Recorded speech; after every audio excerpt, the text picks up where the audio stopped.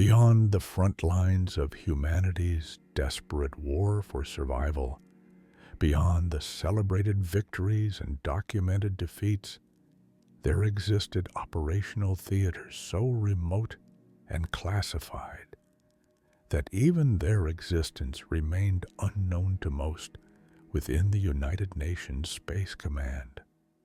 These were the dark spaces between stars, the contested systems where official records ended and speculation began, territories where the Covenant's influence pressed against humanity's scattered remnants like a slowly closing fist. In these lightless reaches, far from reinforcement or resupply, certain assets operated under conditions that would have broken lesser warriors within weeks. These were not the Spartans who stood in defense of Reach, nor those who safeguarded critical installations along the inner colonies. These were operators deployed to missions measured not in days or months, but in years. Deployments where communication blackouts stretched so long that the war they were fighting might have fundamentally changed without their knowledge. Missions where survival itself became a form of victory, and success was measured not in territory gained, but in intelligence gathered, targets eliminated, enemy resources denied. Among these ghost operatives, one team achieved a status approaching myth within the most classified echelons of naval intelligence. Their designator held no particular significance to those outside operational planning circles. Gray Team, 3 Spartan II super soldiers whose service records bore gaps measured in standard years, whose mission parameters frequently concluded with the stark notation "communications irregular" or "status unknown," whose operational philosophy diverged so substantially from standard Spartan doctrine that their very existence represented both an asset and a calculated risk. The Spartan II program, conceived by Dr. Catherine Halsey and executed with the full backing of the Office of Naval Intelligence, had produced the most effective soldiers in human history. Abducted as children, subjected to brutal augmentation procedures, trained to near perfection in every aspect of warfare, these operators represented humanity's answer to an existential threat. Their deployment philosophy emphasized teamwork, adherence to mission parameters, and integration within larger UNSC operational structures. They were weapons precisely calibrated, deployed with surgical precision against targets where conventional forces would fail. Gray Team represented an uncomfortable deviation from that template.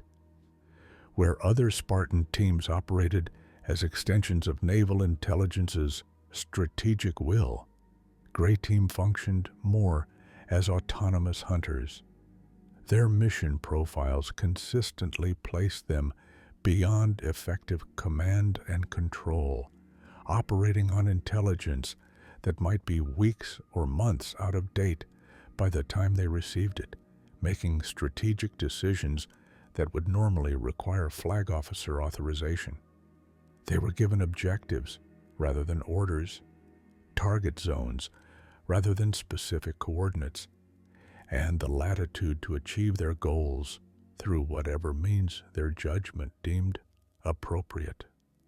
This operational independence hadn't emerged from some enlightened command philosophy about special operations autonomy. It was born from necessity, from recognition that certain mission profiles simply couldn't accommodate the communication requirements and oversight structures that governed other Spartan deployments. When you inserted operators into deep Covenant territory with the expectation that they wouldn't extract for 18 months, you couldn't maintain the illusion of tactical control. You selected Spartans who could think independently, adapt to changing circumstances, and make command-level decisions while cut off from the chain of command that had forged them. Gray Team excelled in this environment in ways that made them invaluable and simultaneously caused profound discomfort among those who deployed them. Their story intersected with one of the human Covenant War's most politically complex theaters, a location that embodied every moral ambiguity and desperate compromise that characterized humanity's struggle for survival. This location was known as the Rubble, and understanding Gray Team's involvement requires understanding what the Rubble represented, both strategically and symbolically. The Rubble was a massive asteroid habitat constructed in the 23 Librae system, a testament to human adaptability and desperation in roughly equal measure. Built by insurrectionist survivors and those fleeing Covenant glassing campaigns, it existed in a state of quasi-independence from UNSC authority, sustained by an arrangement so politically problematic that its very existence was classified at levels approaching the Spartan II program itself. The Rubble's inhabitants traded with the Covenant. Specifically, they maintained commerce with Kigyar traders, exchanging human technology for Covenant weapons and intelligence. This arrangement violated so many sections of the UNSC Uniform Code of Military Justice that attempting to catalog the infractions would itself require classification. It represented collaboration with an enemy engaged in the systematic extinction of humanity. It provided Covenant forces with human technological insights that might be used against UNSC personnel. It suggested that survival might require compromises that undermined the very principles humanity claimed to be defending. It was also, in practical terms, working. The Rubble's population numbered in the hundreds of thousands.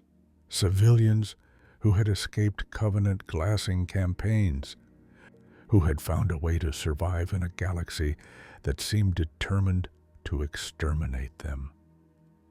They had built something functional from asteroid debris and salvaged materials, had created a society that, however compromised, represented continued human existence in a region where extinction should have been the only outcome. Gray Team's deployment to the 23 Librae system forced a confrontation between these realities. They arrived as instruments of UNSC policy, operators whose mission parameters likely included options ranging from intelligence gathering to complete facility destruction. They encountered a population that viewed the UNSC not as saviors, but as a distant authority whose policies had failed to prevent the glassing campaigns that destroyed their worlds. They discovered a situation where the clear moral lines that supposedly defined the human Covenant War had been replaced by pragmatic arrangements motivated by the simple desire to survive another day. The events that unfolded in the 23 Libre system would test Grey Team in ways that pure combat operations never could. The battle for the Rubble would demonstrate their capabilities as warriors while simultaneously revealing the impossible choices that defined the Human Covenant War's hidden fronts. It would showcase their ability to operate independently while highlighting the costs of that independence. It would save lives and end them, preserve intelligence, critical to humanity's survival, while destroying a community that had found a way to endure. This narrative explores those events through multiple lenses. It examines Grey Team as individuals, the 3 Spartans whose personalities and capabilities made them suited for the isolation of deep reconnaissance. It analyzes the political and strategic context that made the Rubble both a threat and a potential asset.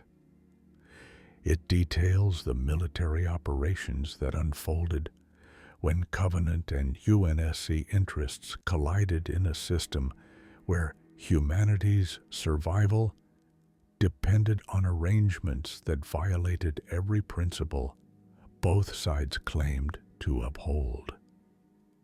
The story of Grey Team and the Rubble is not a tale of uncomplicated heroism. It offers no easy answers about loyalty, duty, or the acceptable costs of survival.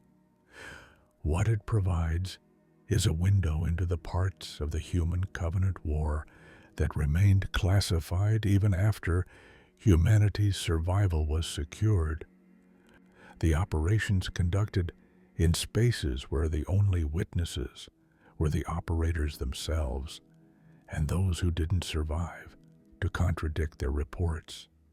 In the void between stars where communication delays measured in weeks made real-time command impossible, where intelligence was outdated before it could be acted upon, where the distinction between ally and enemy became uncomfortably blurred, 3 Spartans operated under conditions that would have destroyed any conventional unit.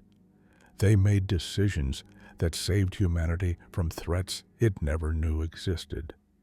They committed acts that, viewed through certain ethical frameworks, were indistinguishable from war crimes. They survived long enough to complete their missions and deploy to the next operational theater, where the cycle would begin again. This is their story, and the story of the Rubble, and the story of what happened when isolated survival required compromises that neither UNSC doctrine nor Spartan training had prepared anyone to make. It begins, as all Spartan stories do, with selection and training, with the process that transforms children into weapons, and the rare cases where that process produces something the architects hadn't quite anticipated. The Spartan 2 program's official narrative emphasized unity, discipline, and the transformation of children into humanity's ultimate defenders. Dr. Catherine Halsey's vision centered on creating super soldiers who would operate as components of a larger defensive system, their individual capabilities amplified through coordination and adherence to mission parameters.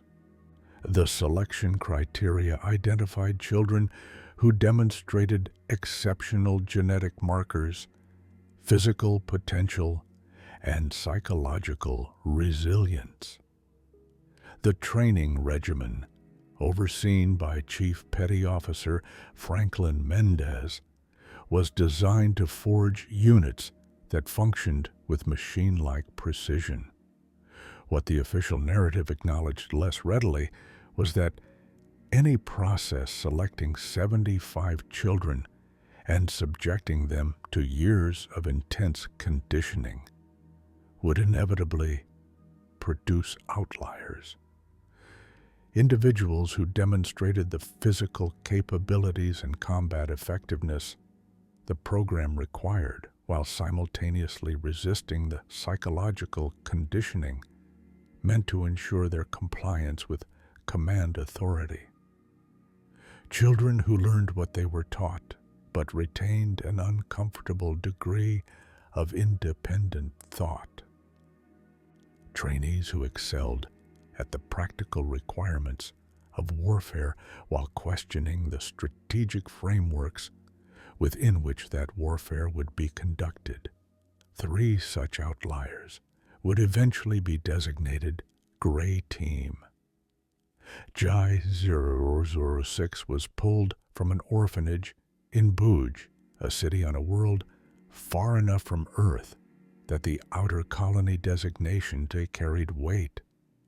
The child who would become Jai demonstrated early indicators that fit Halsey's selection criteria perfectly: exceptional spatial reasoning, physical coordination that suggested genetic predisposition toward athletics, problem-solving approaches that indicated strategic thinking unusual in someone so young. What the initial assessment didn't fully capture was the degree to which this particular child had already developed a sense of autonomy born from early loss and institutional upbringing. The abduction occurred in 2517, executed with the clinical precision that characterized all Spartan II acquisitions. A flash clone replaced the original, ensuring that even those who might notice the boy's absence would attribute any behavioral changes to natural development rather than substitution. Jai was transported to Reach, to the training facilities where 74 other children were being processed through the early stages of transformation into weapons. Initial training assessments noted his capabilities while flagging certain behavioral patterns as potentially problematic. Jai demonstrated excellent retention of tactical instruction and showed natural leadership tendencies. He also asked questions that suggested he was attempting to understand the strategic reasoning behind orders rather than simply executing them. For a program designed to produce soldiers who would function within established command structures, this curiosity represented a complication. Adriana 111 came from a colony world of Eastern European cultural heritage, though by the time the Spartan II program identified her, such distinctions mattered less than genetic markers and psychological profiles. She was notable even among the Spartan candidates for physical size and strength, traits that would become more pronounced as augmentation enhanced her natural capabilities. Her selection profile indicated someone who would excel in direct combat applications, whose natural aggression could be channeled into devastating effectiveness against enemy forces.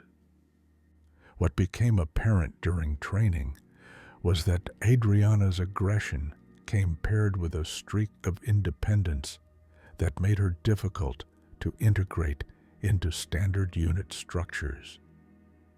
She completed training exercises with exceptional competence while simultaneously demonstrating a willingness to disregard instructions if she judged an alternative approach more effective.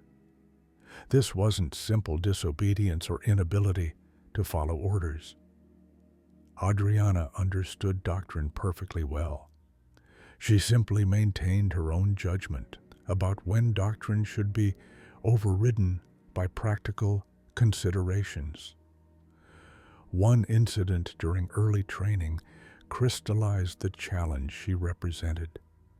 During a night exercise, Adriana provided Jai with an improvised lockpick, enabling an escape attempt from the training facility.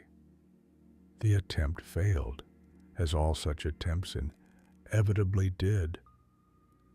What concerned Chief Mendez wasn't the escape attempt itself.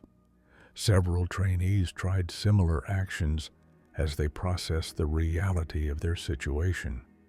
What concerned him was the premeditation, the planning, the willingness to actively subvert the training program's authority rather than simply testing its boundaries. Mike 120 completed the trio, and his selection represented perhaps the most significant deviation from standard Spartan profiles. Mike's genetic markers and physical capabilities fit program requirements adequately, though he wasn't exceptional in those areas compared to other candidates. What distinguished Mike was a specific form of intelligence that Halsey's assessment frameworks initially struggled to quantify. Mike possessed an almost preternatural ability to understand complex systems after minimal exposure. The testing protocols revealed a child who could observe a technical process once and subsequently replicate it with modifications. This wasn't photographic memory or simple mimicry. Mike appeared to grasp underlying principles so rapidly that he could extrapolate from limited information to comprehensive understanding. This capability manifested during training in ways that alternately impressed and alarmed program administrators. At age 6, Mike observed a Pelican pilot conducting pre-flight checks. He watched the process once. Days later, he successfully accessed a parked Pelican, initiated its startup sequence, and achieved partial flight before the craft's safety protocols and Mendez's intervention prevented complete disaster.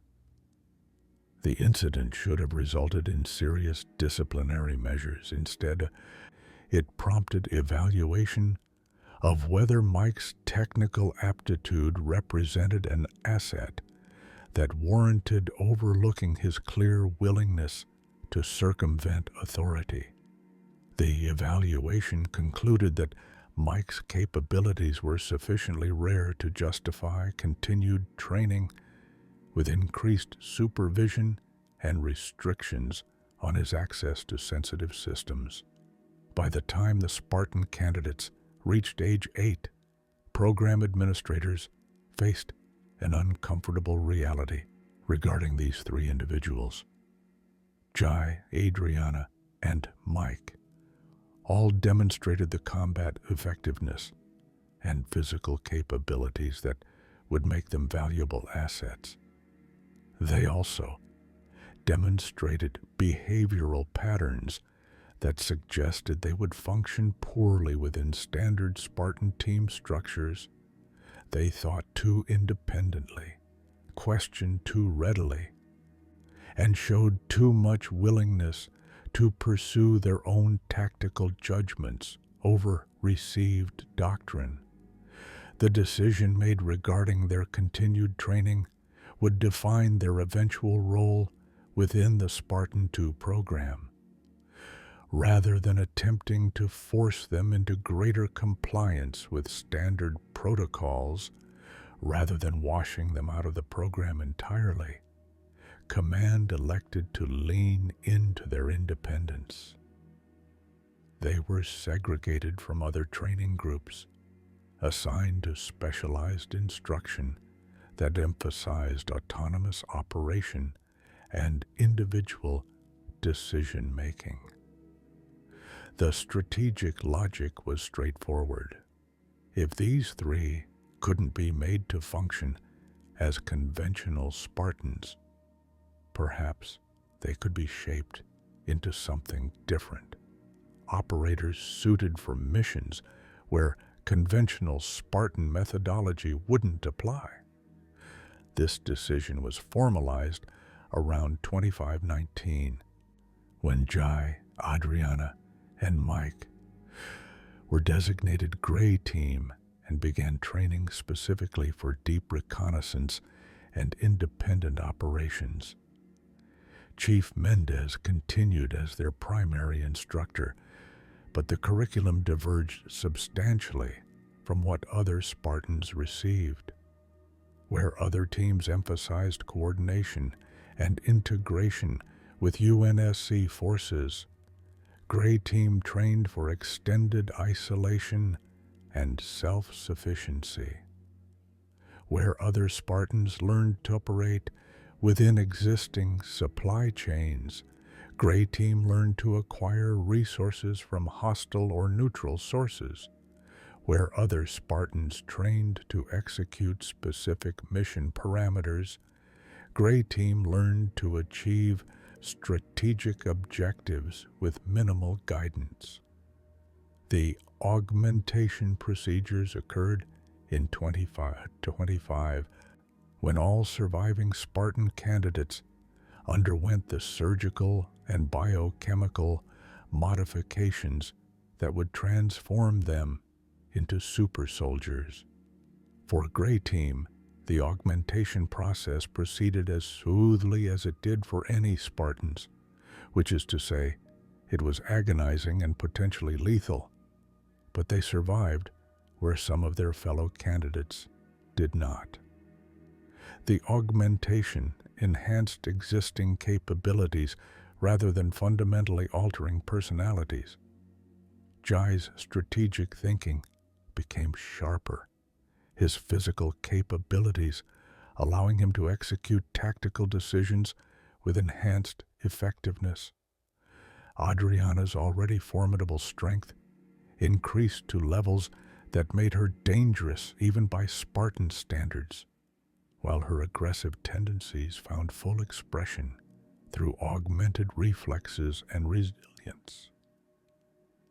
Mike's technical aptitude combined with enhanced cognitive processing made him capable of understanding and manipulating enemy systems with frightening speed. Their first deployment came during the late stages of the insurrection, that period of internal conflict that preceded humanity's encounter with the Covenant. Gray Team's missions during this period were classified at levels that ensured few records survived, but fragments suggest operations against high-value insurrectionist targets in remote systems, missions that required insertion into hostile territory with minimal support, and extraction timelines measured in weeks or months. These early operations served dual purposes. They addressed genuine strategic requirements, eliminating threats to UNSC authority and securing intelligence on insurrectionist networks. They also functioned as extended training exercises, testing whether Gray Team could actually function effectively under the conditions their unique training had prepared them for. The fact that they returned from these missions with objectives achieved and minimal casualties suggested that the gamble of creating an autonomous Spartan team had succeeded. The team dynamic that emerged during this period would characterize their operations throughout the Human Covenant War. Jai functioned as the team's tactical leader, the one who processed intelligence and formulated operational approaches. His natural strategic sense combined with Spartan training to create someone who could analyze complex situations and identify viable paths toward objective completion. Where other Spartan teams might have a designated leader who coordinated with command authority, Jai made command-level decisions independently, often in situations where waiting for authorization would have meant mission failure. Adriana served as the team's heavy weapons specialist and primary combatant for direct action missions. Her physical size augmented to proportions that made her imposing even by Spartan standards, combined with her natural aggression to create someone ideally suited for shock assault operations. Where other operators might exercise caution, Adriana's approach favored direct engagement and overwhelming force. This wasn't recklessness. She understood tactical considerations perfectly well, but a calculated judgment that in many situations, swift and violent action created more favorable outcomes than methodical approaches. Mike provided technical expertise and adaptability, the one who could interface with alien systems, improvise solutions from available materials, and identify technical vulnerabilities that others might miss. His ability to master unfamiliar technology after minimal exposure made him invaluable in situations where Gray Team encountered Covenant systems or needed to adapt captured equipment for their own use. Mike also maintained what might be described as the team's morale, his tendency toward humor and less rigid personality, providing psychological balance against the weight of extended isolation. Together, they formed a unit that functioned according to principles substantially different from other Spartan teams.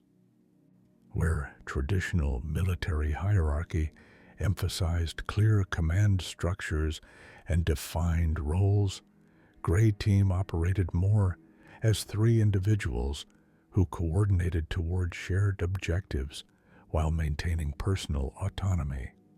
Where other Spartans might execute orders with minimal question, Gray Team regularly debated tactical approaches and strategic priorities among themselves before committing to action. This operational philosophy caused friction with the command authority even during the insurrection. Reports from their early missions included notations about unauthorized tactical modifications and deviation from mission parameters, criticisms that suggested their superiors were uncomfortable with the degree of independence Gray Team exercised. The mission succeeded, objectives were achieved, but the methods raised questions about whether this level of operator autonomy was compatible with military command structures. These questions intensified when humanity encountered the Covenant, and the nature of Gray Team's deployments changed fundamentally. The insurrection had been a conflict against other humans, adversaries whose capabilities and behaviors could be predicted with reasonable accuracy. The Covenant represented something entirely different, an alien coalition whose technology surpassed humanity's, whose motivations remained mysterious, and whose apparent goal was the complete extermination of the human species. Against such an enemy, deployed to operational theaters where communication with command became impossible for months at a time, Gray Team's independence transformed from a problematic trait into a critical asset.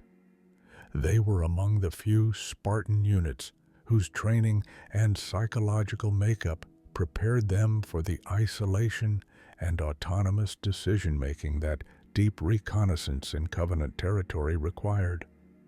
Their armor reflected this status. Where most Spartans wore the distinctive olive green of standard Mark IV or Mark V Mjolnir systems, Gray Team's armor was finished in neutral gray, a choice that carried both practical and symbolic significance.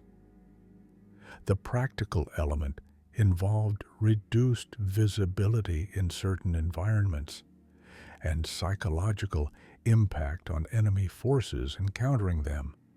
The symbolic aspect suggested separation from standard Spartan identification, a visual marker that these operators functioned according to different parameters. By the time Gray Team deployed to the 23 Libre system in 2535, they had been conducting deep reconnaissance missions for years, had survived behind enemy lines for cumulative periods approaching standard years, had made decisions that by rights should have required flag officer authorization, and had developed an operational methodology that worked precisely because it diverged from conventional Spartan doctrine. They were weapons, as all Spartans were weapons. But they were weapons designed for situations where the normal rules of deployment didn't apply, where survival required adapting to circumstances faster than distant command authorities could process, where the difference between mission success and catastrophic failure might depend on operators' willingness to make impossible choices without the comfort of orders to justify those choices. The three individuals who composed Gray Team, Jai 06, Adriana 111, and Mike 120, had been shaped by the Spartan II program into something the program's architects hadn't quite intended. They possessed all the combat effectiveness and strategic capability of any Spartan unit. They also retained enough independence and autonomous judgment to function in environments where other Spartans would wait for orders that would never arrive. This combination made them ideal for their assigned role and simultaneously ensured that their service records would remain classified long after other Spartans' achievements became public knowledge. Their story was not one of glorious victories celebrated throughout the UNSC, not battles that would be taught in tactical courses or commemorated in memorials.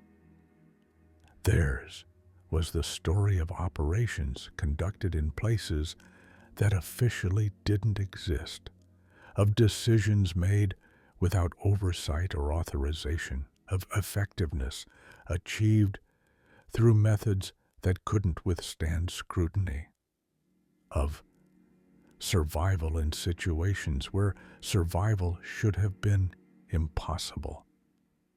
And in 2535, that story intersected with the Rubble, with a human population maintaining a precarious existence through arrangements that violated every principle both the UNSC and Gray Team supposedly represented, with a Covenant plot that threatened intelligence critical to humanity's survival, with a battle that would test whether Gray Team's independence was an asset or a catastrophic liability. The year 2525 marked humanity's transition from internal conflict to existential crisis. The encounter at Harvest, humanity's first confirmed contact with the alien coalition calling itself the Covenant, revealed a threat unlike any humanity had faced in its history. This wasn't territorial competition between human factions. This wasn't insurgent violence that could be contained through sufficient application of force. The Covenant appeared to possess two characteristics that made them uniquely terrifying: overwhelming technological superiority and an apparent religious mandate to exterminate humanity. Initial engagements demonstrated the severity of the tactical situation. Covenant vessels could destroy UNSC warships with devastating efficiency, their plasma weapons and energy shields rendering human military advantages in numbers nearly irrelevant. Covenant ground forces deployed troops that ranged from numerous and expendable to individually lethal, backed by equipment that outmatched UNSC standard issue in most categories. Perhaps most concerning, the Covenant demonstrated the capability and will to render entire planets uninhabitable through orbital bombardment, a process that came to be known as glassing. Against such an adversary, humanity's strategic posture became fundamentally defensive. Hold critical systems, protect major population centers, buy time for evacuation when positions became untenable. Except that the war was one of attrition and hope that some combination of tactical improvements, technological breakthroughs, and sheer determination might eventually shift momentum towards survival rather than delayed extinction. Within this defensive framework, the Spartan II program's deployment philosophy evolved to address specific high-value missions where super soldiers could impact outcomes conventional forces couldn't. Spartans defended critical installations, participated in boarding actions against Covenant vessels, provided security for high-value personnel, and executed counterinsurgency operations where insurrectionist factions threatened to undermine humanity's coherence in the face of extinction. Gray Team's deployment pattern diverged from these conventional applications. Where other Spartans operated as force multipliers within larger military structures, Gray Team vanished into the contested and Covenant-controlled regions, operating under communications blackout for extended periods, conducting missions that other units couldn't attempt due to their requirement for autonomous operation beyond effective command oversight. The strategic logic driving these deployments centered on intelligence gathering and asymmetric warfare. Every piece of information about Covenant capabilities, fleet movements, supply lines, and strategic priorities possessed value. Every Covenant installation destroyed, supply depot eliminated, or command element assassinated represented resources the enemy couldn't deploy against human populations. In a war where humanity's conventional military advantages proved irrelevant, operations that leveraged small unit capabilities against high-value targets offered one of the few paths toward slowing the Covenant advance. Gray Team's missions during the early war years followed patterns that would characterize their service throughout the conflict. They received deployment orders specifying regions rather than precise coordinates, objectives rather than detailed mission parameters and extraction windows that might be 6 months or a year in the future. The assumption underlying these orders was that once Gray Team inserted into their operational theater, they would be beyond effective communication with command authority. They would need to gather intelligence, identify targets, and execute operations based on their own judgment about how to best serve strategic interests. This operational model created unique challenges distinct from those facing other UNSC forces. Conventional units operated with supply lines, regular communication with command, medical support, and reasonable expectation of extraction if situations deteriorated catastrophically. Gray Team operated with whatever equipment they could carry. No communication beyond pre-scheduled brief transmission windows. No medical support beyond their own capabilities, and the knowledge that extraction wouldn't occur until the predetermined window, regardless of circumstances. Early missions established the viability of this approach while revealing its psychological and practical costs.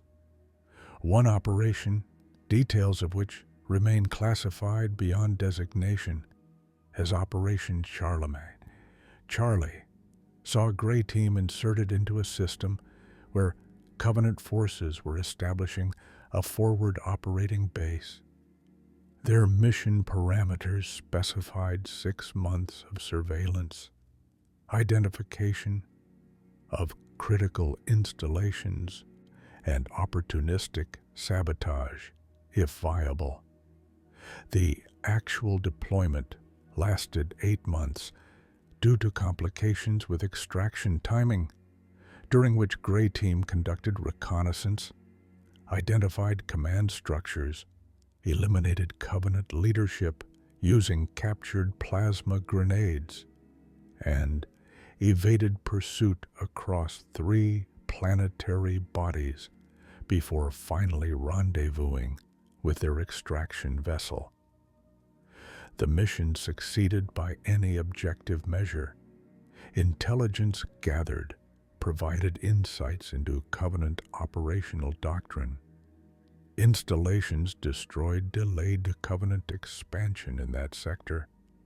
The command elements eliminated created temporary confusion that allowed civilian evacuation from nearby systems. Gray Team returned alive with mission objectives achieved. The cost manifested in ways that didn't appear in official success metrics. 8 months of constant vigilance, of sleeping in shifts while hiding in hostile territory, of consuming whatever rations could be preserved or local materials that analysis suggested wouldn't kill them, of injuries treated with trauma kits and field medicine rather than proper medical facilities, of isolation that meant no contact with other humans beyond their team members, of decisions made without oversight or ability to consult superior judgment. Subsequent missions followed similar patterns, with variations in duration, operational environment, and specific objectives. Gray Team inserted into systems where Covenant fleet movements suggested strategic significance, spending months observing, cataloging, and reporting through brief data bursts when communication windows aligned.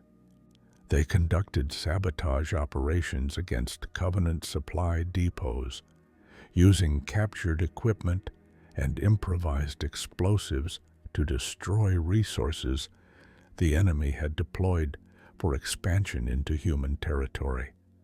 They eliminated high-value targets through assassination missions that required infiltration of Covenant installations, identification of command elements, and extraction under hostile pursuit. The technical challenges of these operations were substantial. Operating in Covenant-controlled space meant avoiding detection by sensor systems humanity barely understood. Movement between locations required either capturing Covenant transport or traveling aboard human vessels operating covertly in enemy territory, with all the coordination challenges that implied. Acquiring intelligence about Covenant capabilities required close observation of enemy forces, often from positions that offered minimal concealment. Sabotage operations required identifying vulnerabilities in alien systems whose operating principles differed fundamentally from human technology. Mike 120's technical expertise proved invaluable for addressing these challenges. His ability to comprehend unfamiliar systems after minimal exposure allowed Gray Team to interface with Covenant technology in ways other UNSC operators couldn't replicate. On one operation, Mike observed Covenant engineers performing maintenance on a plasma weapon system. From that single observation, he was able to identify the system's power regulation mechanisms and determine how to trigger catastrophic overload. The resulting destruction eliminated a weapon's emplacement that would have made their extraction impossible, while simultaneously providing intelligence about Covenant plasma technology's vulnerability to specific forms of sabotage. The psychological challenges proved more subtle and potentially more damaging. Extended isolation from the larger UNSC, from normal human interaction, from any sense of connection to the civilization they were defending, created stresses that conventional military operations didn't impose. Gray Team members had only each other for social contact during deployments. They made life and death decisions without ability to consult command authority or receive validation that their judgments aligned with strategic priorities. They witnessed Covenant atrocities against human populations, glassing campaigns, civilian massacres, systematic destruction of humanity's colonial holdings, while operating under orders that frequently precluded intervention in favor of intelligence gathering. The team developed coping mechanisms, most of which involved leveraging their existing personalities and relationships. Jai's strategic focus gave him something to concentrate on beyond the immediate stress of operations, turning each mission into a problem to be analyzed and solved, rather than a gauntlet to be endured. Adriana's aggression found regular outlet through combat operations, which in Gray Team's deployment pattern occurred with frequency that might have caused psychological issues in less stable individuals, but provided her with validation of her role and capabilities. Mike's humor, his tendency to maintain levity even in dire circumstances, served as psychological ballast against the weight of isolation and violence. Their coordination improved through repeated operations conducted under conditions where miscommunication could prove fatal. They developed shorthand communication methods, understanding of each other's tactical tendencies, and trust born from surviving situations where any individual could have endangered the team through poor judgment. Jai learned to account for Adriana's aggressive instincts when formulating tactical plans, positioning her where direct combat would serve objectives rather than complicate them. Adriana came to trust that when Jai called for withdrawal or tactical repositioning, the judgment was sound, even if she personally favored continuing engagement. Mike's technical observations informed Jai's strategic planning, while Adriana's combat capability protected Mike when he needed to interface with enemy systems under hostile conditions. By 2535, after years of deep space operations conducted under communications blackout, Gray Team had established effectiveness in their specialized role. Their mission success rate exceeded expectations despite operating under conditions that other Spartan teams wouldn't face. They had developed expertise in Covenant technology, tactics, and operational patterns through direct observation that even ONI intelligence analysts lacked. They had demonstrated that autonomous Spartan operations in enemy-controlled space could yield strategic value despite the risks and costs involved. They had also accumulated psychological burdens that would have broken conventional soldiers. The decisions made without oversight, the atrocities witnessed without ability to intervene, the comrades left behind when extractions couldn't accommodate additional personnel, the civilians whose survival depended on Gray Team prioritizing intelligence over rescue. These experiences created moral weight that Spartan indoctrination helped manage but couldn't eliminate. The missions themselves were classified at levels that ensured even many UNSC personnel with appropriate security clearances would never learn of them. Gray Team's achievements remained unknown outside specialized ONI circles, their sacrifices unacknowledged except in briefing documents that themselves might be destroyed after reading. They saved lives in systems that would never know they had been threatened, let alone rescued. They gathered intelligence that informed strategic decisions made by officers who might not even be aware of the operators who had acquired that intelligence. This was the existence they had been training for since their designation as Gray Team in 2519. This was what their independence and inability to function within conventional Spartan structures had prepared them for.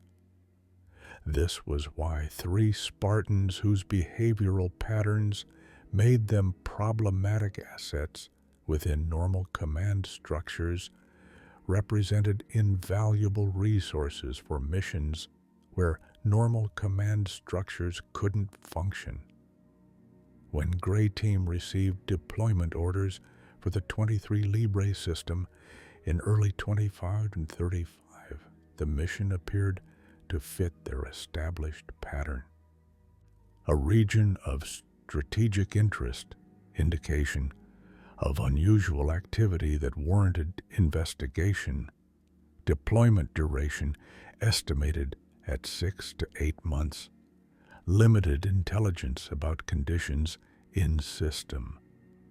They would insert covertly, conduct reconnaissance, assess the strategic situation, and report findings through scheduled communication windows. Standard procedure for their role. another deep space operation to add to the classified operations that comprised their service record.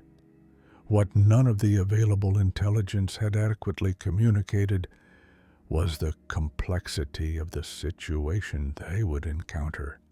The Rubble wasn't a simple Covenant installation that could be observed and potentially sabotaged. It was a massive human population existing in an arrangement with Covenant forces that violated both military law and the basic assumptions that governed humanity's approach to the war. It was a political situation as much as a military one, a scenario where the clear lines between friend and enemy that theoretically defined the conflict had been replaced by arrangements motivated purely by survival. Gray Team's training had prepared them for autonomous operation in hostile territory, for making tactical decisions without command oversight, for achieving military objectives through whatever means their judgment deemed appropriate. Whether it had prepared them for the moral ambiguity they would encounter in the 23 Libre system, for the choices between strategic necessity and human survival that the Rubble represented, remained to be seen. They deployed anyway, as they had deployed to every other deep space mission, with minimal intelligence and maximal expectations about their ability to adapt to whatever circumstances they encountered. The insertion was routine by their standards, which meant it involved risks that would have prompted stand-down orders for conventional operations. They approached the 23 Libre system aboard the Prowler-class vessel, optimized for covert operations, transferred to a captured Covenant shuttle that Mike had modified to reduce its sensor signature, and infiltrated the Rubble's outer defensive perimeter by mimicking standard Kig-Yar traffic patterns Mike had identified through signal analysis.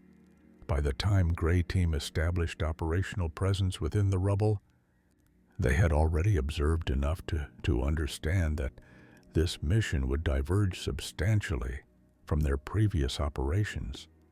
The sheer scale of the habitat, the obvious organization and governance structures, the visible Covenant presence that wasn't conducting military operations against human population, the civilian density that suggested established community rather than desperate refugees. All of this indicated that the intelligence briefing had undersold the situation's complexity. Their mission parameters specified assessment of the threat the Rubble posed to UNSC strategic interests, determination of whether the Covenant alliance represented genuine security compromise or desperate survival arrangement, and acquisition of intelligence about Covenant operations in the region. Implicit in those parameters, understood even if not explicitly stated, was the possibility that the Rubble might need to be eliminated if it represented an unacceptable security risk or potential intelligence breach that could compromise human locations to Covenant forces. 3 Spartans operating independently, authorized to make command-level decisions about situations they encountered, now confronted a human population whose survival depended on arrangements that official policy deemed treasonous collaboration with an enemy committed to humanity's extinction. The decisions they made over the coming months would have consequences far beyond the 23 Libre system, would test their operational philosophy's viability in situations where pure military considerations intersected with moral questions their training hadn't fully addressed would reveal whether their independence was an asset that enhanced mission effectiveness or a liability that created outcomes command authority would never have authorized. The story of Gray Team and the Rubble was about to begin in earnest, and its resolution would be written in choices made by 3 Spartans operating beyond command authority's reach, according to their own judgment about how to balance duty, survival, and the impossible complexities of a war, where victory required accepting compromises that undermined the principles humanity claimed to be defending. The 23 Libre system occupied no particular strategic significance in UNSC spatial analysis prior to 2535. It possessed no major colony worlds, no critical resources, no installations that would warrant defensive deployments in a war where such resources were desperately scarce. What the system did possess was a massive gas giant designated Hesiod, whose gravitational influence on surrounding space created stable Lagrange points where orbital mechanics allowed relatively permanent positioning with minimal fuel expenditure. It was at the L5 Lagrange point, trailing Hesiod in its orbit around 23 Libre's primary star, that humanity built one of its most remarkable and problematic achievements of the Covenant War era.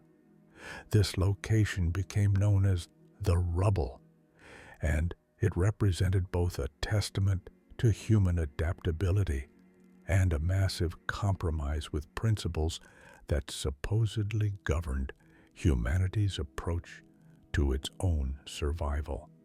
The Rubble's origins trace to the aftermath of Madrigal's fall in 2528. When Covenant forces glassed that colony world, they reduced its surface to molten slag through sustained plasma bombardment, exterminating millions and rendering the planet permanently uninhabitable. Some survivors managed evacuation during the attack, fleeing aboard whatever vessels could achieve orbit before the bombardment made escape impossible. These refugees joined existing insurrectionist populations, individuals who had rejected UNSC authority before the Covenant War began, in searching for locations where they could survive beyond both Covenant reach and UNSC control. The 23 Libre system offered what they sought, remote enough that neither Covenant expansion patterns nor UNSC strategic focus prioritized it, yet close enough to certain Covenant trade routes that the system saw occasional traffic. The asteroid field surrounding Hesiod provided construction materials. The Lagrange point offered positional stability. The system's remoteness meant that establishing presence there might allow survival for populations that had nowhere else to go. Construction began around 2030, employing mining equipment to hollow out asteroids and convert them into pressurized habitats. The process was technically sophisticated, requiring precise excavation to maintain structural integrity while creating livable volume, installation of life support systems capable of sustained operation, establishment of power generation using fusion reactors built from salvaged components, and creation of interconnecting tunnels and docking tubes that would unite disparate asteroids into a functioning community. The initial population numbered in the thousands, primarily insurrectionists whose opposition to UNSC authority stemmed from political conviction, and Madrigal survivors whose opposition stemmed from the UNSC's failure to prevent their world's destruction.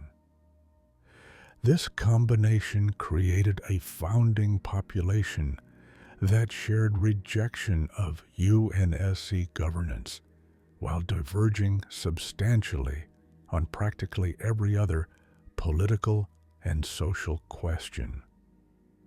Insurrectionists brought established command structures and ideological frameworks developed during their conflict with the UNSC. Madrigal survivors brought the traumatized desperation of those who had witnessed their world's death and felt that their governing authorities had abandoned them to that fate. From this foundation emerged a governance structure that reflected both practical necessity and conscious rejection of hierarchical military authority. The Rubble Security Council consisted of 9 elected members who made collective decisions about resource allocation, security policy, and strategic direction. This wasn't democracy, as Earth's historical traditions might have understood it. Voting was conducted through networked systems. Participation was weighted by various factors, including expertise and resource contribution, and the actual policy-making process resembled technocratic consensus building more than populist politics. What the system did provide was distributed authority and accountability, mechanisms that prevented concentration of power in ways that might enable authoritarian control. For populations that had experienced UNSC military government or survived covenant extermination, this distribution of authority held appeal, even if it complicated decision-making and reduced efficiency. The Rubble's inhabitants appeared to prefer slow consensus to swift orders from authority they hadn't consented to obey. As construction progressed through the early 2530s, the Rubble grew from initial habitats into a sprawling complex that eventually numbered in the hundreds of individual asteroids. These ranged in size from small storage facilities consisting of single pressurized chambers to enormous habitats like Korah, positioned at the cluster's center and serving as the primary residential and commercial district. The larger habitats featured internal spaces tall enough to accommodate multi-story structures, agricultural sections that provided food supplementation, industrial facilities that manufactured components from asteroid-mined materials, and all the infrastructure that defined functional human communities. The interconnecting tunnel network that linked these asteroids created a 3-dimensional urban structure unlike anything humanity had constructed on planetary surfaces. Travel between sections involved traversing tubes that could stretch kilometers, moving through zero-gravity sections before reaching habitats with artificial spin gravity, navigating an environment where up and down held meaning only within specific sections. The Rubble's inhabitants adapted to this environment through long exposure, developing the intuitive understanding of 3-dimensional navigation that defined spacer culture. By 25 and 35, the Rubble's population exceeded 400,000 individuals, possibly approaching 1,000, depending on how transient populations were counted. This represented a substantial human community, one whose survival depended entirely on the systems its inhabitants had constructed and maintained. Life support failures meant death for entire habitat sections. Power generation problems could leave thousands in darkness. Navigation errors could result in collisions that would breach hulls and kill everyone in affected sections. The Rubble's existence required constant vigilance, technical expertise, and coordination among populations that had originally come together through shared rejection of authority rather than positive common purpose. The society that emerged within the Rubble reflected its origins and constraints. The population skewed heavily toward technical specialists, since survival in this environment required maintaining systems that planetary inhabitants might take for granted. Social structures tended toward pragmatic egalitarianism, born from everyone's dependence on everyone else's competence. The pilot who guided ships through the asteroid cluster deserved respect regardless of political background. The engineer who maintained life support possessed authority within their domain, even if they lacked security count authorization. Cultural life adapted to an environment where resources remained scarce and survival never guaranteed. Entertainment centered on communal gatherings, music, and social interaction rather than material consumption. Religious and philosophical diversity flourished in an environment where no single authority could impose orthodoxy. The Rubble attracted not just refugees and insurrectionists, but also those seeking spaces where they could live according to their own judgments, free from both UNSC regulation and planetary constraints. What made the Rubble strategically significant, what elevated it from mere curiosity to security threat from UNSC perspective, was its relationship with the Kig-Yar. The Kig-Yar, known to humans as jackals, occupied a specific niche within Covenant hierarchy. They served primarily as scouts, snipers, and traders, filling roles that leverage their natural predatory instincts and relatively independent cultural traditions. Unlike more devout Covenant species, the Kig-Yar maintained practices that suggested their religious adherence to Covenant doctrine was less absolute than their interest in personal gain. This created the possibility of arrangements that other Covenant species would have rejected as heretical. At some point in the Rubble's early history, precise dates remain uncertain, contact was established between Rubble leadership and Kig-Yar traders operating in the region. What emerged from this contact was an arrangement that both sides found advantageous despite its profound political implications. The Rubble traded human technology, specifically slip-space navigation drives and associated systems, in exchange for Covenant weapons, intelligence about Covenant movements, and most importantly, an agreement that the Kig-Yar wouldn't reveal the Rubble's location to other Covenant forces.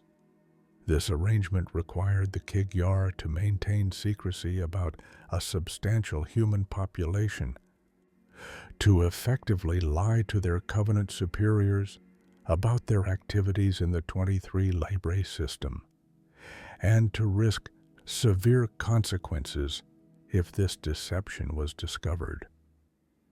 The Kig-Yar's willingness to accept these risks in exchange for human slip-space technology indicated that they valued that technology extraordinarily highly enough to justify what amounted to betrayal of Covenant interests. From the Rubble's perspective, the arrangement provided weapons that enhanced their defensive capability and intelligence that warned of Covenant movements that might threaten the system. The Covenant weapons the Rubble acquired were superior to UNSC standard issue in many categories, particularly energy weapons that didn't require ammunition logistics. The intelligence about Covenant fleet dispositions allowed the Rubble to identify patterns that might indicate increased threat to their location. The cost was providing human technology to forces humanity was at war with, technology that might eventually be used against UNSC forces. This violated military law so comprehensively that attempting to catalog the specific infractions would require legal expertise beyond most personnel's capability. It represented collaboration with the enemy during wartime, providing material aid to forces engaged in genocide against humanity, and potentially compromising military advantages that might mean the difference between survival and extinction for other human populations. It was also working in the sense that the Rubble continued to exist and its population survived while colony after colony fell to Covenant bombardment. The arrangement was monstrous from UNSC perspective. It was also keeping hundreds of thousands of humans alive in a region where they should have been exterminated years prior. The Rubble's relationship with the Kig-Yar was managed through intermediaries and controlled contact points to minimize the risk of exposure to other Covenant forces. Trading occurred at designated locations away from the main habitat clusters, with the Kig-Yar vessels approaching under protocols that limited their access to navigation data about the Rubble's internal structure. Security personnel monitored these exchanges, and the Security Council maintained strict protocols about what information and technology could be traded. Despite these precautions, the arrangement's existence represented a massive security compromise. Every Kig-Yar who knew about the Rubble was a potential source of intelligence to other Covenant forces. Every piece of human technology traded could eventually find its way to Covenant leadership, who would recognize its implications. The arrangement depended entirely on the Kig-Yar maintaining operational security that, by all rights, should have failed catastrophically within months of its establishment. That it hadn't failed immediately suggested several possibilities. Perhaps the Kig-Yar were more competent at deception than UNSC intelligence assumed. Perhaps their position within Covenant hierarchy gave them latitude to conduct independent operations that other species wouldn't enjoy. Perhaps the technology they were acquiring was valuable enough that they maintained strict compartmentalization to ensure they didn't lose access to it. Possibly some combination of these factors and others that would remain opaque to human understanding. By 2535, the Rubble had existed as a functioning community for approximately 5 years, had grown to a population that represented a significant percentage of humanity's surviving numbers, had maintained its arrangement with the Kig-Yar without apparent exposure to broader Covenant forces, and had developed governance structures and social systems that its inhabitants preferred to UNSC authority. It had also come to the attention of naval intelligence, whose assessment concluded that the Rubble represented both a potential asset and an unacceptable security risk. The intelligence-gathering capabilities suggested by their Kig-Yar contacts could provide valuable information about Covenant operations. The technological compromise represented by their trade relationship could potentially expose critical UNSC installations or Earth itself if navigation data fell into wrong hands. Managing an AI construct added another layer to the Rubble's complexity. Juliana was an artificial intelligence that had been installed to help coordinate the Rubble's systems and defenses. By 2535, she had been operating for a duration that approached or exceeded the normal lifespan of smart AIs before rampancy, the degenerative condition where artificial intelligences begin to malfunction as their expanding consciousness becomes unstable. Whether Juliana had begun experiencing rampancy, whether her extended operation indicated some technical advancement that delayed that condition, or whether her behavior remained within acceptable parameters represented questions that external observers couldn't answer without direct examination. What was clear was that Juliana wielded substantial authority over the Rubble's technical systems, could potentially control life support and defensive systems, and possessed her own priorities that might or might not align with either the Security Council or UNSC interests. She represented a wild card in any assessment of the Rubble's strategic position. The physical structure of the Rubble by 2035 defied easy description. Hundreds of asteroids, each representing hours or days of travel to reach from others depending on routes taken, connected by tunnels that could fail and leave sections isolated, defended by weapon systems of mixed human and Covenant origin, populated by hundreds of thousands who had rejected UNSC authority or survived its failures. At its heart lay Habitat Korah, a hollowed-out asteroid large enough to house tens of thousands, rotating to provide artificial gravity, containing the closest thing the Rubble had to a city center.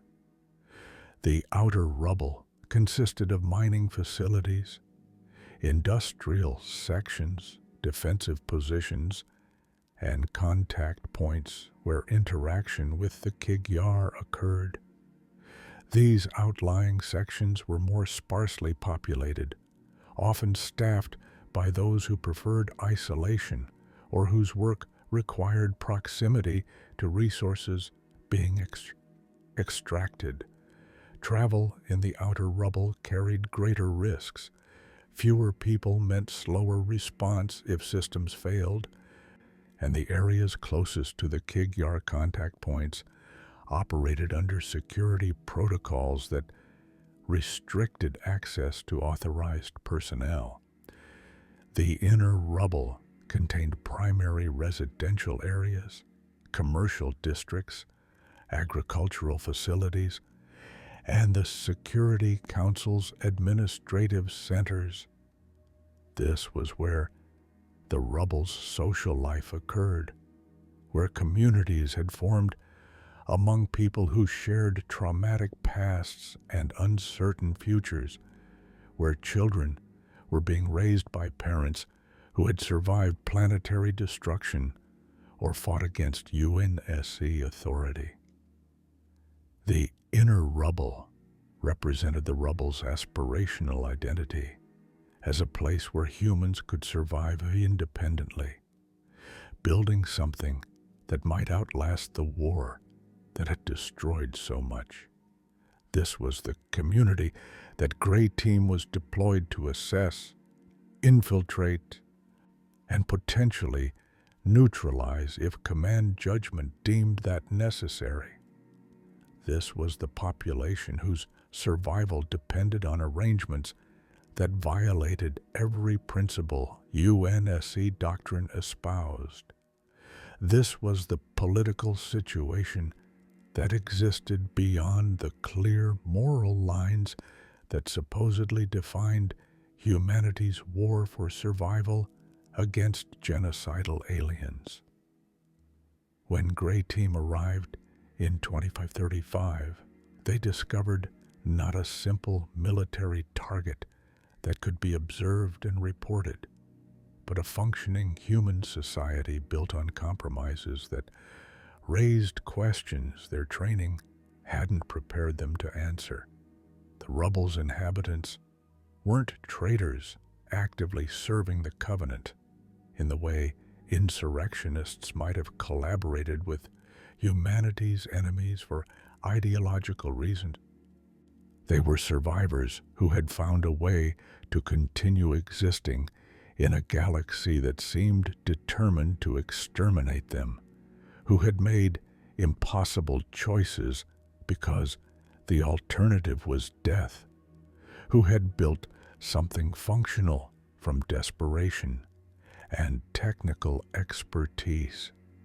Whether their survival justified the compromises they had made, whether the security risks they represented outweighed their continued existence, whether the principles that supposedly governed humanity's war effort could accommodate populations that survived through arrangement rather than resistance.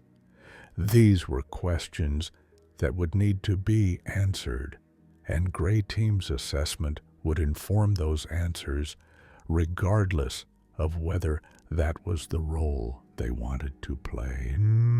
Gray Team's insertion into the Rubble's operational space occurred without the dramatic complications that characterized some intelligence operations.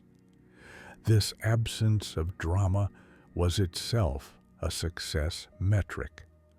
Covert insertion worked best when it was unremarkable, when operators could establish presence without triggering security responses that would compromise their mission before it properly began. Mike 120 had modified the captured Kigyar shuttle during their approach to the 23 Libre system, analyzing signal traffic between the Rubble and legitimate Kigyar trading vessels to identify authentication protocols and communication patterns.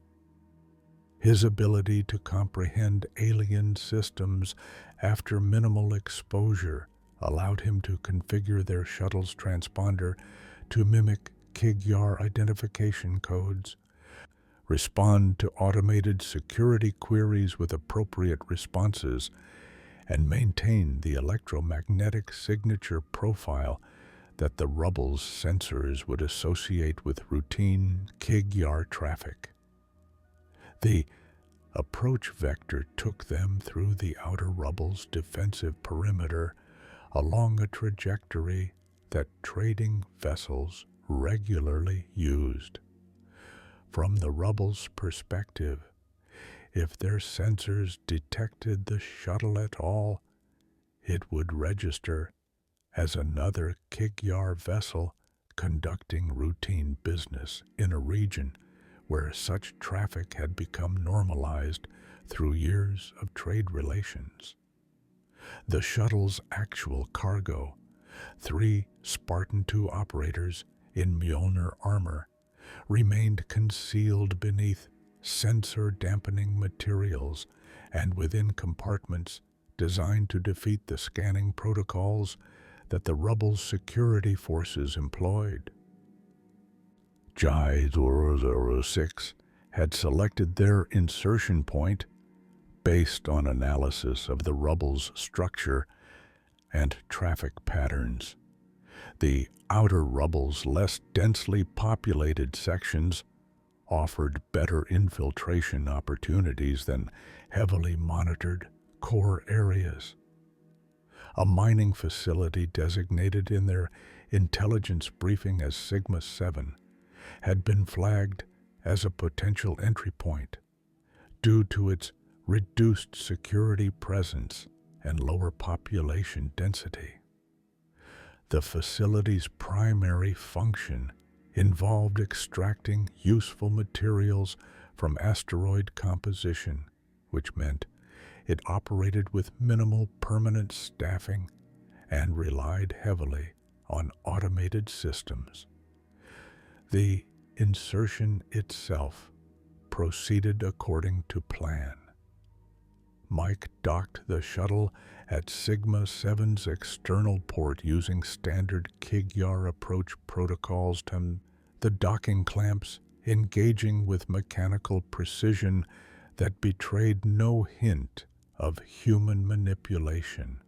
Once secured, the team waded through the time window when legitimate Kigyar traders might conduct business before moving to depart their shuttle. The facility's interior matched intelligence assessments, a utilitarian space designed for industrial efficiency rather than comfort or security. Mining equipment dominated the main chamber, with storage containers arranged in geometric patterns that suggested automated inventory management. Environmental systems maintained minimal atmospheric conditions, breathable but cold enough that visible condensation formed around the Spartans' armor when they emerged from the shuttle. The facility appeared empty of human presence, though that didn't guarantee it was unobserved. Security systems might include automated surveillance that would flag unusual activity for later review. The team operated under the assumption that any action they took could potentially be recorded, which meant their movements needed to appear either invisible or explainable if discovered. Their first objective involved establishing secure presence within the Rubble, without triggering security responses that would compromise their mission. This required finding locations where 3 armored operators could position themselves without detection, where they could observe Rubble operations and gather intelligence, and from which they could operate with minimal risk of exposure. Jai's tactical analysis identified multiple potential hide sites within Sigma-7 and connecting facilities. The Rubble's construction created countless spaces that served no immediate functional purpose: access corridors for maintenance, storage areas for equipment awaiting deployment, structural sections that existed purely to maintain asteroid integrity. These spaces offered concealment opportunities that the team could exploit, provided they could reach them without encountering personnel who might report their presence. The team divided to conduct initial reconnaissance, a calculated risk that increased their coverage while creating vulnerability if any individual encountered security forces. This division reflected their operational philosophy: trust in each other's capabilities, willingness to take risks that maximized information gathering, acceptance that independence meant sometimes operating without immediate support from team members. Jai moved deeper into the facility, his armor's motion sensors tracking air currents and detecting the electromagnetic signatures that indicated active equipment.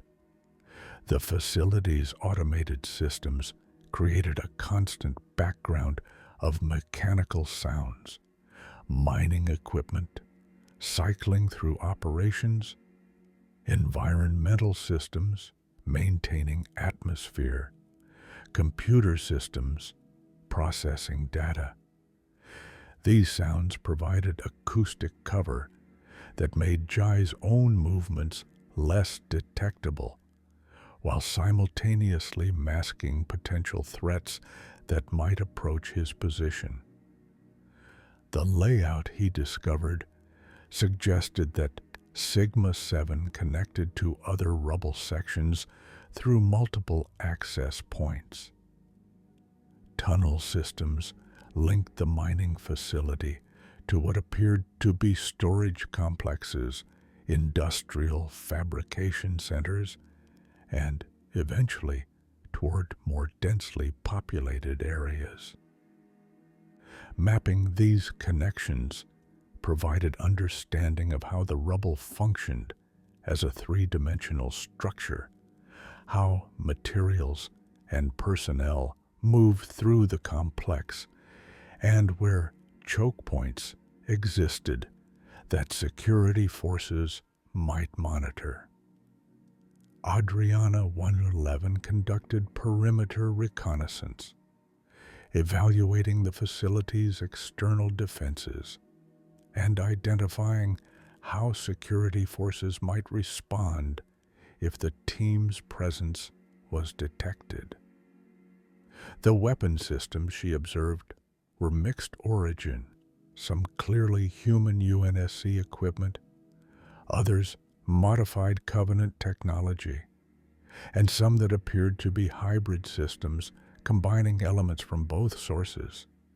This supported intelligence assessments about the Rubble's trading relationship with the Kig-Yar, while raising questions about how effectively these disparate systems were integrated into coherent defensive networks. More concerning was the sophistication she observed in sensor coverage and response protocols. The Rubble's defenders had clearly invested substantial effort in creating overlapping fields of observation that would detect approaching threats. The placement of defensive positions suggested tactical competence and understanding of three-dimensional combat in an asteroid field environment. Whoever commanded the Rubble's security forces possessed military training that exceeded what might be expected from a civilian population or simple insurrectionist militia. Mike 120 interfaced with the facility's computer systems, accessing databases that would provide intelligence about the Rubble's organization, population, and most critically, the extent of their relationship with Covenant forces. His approach to this task demonstrated the capabilities that made him invaluable to Grey Team's operations. Rather than attempting to hack systems in ways that might trigger security alerts, Mike identified legitimate access points, maintenance terminals, inventory management systems, communication routers, whose normal operation wouldn't flag unusual activity. From these access points, he began extracting information that filled gaps in their intelligence briefing. The Rubble's population was substantially larger than initial estimates, approaching 800,000 individuals spread across the various habitat sections.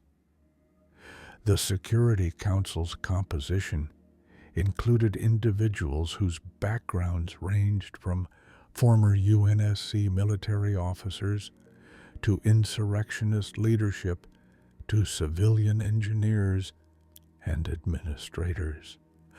The trading relationship with the Kig-Yar was managed through a specific contact named Reth, who appeared to serve as the primary intermediary between the two species.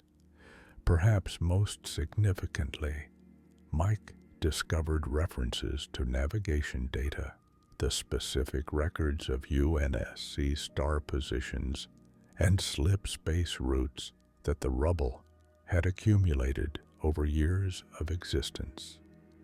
This data represented exactly the kind of intelligence that could compromise humanity's surviving colonies if it fell into Covenant hands.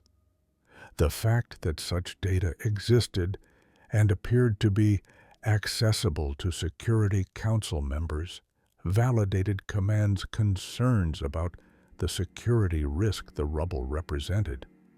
The team reconvened after several hours of initial reconnaissance, establishing a concealed position in an abandoned maintenance corridor that showed no signs of recent use. The environmental systems in this section functioned at minimal levels, maintaining breathable atmosphere but little else. The cold and isolation made it uncomfortable, even by Gray Team's standards, but discomfort was preferable to discovery. Jai compiled their findings into an initial assessment that would inform their operational approach. The Rubble was substantially more sophisticated than intelligence briefings had suggested, both in terms of population and organizational capability.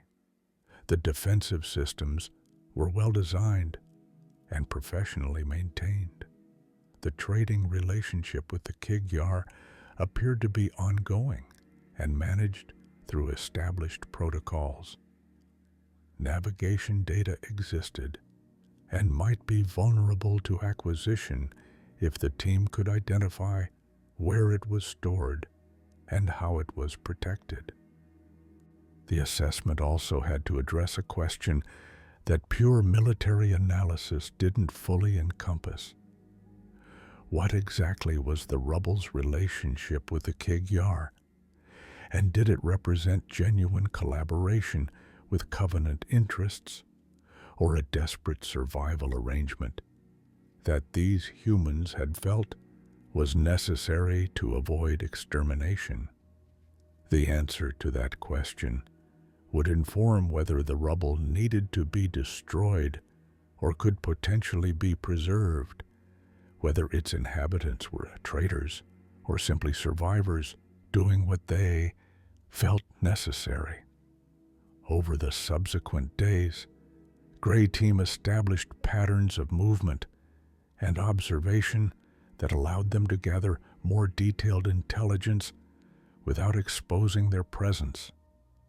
They identified the Security Council's primary meeting locations, mapped the internal structure of major habitat sections, documented the scale and nature of the Kig-Yar trade relationship, and located what appeared to be the primary data repositories where navigation information might be stored.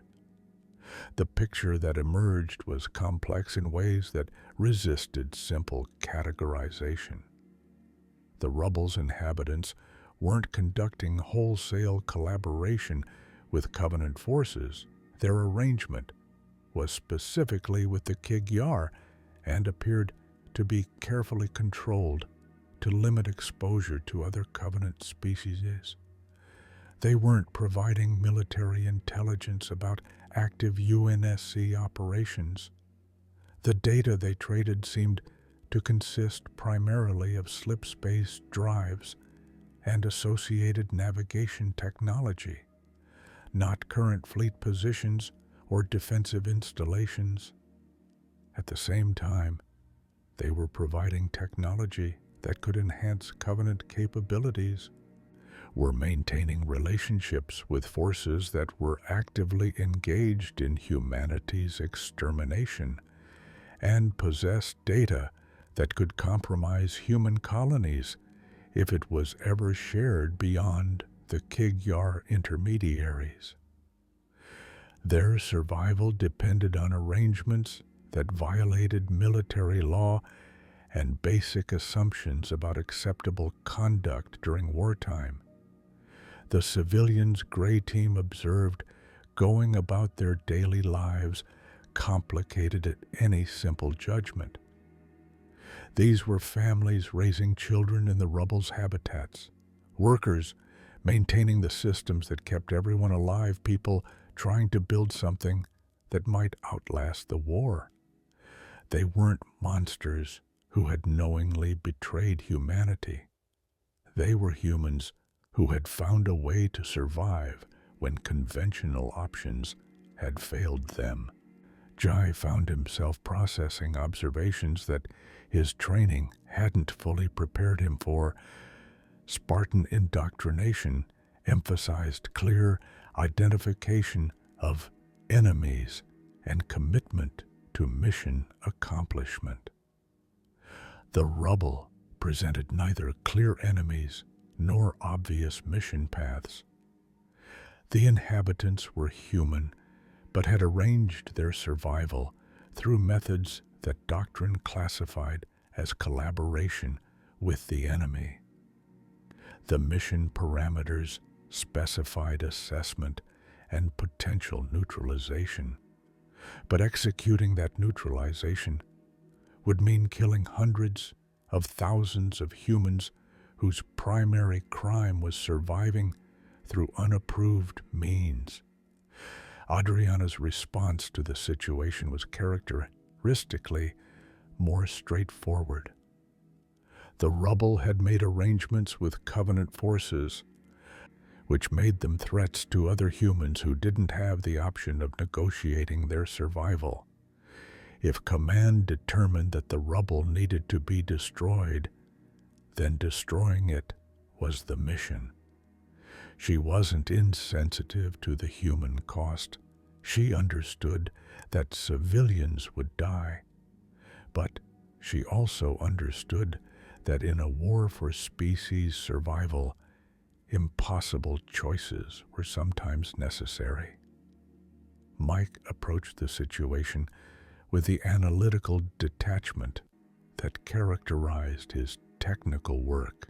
The Rubble represented an interesting problem in multiple dimensions, technical systems that combined human and alien technology, political arrangements that shouldn't work but apparently did, social structures that had emerged from circumstances most humans never faced.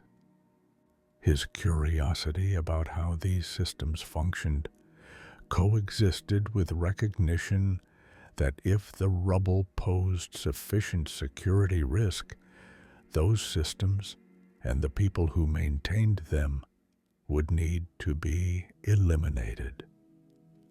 The team's first scheduled communication window with Command occurred 2 weeks into their deployment. The transmission would be brief, compressed data that their Prowler-class insertion vessel would relay to Oni during a rapid passage through the system's edge.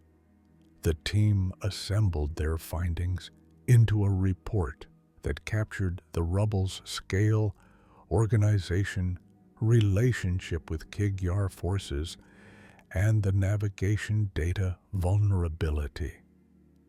Jai composed the report in clinical language that avoided editorializing about the moral questions the situation raised. The report documented facts, population estimates, defensive capabilities, trade relationships, data vulnerabilities. It noted that the inhabitants were human civilians who had survived Covenant attacks through arrangements with Kigyar intermediaries. It assessed that the rubble posed potential security risks if navigation data was compromised to broader Covenant forces. It recommended continued intelligence gathering to better understand the arrangement's stability and the likelihood of data compromise. What the report didn't include was Jai's own uncertainty about what should happen to the rubble, or his awareness that whatever recommendation Gray Team ultimately made might determine whether hundreds of thousands of humans continued to survive or were eliminated as security threats. Those considerations weren't part of military reporting protocols, and including them would suggest emotional compromise that might cause command to question the team's operational effectiveness. The transmission was sent during the communication window, compressed into a brief burst that lasted seconds and provided minimal chance for detection or interception. Gray Team wouldn't receive response or new orders for weeks. Their next scheduled communication window wouldn't occur until they had been deployed for at least a month. In the interim, they would continue gathering intelligence, maintaining concealment, and preparing for whatever actions command might eventually authorize.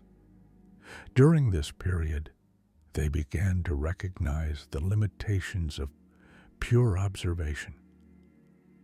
Understanding the rubble required more than watching from concealment.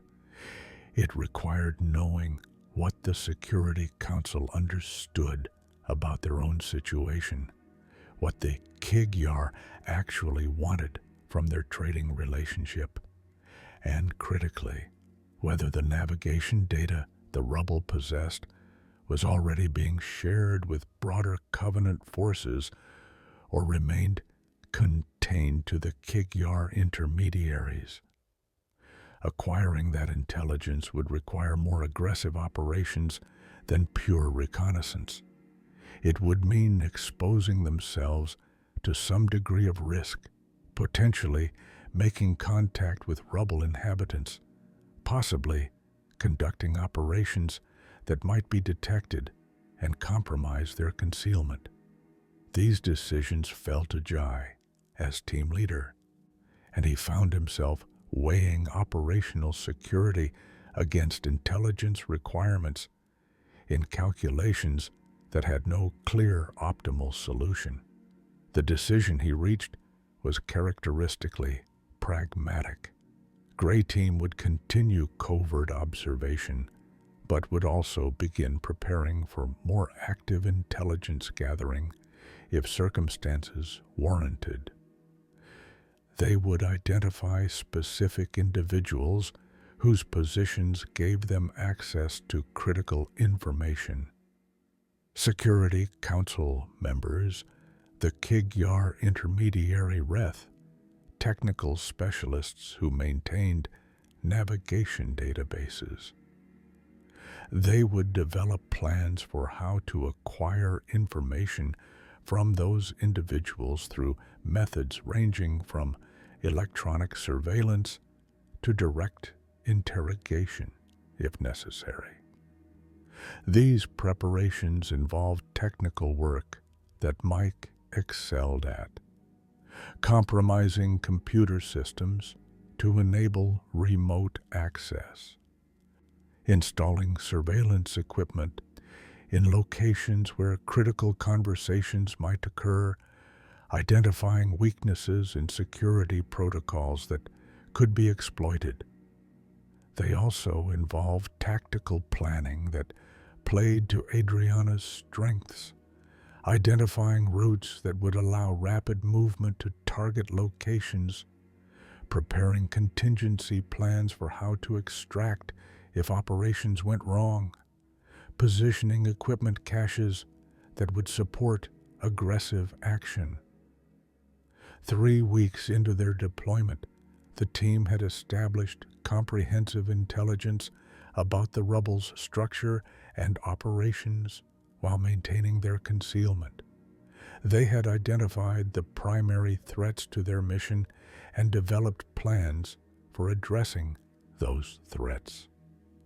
They had documented the scale of the navigation data vulnerability and assessed the mechanisms that currently protected that data from compromise. They had also observed enough of the Rubble's daily life to understand that whatever happened next, the human cost would be substantial. The children they watched playing in Habitat Kora's open spaces, the families gathering for communal meals, the workers maintaining systems with the casual competence that came from years of experience. All of these people existed in a community that might need to be destroyed if command determined the security risk was unacceptable. Gray Team didn't make those decisions. Their role was gathering intelligence that would inform those decisions, executing whatever operations the command authorized, and completing their mission according to the parameters they had been given. The moral weight of those parameters, the impossible choices embedded in every aspect of their deployment, were not considerations that military reporting protocols acknowledged. But the 3 Spartans who comprised Gray Team were not entirely the weapons their training had attempted to make them. They possessed enough independence and individual judgment to recognize the human dimensions of situations that doctrine reduced to tactical problems. They understood that following orders didn't absolve them from responsibility for the consequences of those orders. They knew that when the mission was complete and they had extracted to their next deployment, they would carry memories of whatever had happened in the Rubble with them into the isolation of deep space operations, where such memories were among the few constants that remained. For now, they continued their mission. Observation, intelligence gathering, preparation for whatever actions might be required. In the cold darkness of their concealment, surrounded by systems that sustained life for hundreds of thousands who would never know how close 3 Spartans were to ending that life, Gray Team maintained their watch and waited for orders that would determine the Rubble's fate. The UNSC Midsummer Night arrived in the 23 Library system 4 weeks into Gray Team's deployment, a development that complicated their mission in ways that pure military operations rarely experienced. The light frigate's presence represented both additional UNSC assets and a significant complication to operational security and strategic flexibility. Its arrival also demonstrated how communications delays and the inherent uncertainties of deep space operations could create situations where multiple UNSC forces operated in the same theater without coordination or shared objectives. Gray Team detected the Midsummer Night's arrival through sensor analysis before official acknowledgement. Mike had established passive monitoring of the Rubble's long-range detection systems, allowing the team to observe what the habitat's defenders hear without requiring direct access to classified military channels they didn't possess. The frigate's approach vector suggested a vessel that knew the system contained something of interest but lacked precise coordinates for the rubble itself. A pattern consistent with deploying to investigate reports without full intelligence about what that investigation might reveal. The situation created immediate tension in how Gray Team would proceed. Their mission was classified at levels that meant even UNSC naval personnel wouldn't necessarily have access to information about Spartan operations in the region. The Midsummer Night's crew might not know the Gray Team existed, let alone that they had been operating covertly within the rubble for a month. Any coordination would require revealing Gray Team's presence, which could compromise their concealment and limit their operational flexibility. Jai's assessment concluded that immediate coordination was unnecessary. The Midsummer Night was approaching the rubble openly, which meant it would make contact with the habitat's defenders and conduct its own investigation. Gray Team could observe how that interaction developed while maintaining their concealment. If the frigate's investigation achieved intelligence objectives that Gray Team was pursuing, that would simply mean more assets contributing to mission success. If complications emerged, Gray Team retained the option of revealing their presence and coordinating with the naval forces. What none of them anticipated was how catastrophically the initial contact between the Midsummer Night and the rubble would deteriorate, or how that deterioration would force Gray Team into exactly the kind of exposed operations they had been preparing for, but hoping to avoid. The Midsummer Night's approach was detected by the rubble's defensive networks when the frigate was still hours away from weapons range. The Security Council's response revealed the complexity of their situation and the divisions within their own governance. Some council members viewed UNSC presence as a threat that needed to be repelled. They had rejected UNSC authority and weren't about to submit to it simply because a warship had arrived in their system. Others recognized that attacking a UNSC vessel would represent an act of war that would bring overwhelming retaliation, regardless of the rubble's defensive capabilities.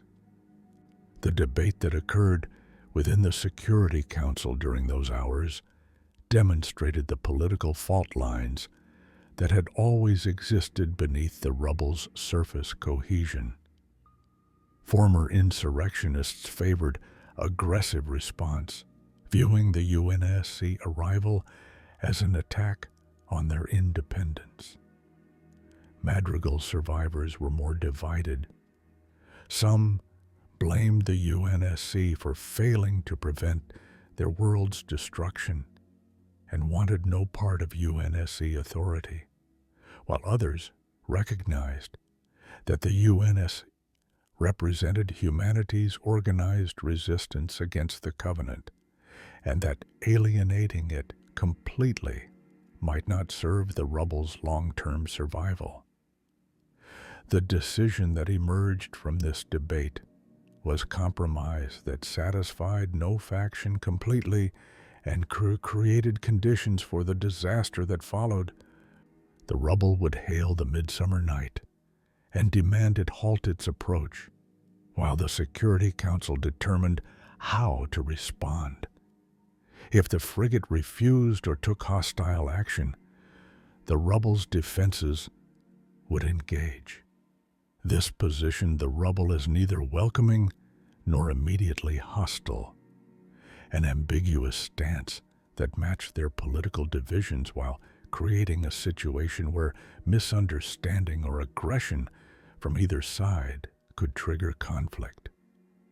Commander Zheng, the Midsummer Night's commanding officer, approached the situation with the caution appropriate for a vessel operating alone in a system where hostiles might be present. When the Rubble's hail arrived, demanding that the frigate halt and explain its presence, Zheng responded with identification and statement that the UNSC was investigating reports of human activity in the region. This was technically accurate, while avoiding specifics about what the UNSC knew or suspected about the Rubble's arrangement with Covenant forces. The response from the Rubble came not from the Security Council, but from factions within the habitat that had already decided the UNSC represented a threat requiring immediate elimination. A strike force that had been prepared during the Security Council's debate launched from the outer Rubble, their vessels moving to intercept the Midsummer Night before it could withdraw or properly prepare for combat. The attack came from multiple vectors, small craft armed with a mixture of human and Covenant weapons, their approach suggesting coordination and tactical competence that exceeded what naval officers expected from civilian forces. The Midsummer Night's point defense systems engaged, destroying several attackers, but the sheer number of hostiles and the surprise of facing human forces using Covenant weapons created chaos in the frigate's tactical response. Commander Zheng was killed in the initial exchange when one of the attacking craft managed to position itself for a close-range plasma weapon strike that punched through the Midsummer Night's armor and penetrated to the bridge. The blast killed Zheng and several other officers instantly, leaving the frigate's command structure decapitated in the opening minutes of an engagement its crew hadn't been prepared for. Command fell to Lieutenant Jacob Keyes, an officer whose career would eventually become legendary within the UNSC, but who, in 2535, was a comparatively junior officer thrust into command under the worst possible circumstances. Keyes assessed the tactical situation with the speed necessary to avoid complete catastrophe. The Midsummer Night was surrounded by hostiles, its commanding officer dead, its crew struggling to respond to an enemy that combined the maneuverability of small craft with weapons that threatened even capital ships. The decision Keyes made demonstrated both tactical acumen and willingness to accept risk in pursuit of strategic objectives, rather than attempting to fight through to escape, an option that might have succeeded but would have meant abandoning any intelligence-gathering mission and possibly destroying the Midsummer Night in the process. He ordered the frigate to reduce speed and open communications with the Rubble's Security Council, declaring that the UNSC did not wish to engage in combat with human forces and requesting that the attack be halted while talks occurred. This gamble depended on several assumptions: that the Security Council possessed authority over the forces attacking the Midsummer Night, that they would be willing to exercise that authority to prevent further casualties, and that halting fire would not simply make the frigate an easier target. Keyes was betting on political divisions within the Rubble, calculating that not all factions would support open warfare with the UNSC, and that providing an off-ramp from combat might allow cooler heads to prevail. The gamble worked, barely.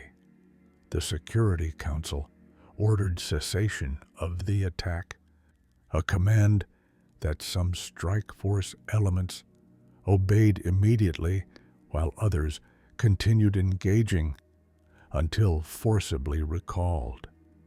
The midsummer night ceased fire as well, leaving both sides in an uneasy standoff with casualties on both sides and no clear path toward resolution. From Gray Team's perspective, observing this disaster unfold through the Rubble's internal communications and sensor feeds, the situation had deteriorated exactly as aggressively as their worst planning scenarios had anticipated.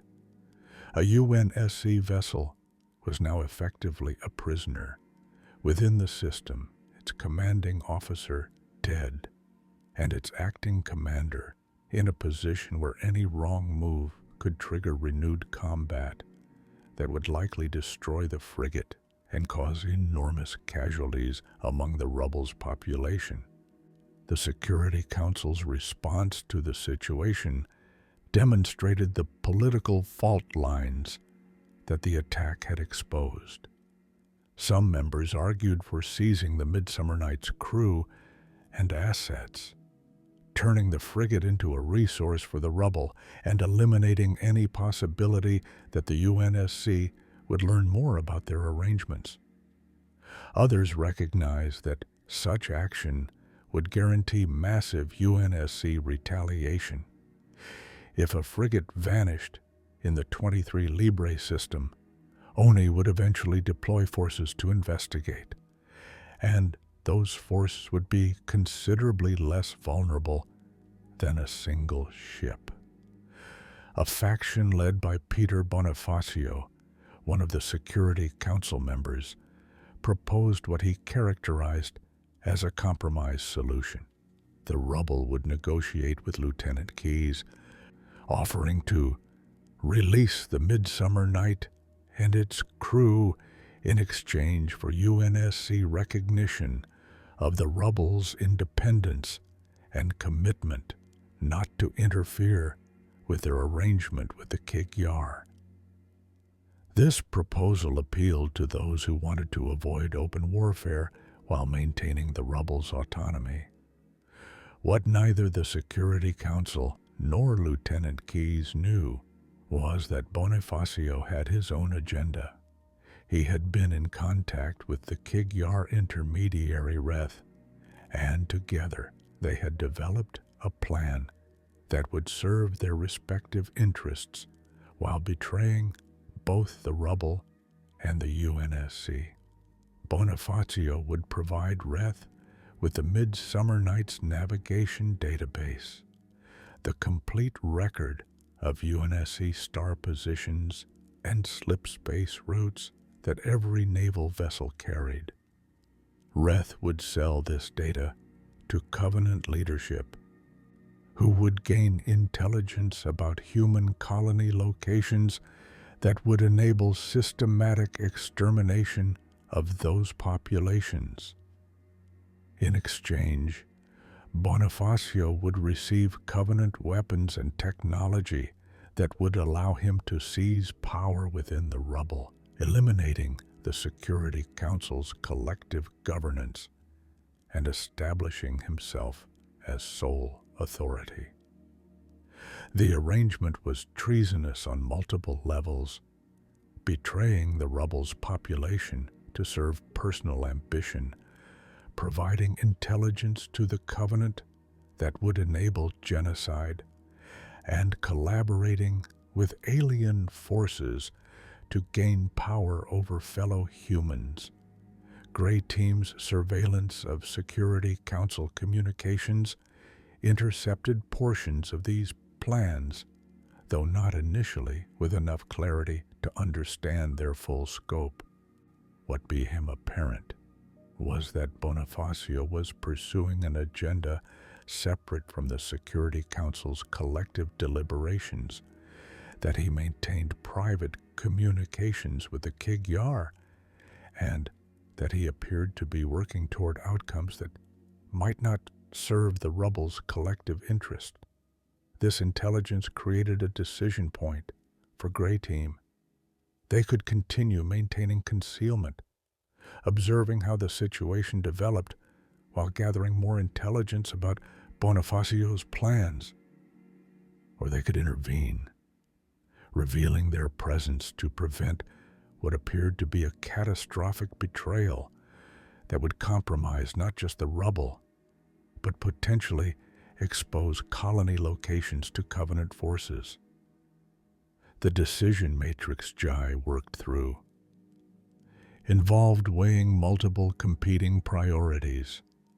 Maintaining operational security protected Grey Team's ability to operate independently and complete their original mission. Intervention would expose them, but might prevent a security breach far more serious than anything the Rubble's normal trading relationship represented. The presence of the midsummer night added another variable. UNSC personnel were now at risk, and while Grey Team's mission parameters didn't explicitly include rescue operations, allowing a UNSC crew to be captured or killed while Spartans observed from concealment raised questions about acceptable costs. There was also the factor of time. Bonifacio's plan apparently involved moving quickly, while the confusion from the midsummer night's arrival created opportunities for unilateral action. If Grey Team waited to gather more complete intelligence, the betrayal might occur before they could act to prevent it. The imperfect information they possessed might represent the only warning they would receive before events moved beyond the point where intervention would matter. Adriana's preference was clear. They should reveal themselves, eliminate Bonifacio and Reth, if possible, and secure the Midsummer Night's navigation data before it could be compromised. Her aggressive instincts favored direct action, and the situation appeared to be one where direct action might prevent catastrophe. She was confident that 3 Spartans could accomplish what was needed regardless of the Rubble's defensive capabilities. Mike's analysis focused on technical questions about what they knew and what remained uncertain. The intelligence they had intercepted suggested Bonifacio was planning betrayal, but didn't provide complete information about timing, methods, or who else might be involved. Intervening based on incomplete intelligence carried risks of disrupting situations they didn't fully understand, or targeting individuals who might not actually be threats. Jai's decision accounted for these considerations while prioritizing the most critical objective: preventing the Midsummer Night's navigation database from falling into Covenant hands. That data represented a threat to every human colony it referenced. If Bonifacio succeeded in providing it to Reth, if Reth delivered it to Covenant leadership, as appeared to be the plan, then millions of humans might die in glassing campaigns targeting colonies the Covenant didn't previously know existed. Against that threat, Grey Team's concealment was a luxury they couldn't afford. They would reveal themselves, would coordinate with Lieutenant Keyes if possible, and would take whatever actions proved necessary to secure the navigation data and prevent its compromise. If that meant fighting through the Rubble's defenders, if it meant killing humans who had aligned with Bonifacio's conspiracy, if it meant exposing their presence and methods in ways that would compromise future deep space operations, those were costs that had to be accepted to prevent catastrophic intelligence breach. The plan Jai developed involved multiple phases executed with the speed necessary to prevent Bonifacio from acting while Grey Team was still preparing.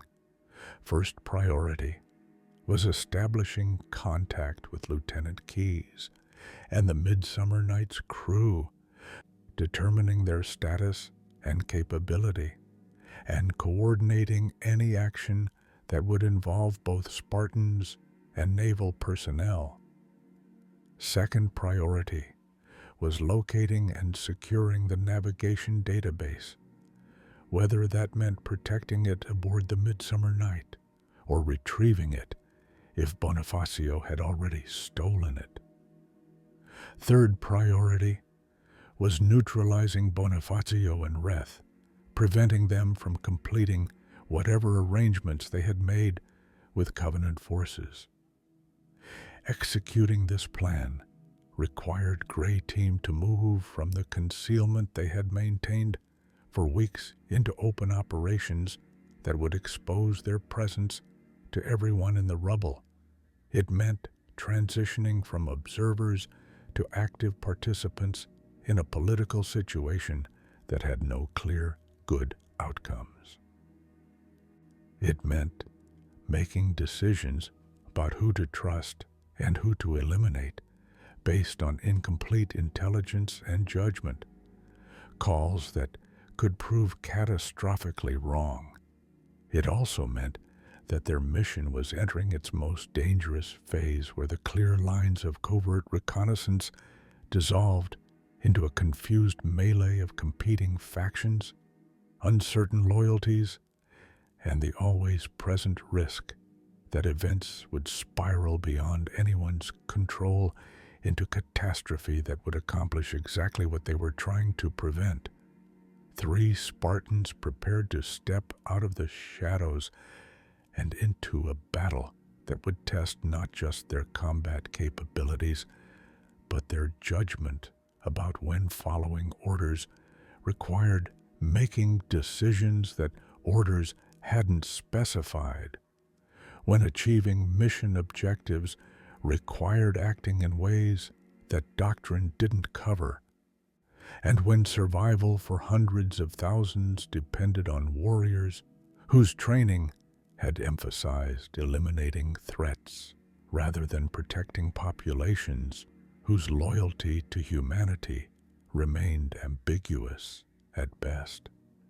The story of Grey Team and the Rubble was about to accelerate into crisis, and the decisions made in the hours and days to come would determine whether the Three Libre system remained a refuge for human survivors or became another location where humanity's desperate struggle for survival exacted costs measured in lives unnumbered and choices that could never be undone. The 23 Libre system had become a crucible of fire and desperation. When the Covenant fleet dropped out of slip space near the Rubble, the fragile peace that had existed in this corner of space shattered like glass struck by a hammer. The artificial habitat that had sheltered thousands of refugees and insurrectionists alike now faced annihilation from an enemy that knew no mercy and offered no quarter. Grey Team had spent weeks infiltrating the Rubble's complex political landscape, gathering intelligence on the Kig-Yar traders who had established an uneasy alliance with the human inhabitants. What they discovered went far beyond simple black market exchanges or opportunistic trade agreements. The Kig-Yar, operating under the direct orders of the Prophet of Truth himself, had been systematically gathering navigation data from human vessels. They sought the coordinates to Earth itself, the crown jewel of humanity's resistance and the single target whose discovery would spell doom for the entire species. The threat was not merely military, it was existential. Reth, the Kig-Yar shipmistress who commanded the operation, had assembled thousands of Ungoi on Metaset, the moon of Hesiod, where the gas giant's gravity well provided cover for a massive staging ground. The invasion force gathered there represented a clear and immediate danger to every human world in the region. Combined with the navigation data that certain Rubble inhabitants were willing to sell, the Covenant would possess both the means and the coordinates to strike at humanity's core. The UNSC frigate Midsummer Night had arrived in system-tracking modified Covenant weapons that had appeared in insurrectionist hands. Commander Dmitry Zheng led the vessel into what he believed would be a routine investigation. Instead, he found himself facing the Rubble Defense Force, whose members viewed any UNSC presence as a threat to their independence. The confrontation escalated rapidly when Lieutenant Badia Campbell, fearing that Zheng would destroy their haven, made a fatal decision. She killed the commander in his own bridge, an act of mutiny that left Lieutenant Jacob Keyes to assume command of a vessel under fire and a situation spiraling toward catastrophe. Gray Team operated from the shadows during these opening exchanges. They had acquired a stolen freighter named Petya, retrofitted with a military-grade slip-space drive that gave them mobility their enemies would not expect. The vessel served as their mobile operations base, allowing them to move between the scattered asteroids that comprised the Rubble while maintaining a low profile. From this platform, they monitored communications, tracked Covenant movements, and prepared for the moment when action would become necessary. That moment arrived when they made contact with Juliana, the Rubble's artificial intelligence. The Eye had gone rampant years before. Her operational lifespan exceeded and her processes degrading into the unpredictable patterns that marked the end stage of smart AI consciousness. Yet Juliana retained her core directive: protect the Rubble and its inhabitants. She had watched the political maneuvering, the secret deals, the slow infiltration of Covenant influence into her domain. She knew what was coming, and she knew that without help, everyone she was designed to protect would die.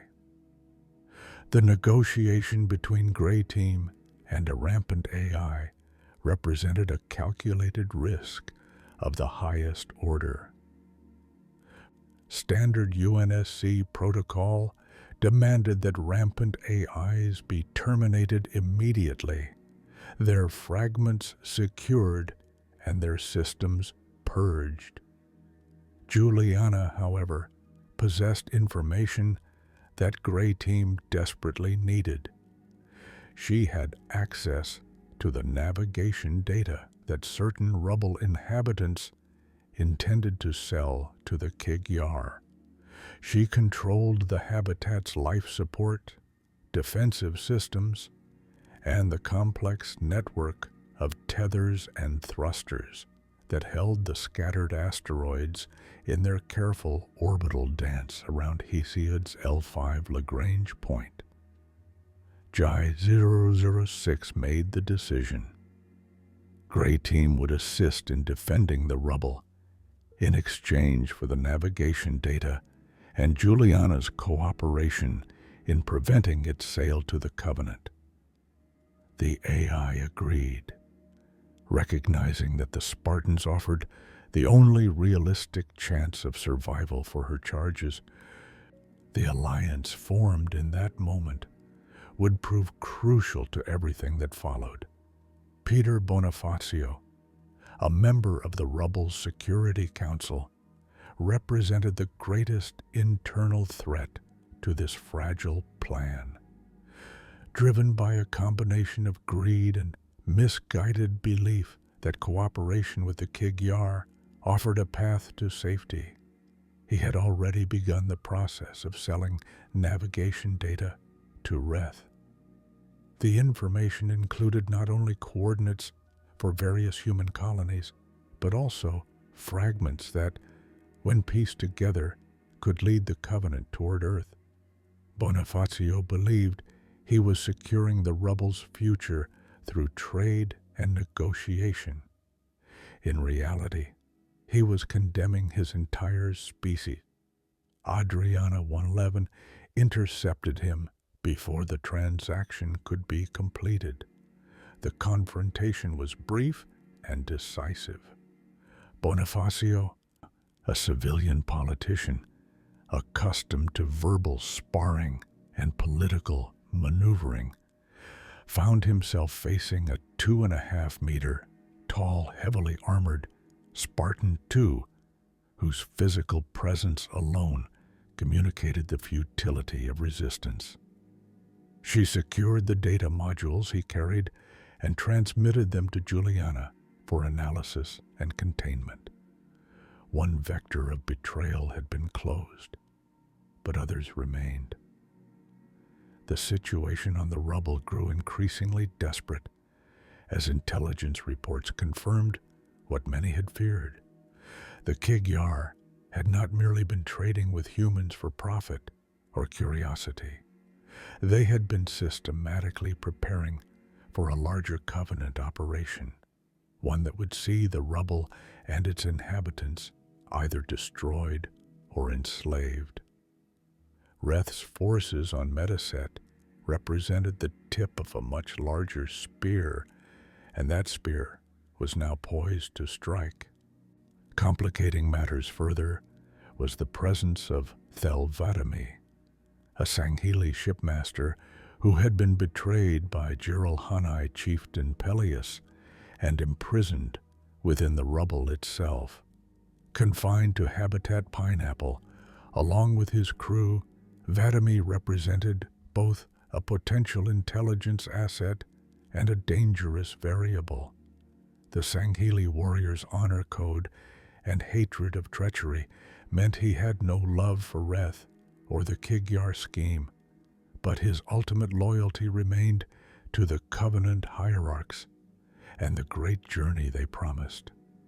Gray Team's mission parameters expanded as the full scope of the threat became clear. They would need to eliminate the Ungoi staging ground on Mediset, secure or destroy all navigation data that could lead to Earth, evacuate as many Rubble civilians as possible, and prevent the Covenant from capturing any human vessels or technology that might prove useful to future operations. All of this would need to be accomplished while under fire from multiple directions and with resources that were already stretched to the breaking point. The plan that emerged from this impossible situation bore the hallmarks of desperation, tempered by professional competence. Juliana would maneuver several of the Rubble's asteroids onto a collision course with Mediset, using the habitat's industrial thrusters and her control over navigation systems to turn the scattered refuge into a kinetic weapon of immense destructive potential. The Midsummer Night would provide fire support and serve as the primary evacuation vessel for those civilians who could be extracted before the asteroids began their terminal descent. Gray Team would deploy to Mediset itself via SOEIV drop pods, leading a force of orbital drop shock troopers to plant nuclear demolitions that would ensure complete destruction of the Covenant staging ground. The execution of this plan would require split-second timing, perfect coordination across multiple combat theaters, and a willingness to accept casualties that would haunt the survivors for the rest of their lives. There was no alternative. The navigation data had to be secured. The Ungoy invasion force had to be eliminated, and the Rubble itself had to be denied to Covenant forces. If that meant destroying the only home thousands of refugees had known for years, then that destruction would be carried out. If it meant sending ODSTs into a meat grinder where many would not return, then those orders would be given. War demanded such choices, and Gray Team had long ago learned to make them without hesitation. The SOEIV deployment from the Midsummer Night represented one of the most dangerous insertion methods in the UNSC arsenal. The single-occupant exoatmospheric insertion vehicles, commonly known as drop pods, were essentially armored coffins that protected their occupants during atmospheric entry and provided a small degree of impact cushioning upon landing. They possessed no engines, no guidance systems beyond basic vectoring thrusters, and no defensive measures beyond their ablative heat shields.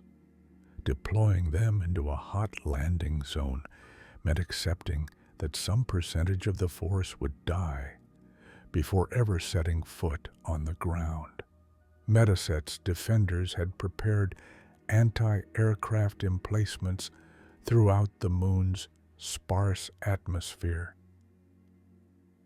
Kigyar gunners tracked the incoming pods with practiced efficiency, their weapons systems filling the sky with streams of plasma and solid projectile fire.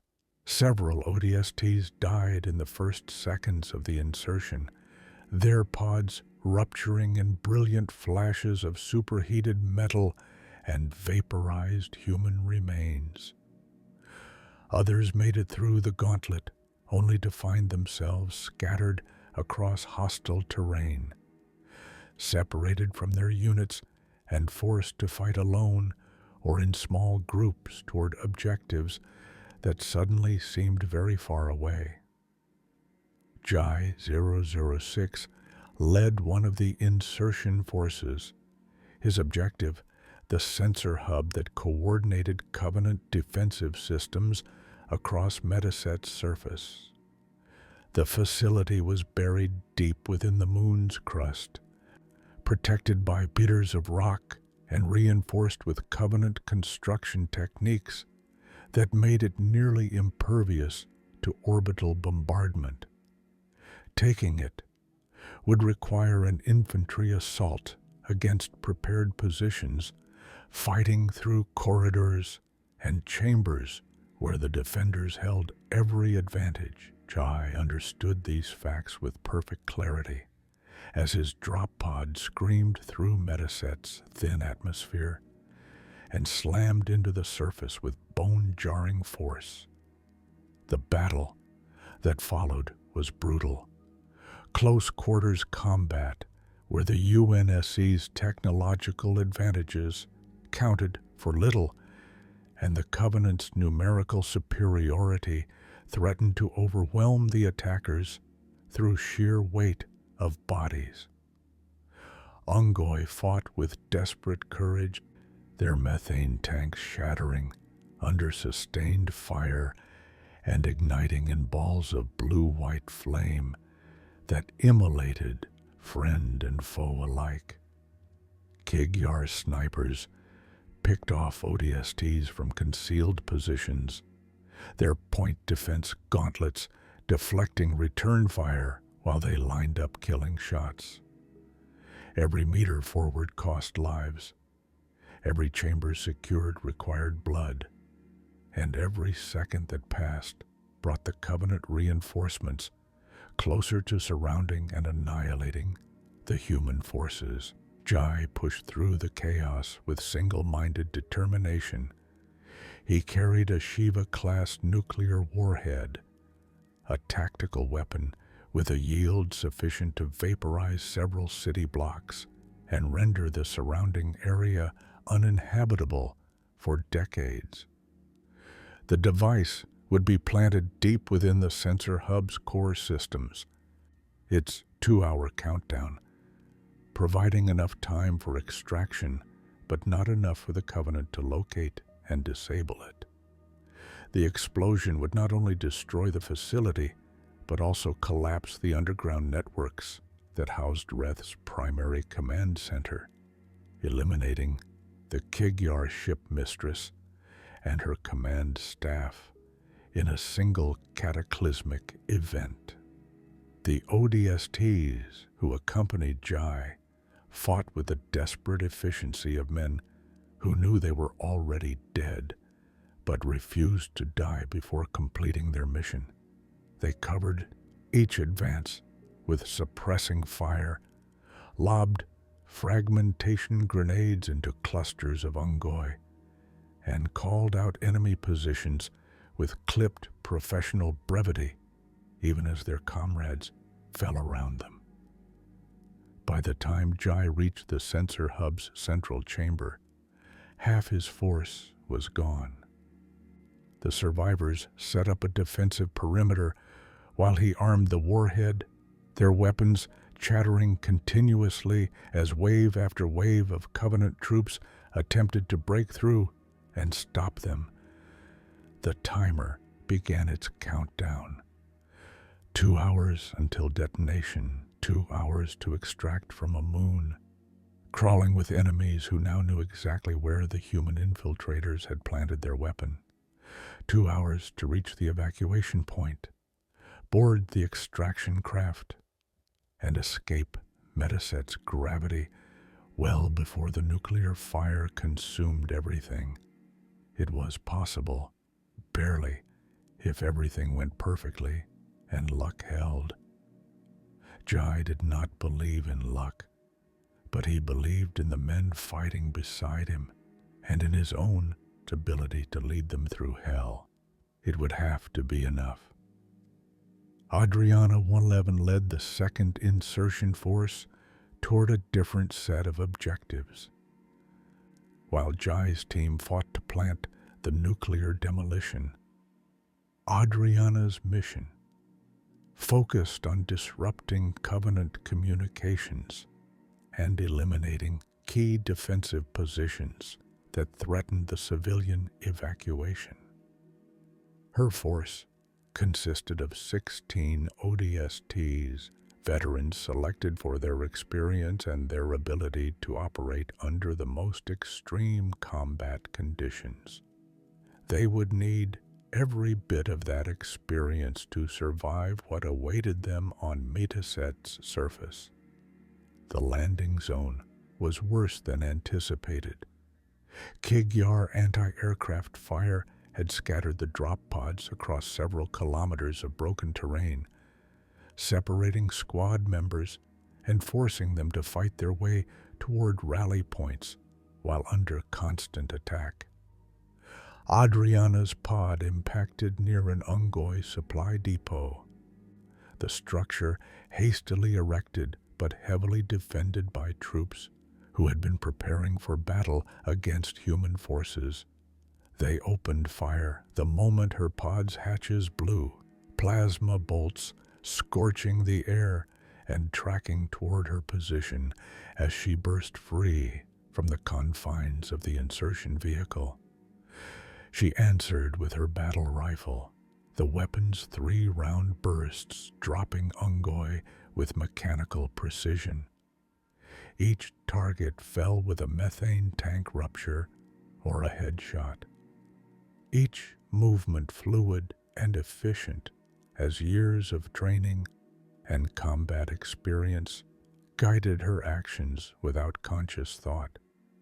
The initial ambush collapsed within seconds, the surviving Ungoi fleeing in disarray as their fellows' bodies littered the ground in spreading pools of luminescent blood.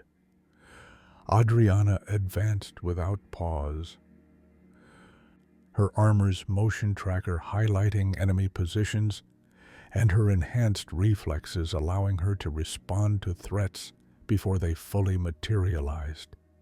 The ODSTs rallied to her position one by one, their own fights leaving them bloodied but alive. By the time the full force assembled, they had lost 3 men to the insertion and ambush. 13 remained, plus Adriana herself. It would have to be enough.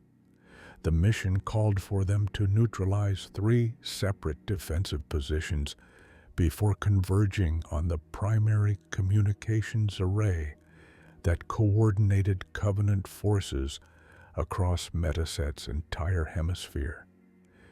Each position bristled with automated turrets, prepared troops, and overlapping fields of fire designed to turn any assault into a killing ground. The first position fell to combined arms and overwhelming aggression.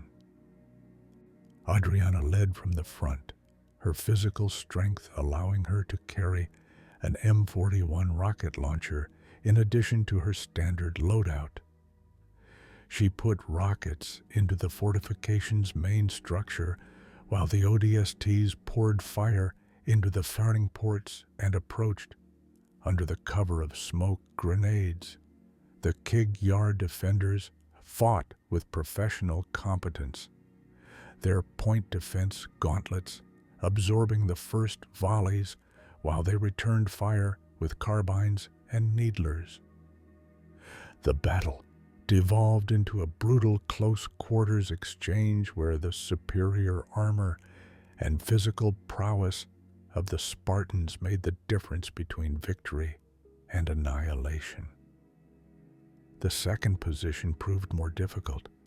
Dug into a natural crater and reinforced with prefabricated Covenant barriers, the defensive complex commanded approaches from 3 directions and possessed clear sight lines for hundreds of meters in every direction.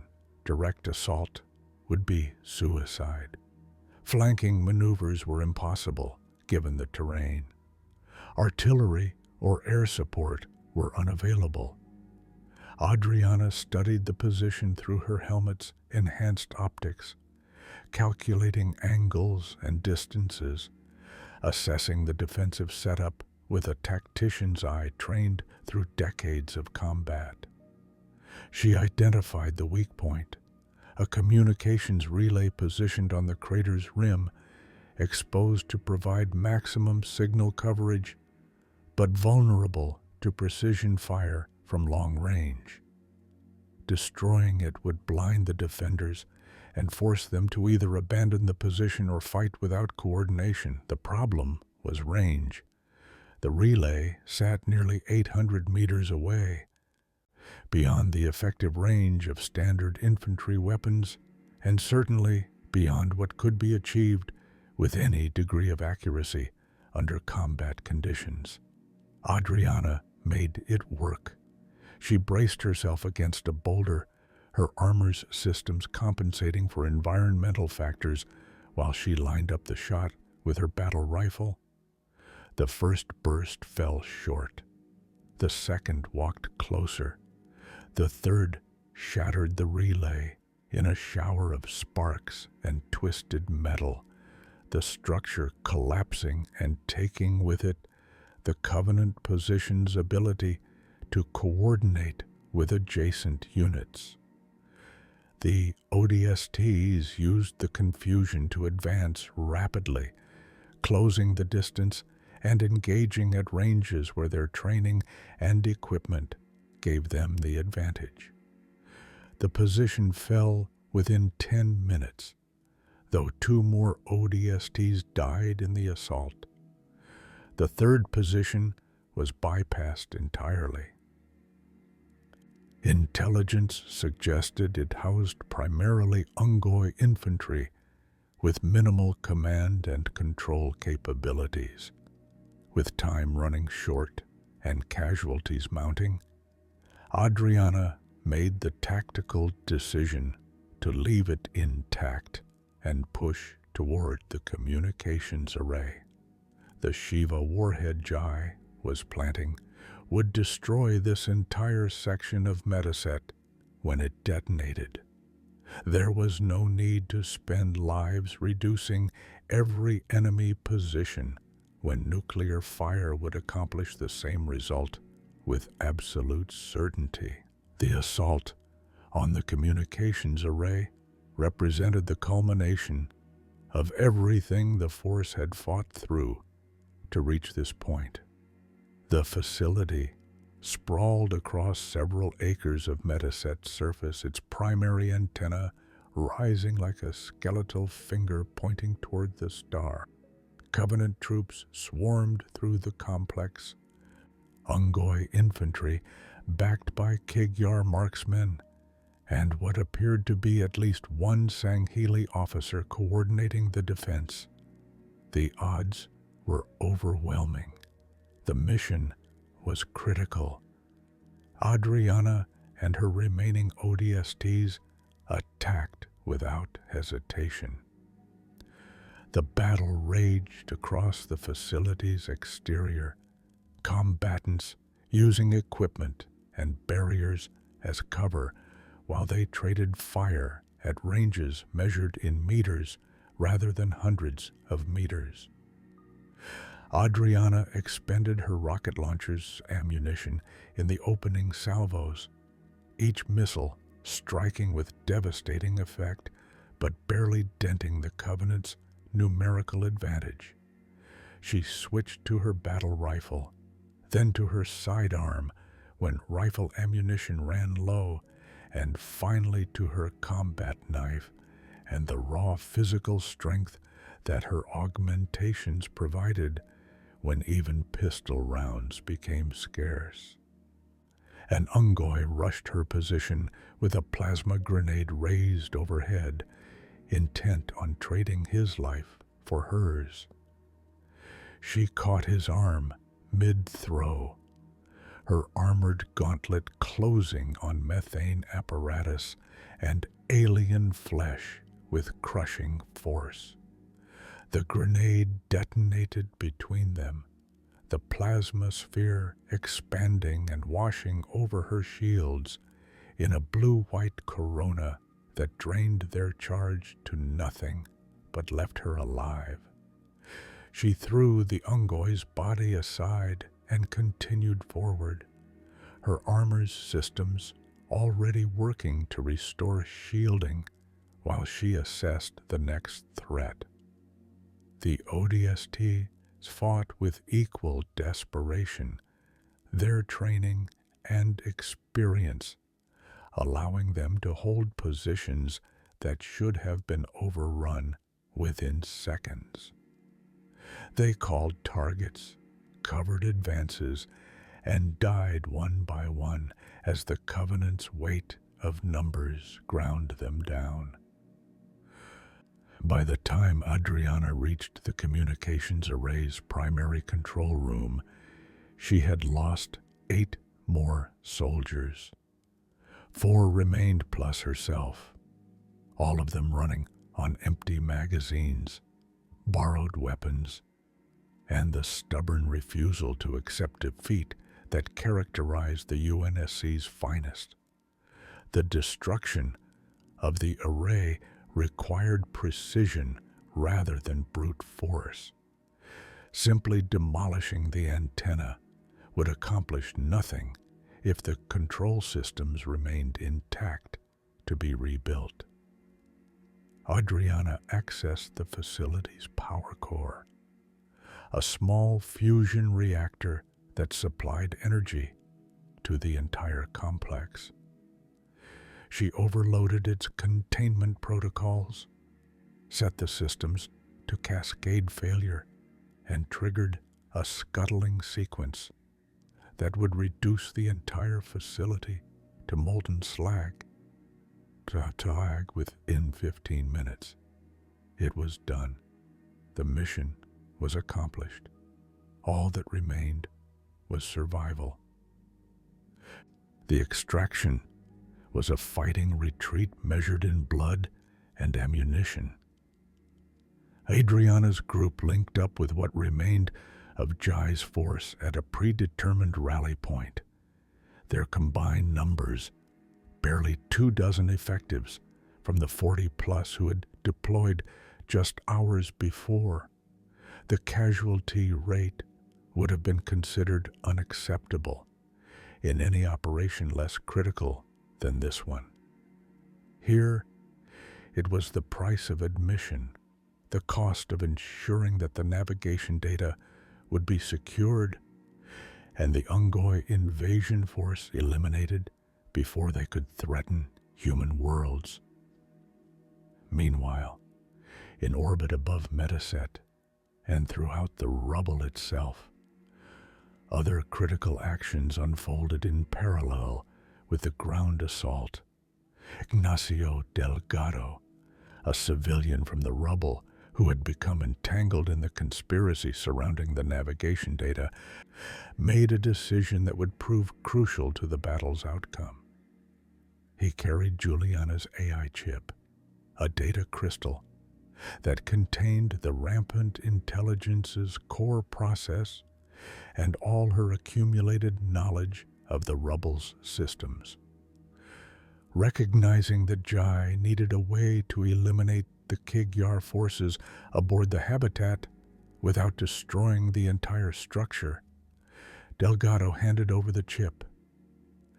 Jai integrated Juliana into the habitat systems, giving her direct control over life support, atmospheric processors, and structural integrity fields. The AI's assessment of the situation was immediate and ruthless. The Kig-Yar forces had infiltrated deep into several habitats, their positions too dispersed for conventional assault and too well defended for the limited human forces to dislodge without catastrophic casualties. Juliana provided an alternative: rapid decompression of every habitat section where Kig-Yar were present, venting atmosphere to space and killing anything not properly sealed in pressure suits. The execution was mechanical and absolute. Bulkheads sealed, isolating Covenant forces in compartments that suddenly became tombs. Atmosphere vented through emergency purge systems never designed for combat use.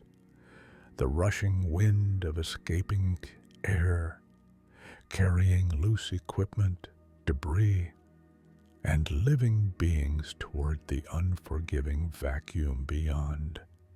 Kig-Yar died by the dozens, their bodies floating in the void or crumpled against bulkheads where the pressure differential had slammed them with lethal force. It was efficient, effective, and utterly merciless. With the internal threat neutralized, Juliana turned her attention to the final phase of the operation. The asteroids that comprised the Rubble had been carefully positioned over years, their orbits calculated to maintain stable relative positions through a complex dance of gravitational interactions and controlled thruster burns. Now, Juliana inverted that stability, using the same thruster systems to begin pushing selected asteroids out of their safe positions and onto collision courses with Mediset. The moon's gravity well would do the rest, accelerating the massive rocks to terminal velocities that would strike with the force of gigaton-range weapons. Reth realized too late what was happening. The Kigyar shipmistress had believed herself secure in her fortified command center, the Redoubt, buried deep within Mediset's crust and protected by layers of rock and Covenant engineering. She had not anticipated that a rampant human AI would use entire asteroids as kinetic weapons, each one carrying more destructive potential than a dozen nuclear warheads. Her final moments were spent in desperate attempts to coordinate evacuation or defensive measures, her commands cut short when the first asteroid struck Mediset's surface and shattered the moon's crust like eggshell. The impacts continued in sequence as more asteroids followed their programmed trajectories, each one adding to the catastrophic energies being released across Mediset's surface. The Redoubt collapsed entirely, its sophisticated defenses meaningless against the geological forces unleashed by kinetic bombardment on such scale. Reth died along with thousands of her troops, the Ungoi invasion force annihilated before it could threaten a single human world.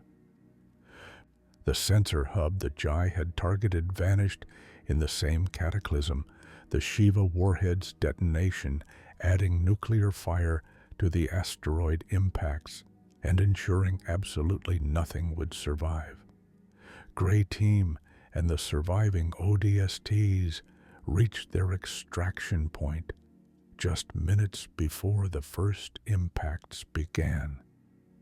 The Pelican dropships that retrieved them flew through a sky filled with debris and secondary explosions, their pilots pushing the craft to their limits and beyond to escape the expanding zone of destruction.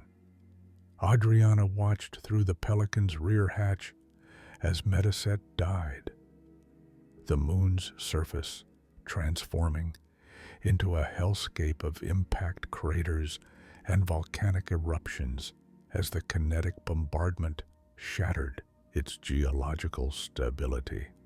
She had seen worlds die before. It never became easier. The civilian evacuation proceeded with desperate haste as the Rubble's final hours counted down. Juliana had prepared Habitat Exodus, a single massive asteroid that had been secretly retrofitted with multiple slipspace drives salvaged from derelict vessels. Over the years, the habitat could support thousands of refugees for the weeks or months it would take to reach a safe destination, provided the journey didn't encounter hostile forces or navigational hazards. It was a desperate gamble, but it was the only option available. Families crowded through access tubes and loading docks, carrying what few possessions they could manage, while behind them their homes and livelihoods. Prepared for final destruction, children cried, the elderly struggled, and security personnel worked frantically to maintain order as panic threatened to turn orderly evacuation into lethal stampede. The Midsummer Night coordinated the operation from orbit, Jacob Keyes issuing orders with the calm competence that would one day make him a legendary naval commander, but which now served primarily to prevent complete chaos.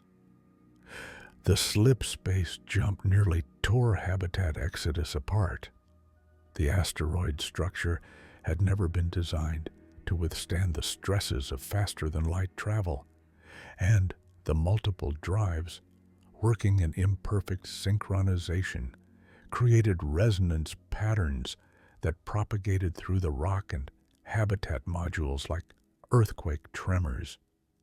Structural supports groaned, hull plates cracked, and atmospheric seals strained against forces they were never meant to endure. The journey to the 18 Scorpii system took 3 days that felt like months.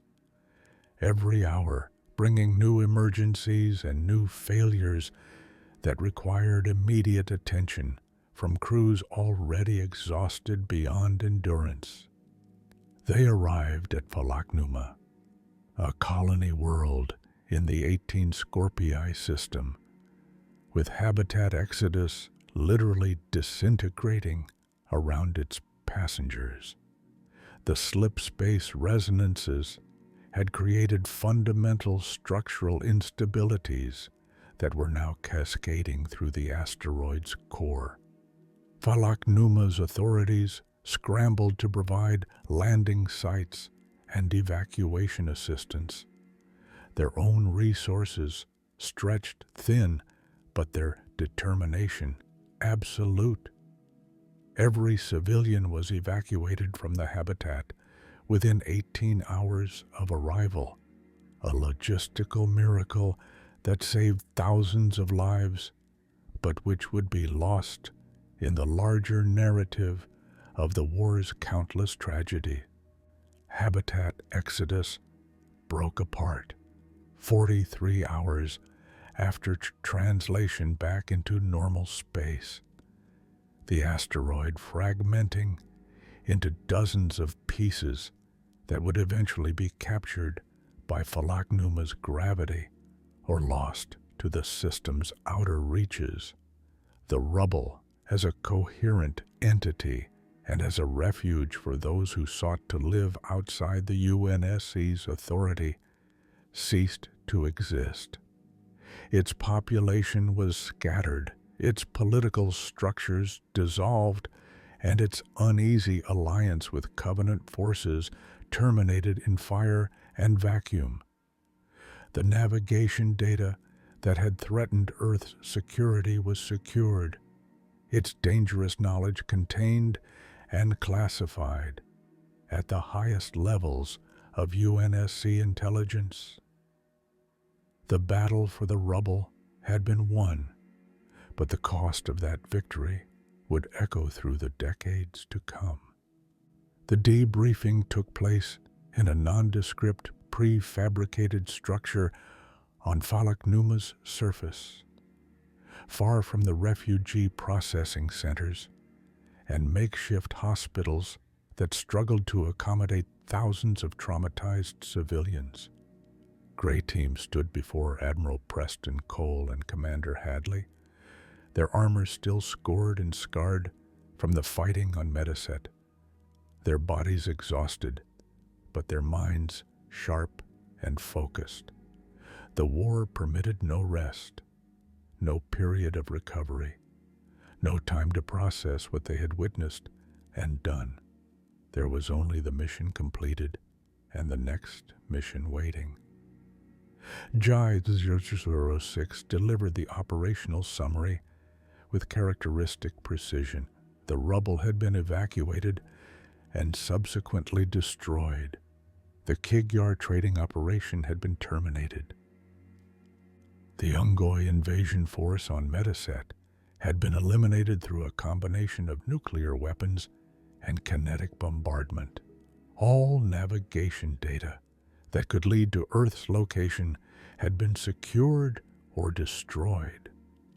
The mission objectives had been achieved, though at significant cost in UNSC personnel and civilian assets. The casualties made for grim reading. Of the 43 ODSTs who had deployed to Mediaset's surface, 16 had survived. The Rubble's Security Council had been decimated.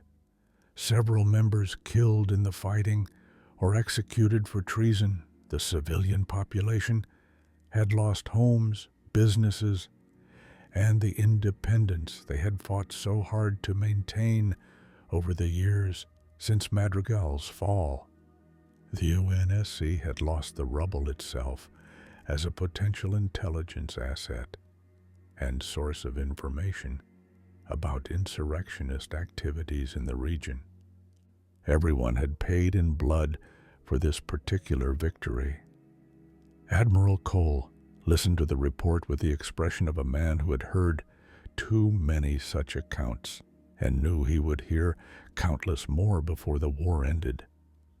He asked pointed questions about the Kig-Yar operations, the extent of Covenant infiltration, and the likelihood that similar schemes were in progress elsewhere in human-controlled or contested space. Gray Team answered to the best of their knowledge, but the truth was that they had seen only one corner of a much larger tapestry. How many other Kig-Yar shipmasters were pursuing similar arrangements? How many other human populations were desperate enough to trade away their species' survival for the illusion of short-term safety? The strategic implications of the Rubble incident extended far beyond the immediate tactical outcomes.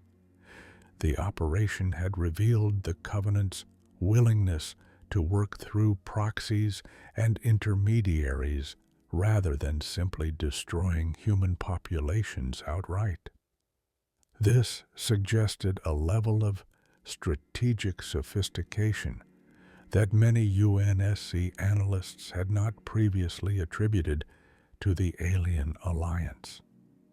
If the Covenant was willing to engage in intelligence gathering, infiltration, and long-term planning rather than relying purely on overwhelming military force, then humanity's defensive calculations required significant revision.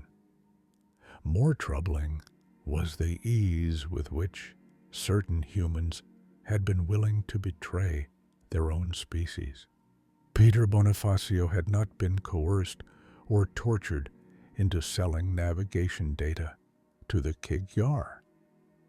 He had done so willingly, convinced that such cooperation represented enlightened self-interest rather than species-level treason. How many others shared his worldview? How many colonial administrators, ship captains, or ordinary civilians would make similar choices when presented with the opportunity?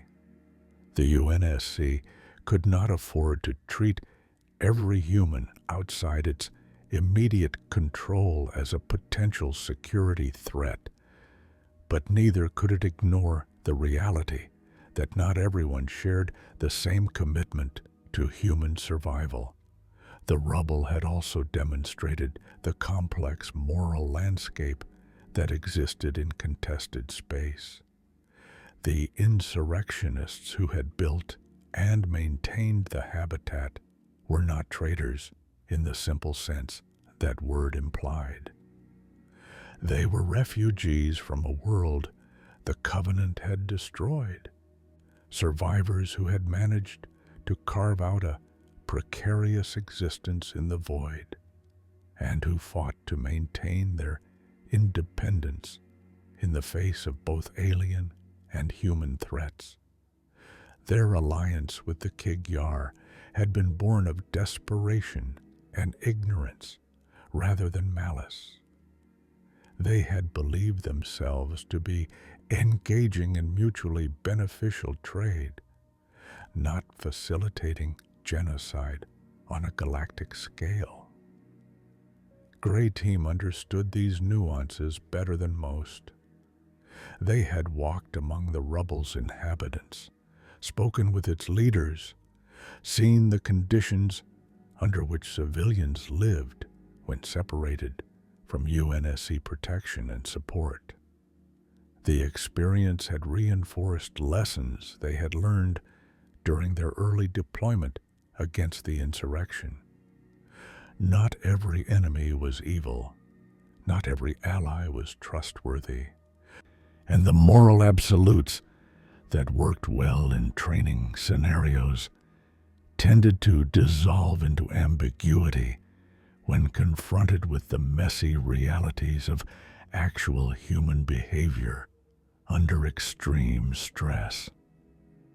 Commander Hadley pressed for details about Juliana, the rampant AI, who had played such a crucial role in the operation's success.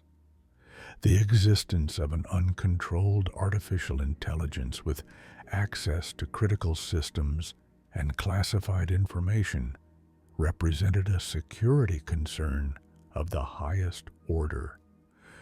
Standard protocol demanded that rampant AIs be terminated immediately, their neural matrices wiped, and their code fragments analyzed to prevent similar failures in other systems. Juliana, however, had been instrumental in saving thousands of lives and securing navigation data that threatened humanity's survival. How should such situations be handled in future operations? Jai chose his words carefully. The decision to work with Juliana had been tactical rather than philosophical. Gray Team had assessed the situation, calculated the risks and benefits, and determined that cooperation with a rampant AI offered better odds of mission success than attempting to work around or eliminate her. The same calculus would apply in future situations. If a rampant AI could contribute to mission success and could be adequately controlled or directed, then cooperation might be warranted. If the risks outweighed the benefits, elimination remained the appropriate course of action. Ethics did not enter the equation. Only effectiveness mattered. The answer satisfied neither admiral nor commander, but both recognized that Gray Team's practical approach reflected the realities of deep space operations, where standard protocols and theoretical purity often collided with survival necessities. The formal report would note the AI incident and recommend that future engagement protocols be developed for similar situations. Nothing would change, of course. The next Spartan team to encounter a rampant AI in the field would make the same sorts of calculated decisions based on mission parameters and available intelligence, and they would do so knowing that their choices would be judged in hindsight by people who had never faced similar circumstances. The debriefing concluded with new orders. Gray Team would not be returning to UNSC-controlled space for rest, refit, or redeployment with other Spartan units. Instead, they would be provided with a new Oni Prowler, a stealth vessel designed for deep reconnaissance and equipped with advanced sensor suites and electronic warfare capabilities. Their mission would continue as before.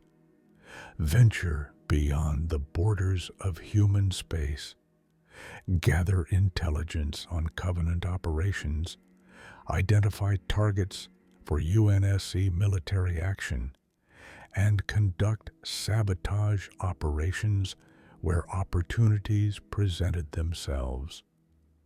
The Petya, their stolen freighter, would be abandoned in the 23 Libre system. The vessel had served its purpose, but could not be risked in further operations. Its civilian transponder codes and cargo configurations had been useful for infiltrating the rubble, but those same characteristics would make it vulnerable in contested space where Covenant forces were actively hunting human vessels. The Prowler offered stealth capabilities that would allow Grey Team to operate with reduced risk of detection, though at the cost of cargo capacity and the ability to blend in with civilian traffic. They departed Falak Numa within 48 hours of the debriefing, the Prowler's drives engaging and carrying them away from the refugee camps and makeshift shelters that still housed thousands of displaced civilians. Behind them, UNSC administrators worked to integrate the Rubble's survivors into existing colonial populations, a process complicated by their insurrectionist backgrounds and the security concerns their presence raised. Many would be questioned extensively about their interactions with the Kigyar and their knowledge of Covenant operations. Some would face charges related to their activities before the Rubble's fall. All would carry the psychological scars of having lost everything they had built and seeing their refuge destroyed in fire and vacuum. Grey Team carried their own scars, though these were less visible and rarely acknowledged. The psychological toll of their operational tempo was cumulative and insidious, building slowly over months and years of constant deployment, isolation from support structures, and exposure to the worst violence and moral ambiguity the war could produce. Standard Spartan training included extensive conditioning, designed to build resilience against these stresses. But no amount of conditioning could completely eliminate the human cost of asking soldiers to operate independently for years at a time while making life and death decisions with incomplete information and no oversight. Jai bore the weight of command, the knowledge that every decision he made could mean life or death, not just for his team, but for civilians, UNSC personnel, and the wider strategic situation. The choices made at the Rubble had resulted in thousands of civilians losing their homes and dozens of ODSTs dying in the assault on Mediset. Those were necessary costs, acceptable casualties, in the context of preventing Earth's location from reaching Covenant intelligence services. Understanding the necessity did not eliminate the weight of those decisions. It only made them bearable. Adriana carried the memory of combat that had pushed even her phenomenal physical capabilities to their limits. The fighting on Mediset had been brutal, in ways that standard deployments rarely achieved. The close quarters nature and desperate tactical situation combining to create circumstances where her superior training and equipment made less difference than they should have. She had watched ODSTs die fighting beside her, their deaths coming too quickly for her to prevent despite her enhanced speed and strength. The feeling of inadequacy gnawed at her, the knowledge that even a Spartan 2 could not save everyone who deserved to be saved. Mike experienced the isolation differently, his technical orientation making him acutely aware of the many ways their operations depended on systems and support that could not be guaranteed. Every piece of equipment they carried was one malfunction away from failure. Every communication they sent was one intercept away from compromising their position. Every mission they undertook required them to trust in intelligence that might be hours, days, or weeks out of date by the time they received it. The uncertainty was constant, the margin for error razor thin, and the knowledge that they were operating beyond any realistic hope of rescue if things went catastrophically wrong colored every tactical assessment he made. Yet they continued. This was what they had been created for, the purpose for which they had been abducted as children, augmented as adolescents, and trained for the entirety of their lives. The Spartan II program had produced soldiers capable of operating independently in the most hostile environments imaginable, of making decisions without oversight or support, of carrying out missions that would break ordinary men. Gray Team embodied that vision completely, perhaps more so than any other Spartan unit. They had become exactly what Dr. Catherine Halsey had intended, autonomous weapons that could be pointed toward a problem and trusted to solve it through whatever means necessary. The months following their departure from Falak Numa saw Gray Team resuming their pattern of deep space operations.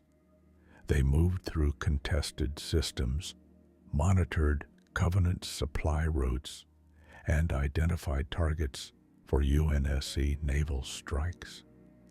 Their reports filtered back through ONI channels, each one contributing to the larger intelligence picture that fleet commanders used to plan operations. Occasionally, they would cross paths with other UNSC assets, a patrol vessel, a supply convoy, a damaged ship limping home from battle. These encounters were brief and professional, opportunities to exchange information and resupply before returning to the darkness between stars. The war ground on, each year bringing new losses and new horrors. Planets fell to the Covenant's advance, their populations slaughtered or scattered to refugee camps on increasingly overcrowded worlds deeper in UNSC territory. The military's casualty rates climbed steadily, the endless demand for personnel consuming entire generations of young men and women who would never see their homes again. Technological innovations offered brief advantages before the Covenant adapted and countered with their own developments. The strategic situation deteriorated slowly but inexorably, each quarterly assessment slightly worse than the last, each projection of ultimate victory requiring assumptions that seemed less plausible with every passing month. Gray Team existed in a strange temporal pocket within this larger decline. Operating months or years behind enemy lines meant that they experienced the war's progression differently from forces stationed on the front lines or in garrison positions.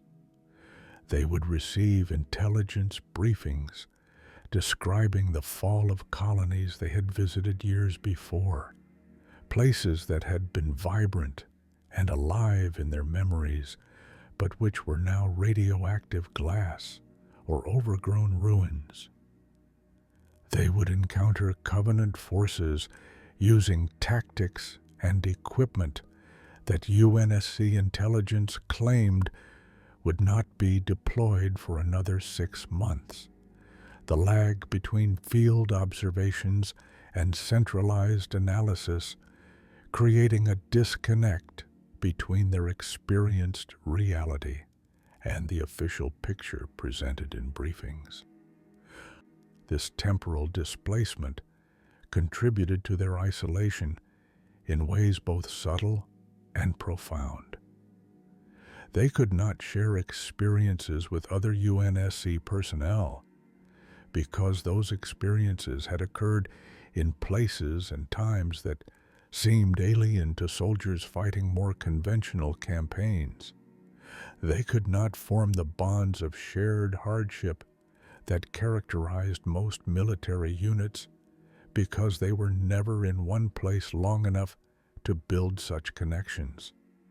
They existed in a perpetual present tense, always focused on the immediate mission, with only the slenderest threads connecting them to the larger war effort and the species whose survival depended on their continued operation. The psychological mechanisms that allowed them to function under such conditions were complex and not entirely understood, even by those who studied Spartan performance in the field. Part of it was the extensive conditioning they had received during training, the years of deliberate psychological reinforcement designed to build resilience and independence.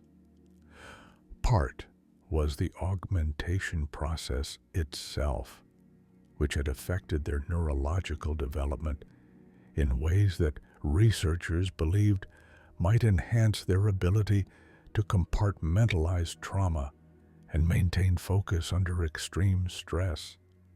Part was simply self-selection. Those who could not adapt to the requirements of deep space operations did not survive long enough to develop coping mechanisms. But beneath all the training and augmentation and selection pressure, there remained the irreducible fact of their humanity. They were still people, still possessed of emotions and needs and the capacity for doubt. They simply had learned to function despite those things rather than because of their absence. The cost of that functioning would not become fully apparent until years later, when the war ended and soldiers who had spent decades in constant combat attempted to adapt to peace. Many would fail that transition, discovering that the skills and psychological adaptations that kept them alive during wartime rendered them fundamentally unable to function in civilian society. Gray Team would not face that particular reckoning. Their war would not end with the firing of the Halo Array and humanity's desperate victory over the Covenant. For them, the fighting would continue long after official hostilities ceased, their isolation from UNSC command structures ensuring that they remained in the field even as other Spartan teams were recalled and reassigned. This extended deployment would become both their defining characteristic and their greatest tragedy, the ultimate expression of what it meant to be a Spartan operating beyond all support and oversight. By 2551, Gray Team had been operating continuously behind enemy lines for 16 years, with only brief interruptions for resupply and mission briefings. Their original equipment had been replaced, repaired, or adapted countless times. Their prowler had been supplemented with salvaged Covenant technology, its stealth systems enhanced through integration of alien components that violated a dozen regulations, but which improved survivability in contested space. They had become experts not just in combat operations, but in the arts of survival and improvisation, able to keep themselves and their equipment functional through ingenuity and determination when logistics and supply chains failed. That same year, Oni attempted to recall them to reach for a critical mission whose details remain classified even decades later. The recall order never reached them. Communication delays, the difficulty of maintaining contact with assets operating so far from UNSC space, and the simple chaos of a war that was beginning its final catastrophic phase all contributed to the failure of that message to arrive before events overtook it. Gray Team continued their operations in ignorance of the recall, unaware that their absence from the gathering of Spartan forces at Reach would prove to be their salvation. When Reach fell in August 2552, Gray Team was thousands of light years away, deep in Covenant territory, and cut off from all communication with UNSC command. They would not learn of the disaster for months, and when they did, the information would come not from official channels, but from intercepted Covenant communications and the observations of other human survivors they encountered in their travels. The destruction of Reach and the catastrophic losses inflicted on the UNSC military represented a turning point in the war, the moment when humanity's defeat seemed not merely likely, but inevitable. Gray Team's operational tempo increased in response to the deteriorating strategic situation, though they understood only fragments of the larger picture.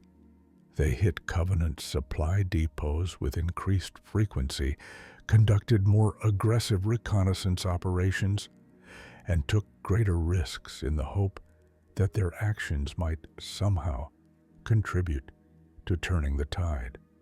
The effect was negligible on the strategic scale, but significant in local tactical terms. Covenant logistics officers found their carefully planned supply operations disrupted by mysterious sabotage. Fleet commanders encountered delays and equipment failures that intelligence could not adequately explain. Small victories, meaningless in the context of the war's overall trajectory, but victories nonetheless. They were still fighting when the Prophet of Truth activated the portal at Voi and led his fleet through to the Ark.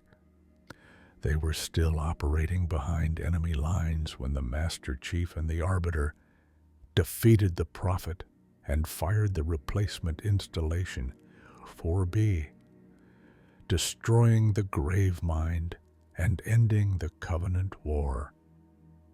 They received no orders to stand down, no notification that hostilities had ceased, no recall to Earth or any other human world. They continued their mission because that mission had not been officially terminated, and because everything in their training and experience told them that stopping meant death. This was the price of autonomy, the cost of creating soldiers who could operate independently for years at a time without oversight or support. Gray Team had been designed to function without constant direction from higher authority, to make their own tactical and strategic decisions based on mission parameters and available intelligence. That same independence meant they could not easily be brought back into the fold when circumstances changed. They existed in a perpetual state of deployment, always at war, always fighting, even when the war they had been sent to fight had officially ended. Their isolation in those final years of the war and the first years of the peace would become legendary within certain circles of UNSC intelligence and military history. Here were Spartans who had not merely survived the war, but who had continued fighting long after most believed them dead or lost. Here were soldiers so thoroughly committed to their mission that they could not recognize when that mission had been completed. Here were three individuals who embodied both the greatest strengths and the most troubling implications of the Spartan II program, living weapons that could not be easily returned to their sheaths. The exact nature of Grey Team's activities between their departure from Falak Numa in 2535 and their eventual reconnection with UNSC forces in 2558 remains one of the most intriguing mysteries in post-war historical analysis. Intelligence records from the period are fragmentary at best, consisting of scattered reports, intercepted communications, and unconfirmed sightings that must be carefully analyzed and cross-referenced to construct even a partial picture of their movements and operations. What emerges from this forensic reconstruction is a portrait of soldiers operating at the absolute edge of human endurance and capability, surviving conditions that should have been unsurvivable, and accomplishing missions that border on the impossible. The fundamental challenge Grey Team faced during these lost years was one of sustainability. Every military operation consumes resources: ammunition, medical supplies, food, water, replacement parts for equipment, fuel for vehicles and vessels. Conventional forces address these needs through established logistics chains that move material from manufacturing centers to forward operating bases and ultimately to the soldiers in the field. Grey Team possessed no such logistics support. They were expected to operate independently for months or years at a time, which meant they had to acquire everything they needed from enemy sources, neutral traders, or what they could salvage from battlefield wreckage. This requirement shaped their operational approach in fundamental ways. They could not afford protracted engagements that would deplete their ammunition reserves.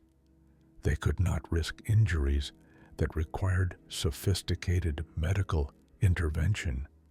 They could not operate their prowler continuously because fuel for its fusion reactor was finite and opportunities for refueling rare. Every tactical decision had to account for resource expenditure. Every mission had to justify itself not only in terms of intelligence value or damage to the enemy, but also in terms of what it would cost in supplies that could not easily be replaced. The solution they developed involved a combination of careful planning, aggressive scavenging, and calculated risk-taking that would have horrified UNSC logistics officers, but which proved effective in practice. They identified Covenant supply depots and staging areas, then raided them for materials that could be adapted to human use. They established relationships with smugglers and black market traders who operated in the gray zones between human and Covenant space, exchanging captured alien technology for human supplies or intelligence. They modified their equipment to accept Covenant power sources and ammunition types, creating hybrid weapon systems that violated every regulation in the UNSC technical manual, but which kept them operational when standard equipment would have failed. Pirate havens and neutral trading posts became crucial waypoints in their extended deployments. These locations existed in the interstices of the galactic order, places where neither UNSC law nor Covenant authority held complete sway, and where individuals could conduct business without excessive scrutiny, provided they had sufficient force to defend themselves and sufficient discretion to avoid attracting unwanted attention. Gray Team moved through these environments with practiced ease, their reputation for lethality ensuring that few were foolish enough to challenge them, while their willingness to trade fairly made them welcome customers for those who valued reliable business relationships over political allegiances. The psychological toll of this existence cannot be overstated. Human beings are social creatures who require interaction, community, and connection to maintain mental health over extended periods. Gray Team's lifestyle denied them nearly all such interaction. They saw other humans rarely and interacted with them even more rarely. Their social circle consisted entirely of each other, 3 individuals who had known each other since childhood, but who were now bound together by necessity and shared trauma as much as by genuine friendship. The intimacy was suffocating, even as it remained the only bulwark against complete psychological isolation. They developed rituals and routines designed to maintain some semblance of normalcy and to mark the passage of time in an environment where days and weeks tended to blur together into an undifferentiated stream of missions, travel, and waiting. Jai maintained a detailed journal, recording events and observations, not for any official purpose, but simply to create a record that someone might read if they did not survive. Adriana engaged in elaborate equipment maintenance routines that went far beyond what was technically necessary. The careful disassembly and cleaning of weapons serving as a form of meditation.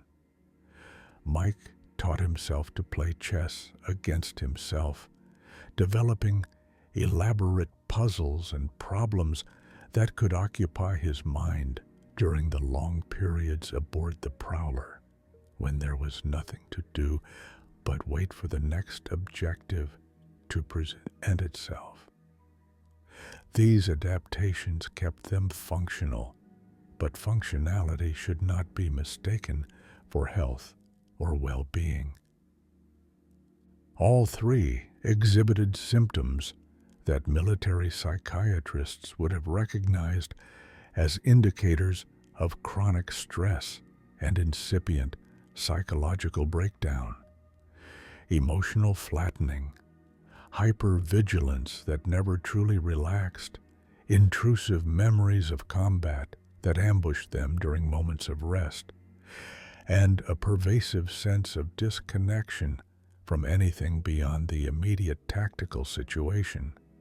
They managed these symptoms through force of will and mutual support, but management is not cure. The damage accumulated year after year, layer upon layer, until the question became not whether they would break, but when. The missions themselves varied enormously in scope and complexity. Some were straightforward raids against Covenant logistics.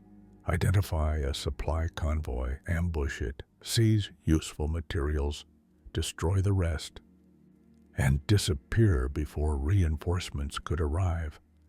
Others were elaborate intelligence-gathering operations that required weeks of surveillance and preparation before a single piece of actionable information could be secured. Still others were sabotage missions targeting Covenant military infrastructure, communication relays, refueling stations, ammunition depots, repair facilities.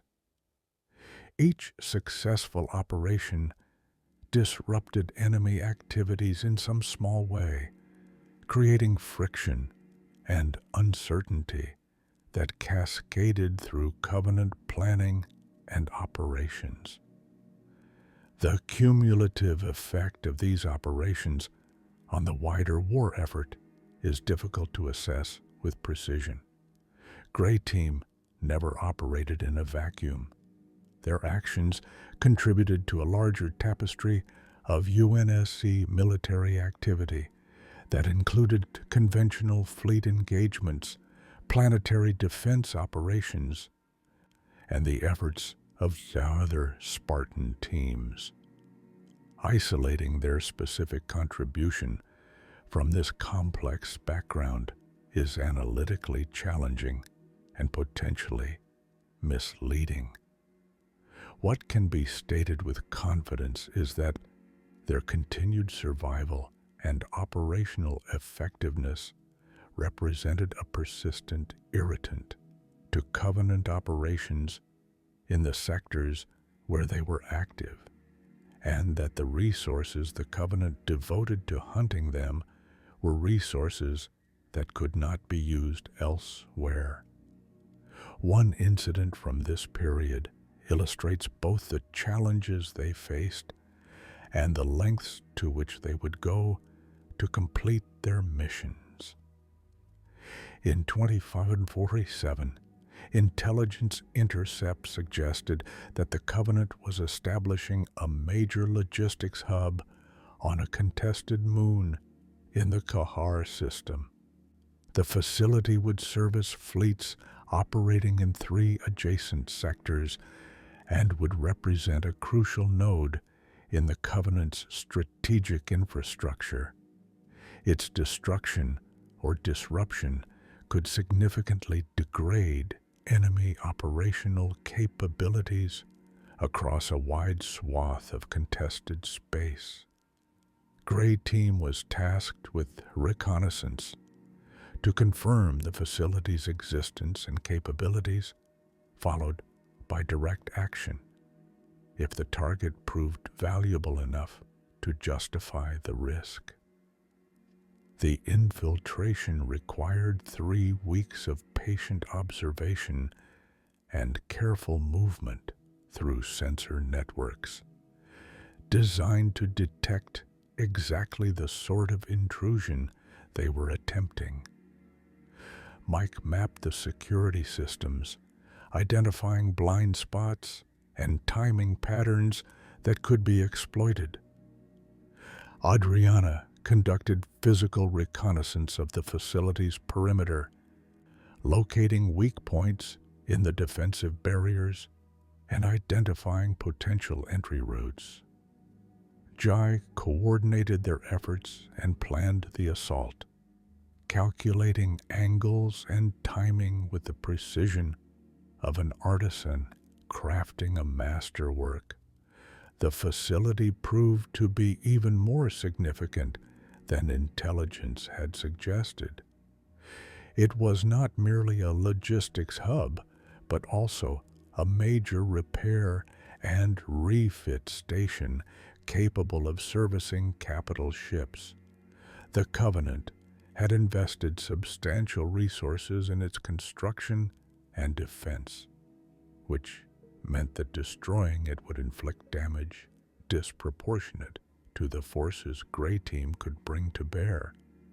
The question became not whether to strike, but how to inflict maximum damage while ensuring their own survival and escape. They settled on a plan of elegant simplicity. Infiltrate the facility's fusion reactor complex, overload the containment systems, and escape during the confusion that would follow when technicians discovered the malfunction and attempted emergent shutdown procedures. The timing would be critical. They needed to give themselves enough time to reach minimum safe distance before the reactor went critical, but not so much time that Covenant engineers could diagnose and correct the sabotage before catastrophic failure occurred. Mike handled the technical aspects, his understanding of power systems allowing him to configure the reactor controls so that the malfunction would appear to be the result of component failure rather than sabotage. The goal was to make the Covenant believe their own engineering was at fault, encouraging them to investigate other facilities for similar problem and potentially cascading the disruption beyond this single target. Adriana and Jai provided security, their weapons ready to eliminate any Covenant personnel who might interrupt the delicate work or raise an alarm prematurely. The extraction was a near disaster. A routine security patrol arrived at the reactor complex minutes ahead of schedule, forcing Gray Team to neutralize the guards and evacuate immediately without completing the full sabotage protocol. Mike had managed only to initiate the cascade rather than configure it for maximum effect, which meant they had less time than planned, and the reactor might fail in ways that made the sabotage obvious. They sprinted through maintenance corridors and service tunnels, their armor's sensors screaming warnings about increasing radiation levels as the reactor's containment fields began to degrade. They reached their prowler with seconds to spare, the vessel's drives engaging and pushing them away from the moon as alarms began howling throughout the Covenant facility. Behind them, the reactor achieved critical failure 3 minutes later than Mike's calculations had predicted. The explosion consuming the logistics hub and creating a debris field that would render the moon unusable for years to come. The mission was a success, but the narrow margin by which they had escaped served as a stark reminder of their vulnerability and the razor-thin margins on which their survival depended. Encounters with other human survivors became more common as the war progressed, and more colonies fell to Covenant assault. These meetings were often tense and complicated by questions of authority, loyalty, and survival priorities. Some survivors were former UNSC personnel who had been cut off from their units and forced to fend for themselves. Others were civilians who had escaped planetary bombardments and found refuge on marginal worlds or aboard aging spacecraft.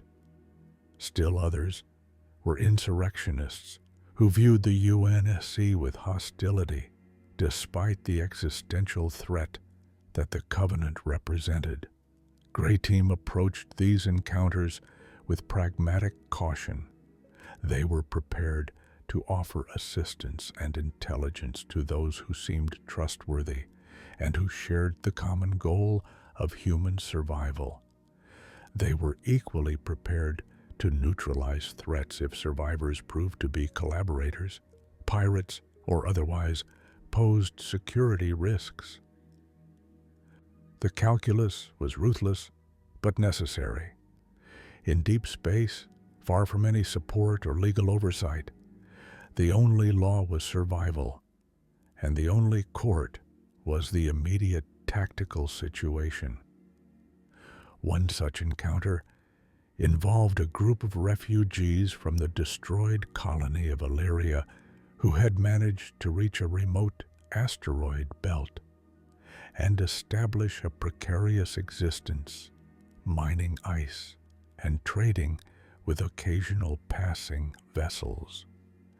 The refugees were led by a former UNSC officer who maintained discipline and organization despite the desperate circumstances. Gray Team provided them with intelligence about Covenant patrol patterns, medical supplies from captured alien stores, and tactical advice about fortifying their position. In exchange, they received fresh food grown in the refugees' hydroponic facilities and information about Covenant activity in the surrounding systems. The relationship was mutually beneficial, but temporary. Gray Team could not remain in one location long enough to provide sustained protection, and the refugees could not risk attracting Covenant attention by associating too closely with active UNSC military operations. They parted ways with mutual respect and the understanding that they might never see each other again. Such was the nature of the war in its latter years. Brief connections, temporary alliances, and the knowledge that everyone was fighting for survival in their own way with whatever resources they could muster. The sabotage of Covenant operations continued throughout this period with a relentlessness that bordered on obsessive.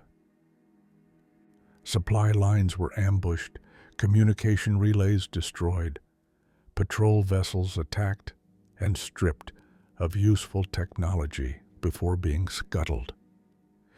Each action was small in isolation, but significant in aggregate, the cumulative effect being a persistent degradation of Covenant operational efficiency in the sectors where Gray Team operated.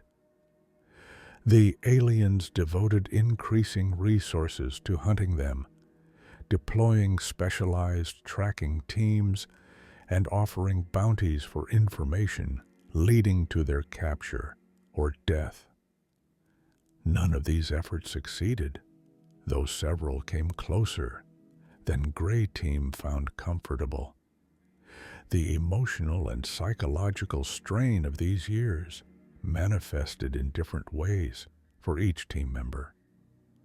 Jai became increasingly withdrawn, his natural reserve deepening into something approaching emotional isolation.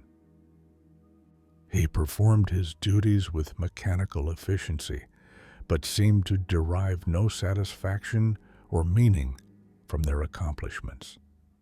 The weight of command and the accumulation of tactical decisions whose consequences could never be fully known had worn grooves in his psyche, channels through which he poured his energy and focus, but which left less and less room for anything else. Adriana's response was to double down on combat effectiveness, spending ever more time training and maintaining equipment, despite already operating at a level of proficiency that exceeded any reasonable standard. The focus on physical prowess and martial skill provided an outlet for stress and frustration that had no other acceptable expression. She drove herself to exhaustion in training exercises during lulls between missions, pushing her augmented physiology to its limits and beyond, as if testing whether she could break herself before the war broke her. Mike retreated into technical problems, losing himself in the details of sensor arrays, communications protocols, and weapons systems. The intellectual challenge of keeping their equipment operational under impossible conditions offered a form of escape from the emotional weight of their situation. He could solve technical problems through analysis and application of knowledge. The larger problems of the war, the questions of meaning and purpose, and the value of their continued struggle, these could not be solved through intellectual effort, and so he avoided them as much as possible. They rarely discussed these adaptations with each other. Some combination of Spartan training, personal reserve, and the simple difficulty of articulating abstract psychological concepts in concrete terms meant that they dealt with their individual struggles largely in isolation, despite their physical proximity.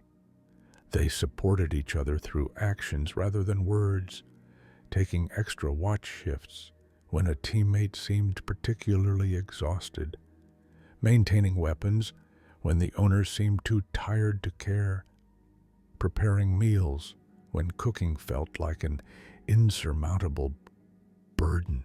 These small acts of service kept them functional, but functionality and flourishing are not the same thing. By the time the war officially ended in late 2552, Gray Team had been operating independently for 17 years. They had no knowledge of the ceasefire, no communication from UNSC Command informing them that hostilities had ceased, no recall orders directing them to return to human space. They continued their mission because that mission had not been officially terminated, operating in the shadows of a galaxy that was slowly learning to live without constant warfare, but which remained dangerous and unstable in countless ways. The persistence of their deployment after the war's conclusion raises troubling questions about UNSC operational practices and oversight. How could a Spartan team operate for years without check-in or recall? What procedures were supposed to prevent such situations? And why did those procedures fail in Gray Team's case?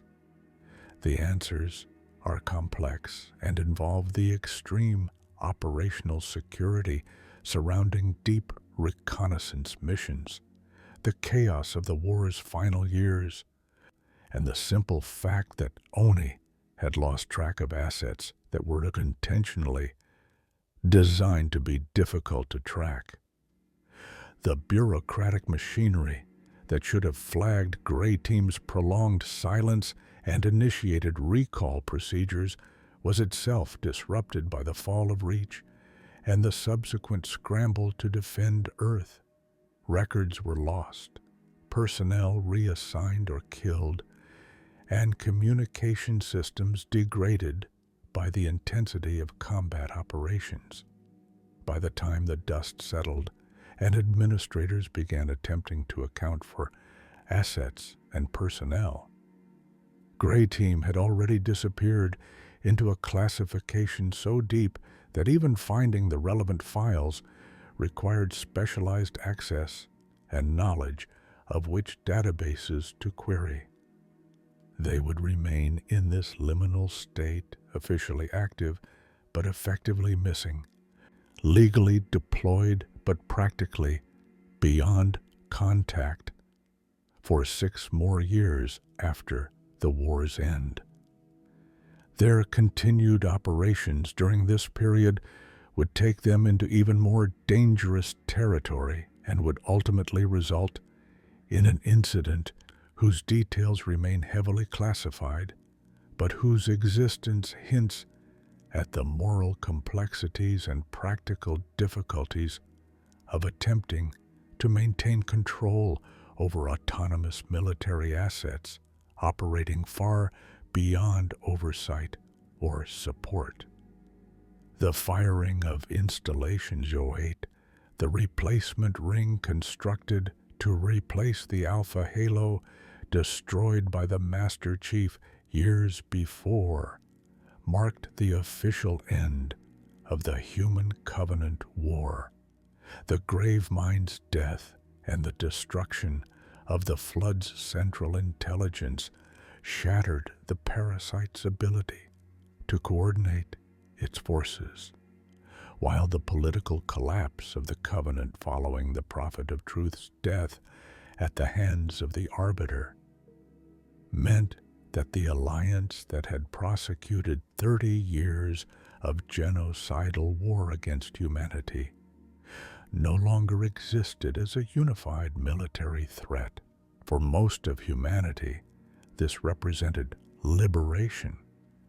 The existential threat that had hung over the species since first contact at harvest in 2525 had been eliminated, not through military victory in any conventional sense, but through the desperate gambit of allying with former enemies and activating an ancient weapon that killed everything within its blast radius. The ethical implications of that choice would be debated for decades, but the immediate practical effect was clear: humanity would survive. The Covenant War was over. Grey Team knew none of this.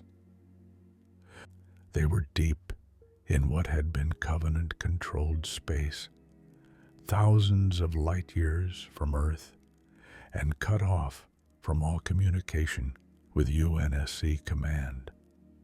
Their last intelligence update had come months before the war's end and had painted a picture of humanity on the brink of final defeat.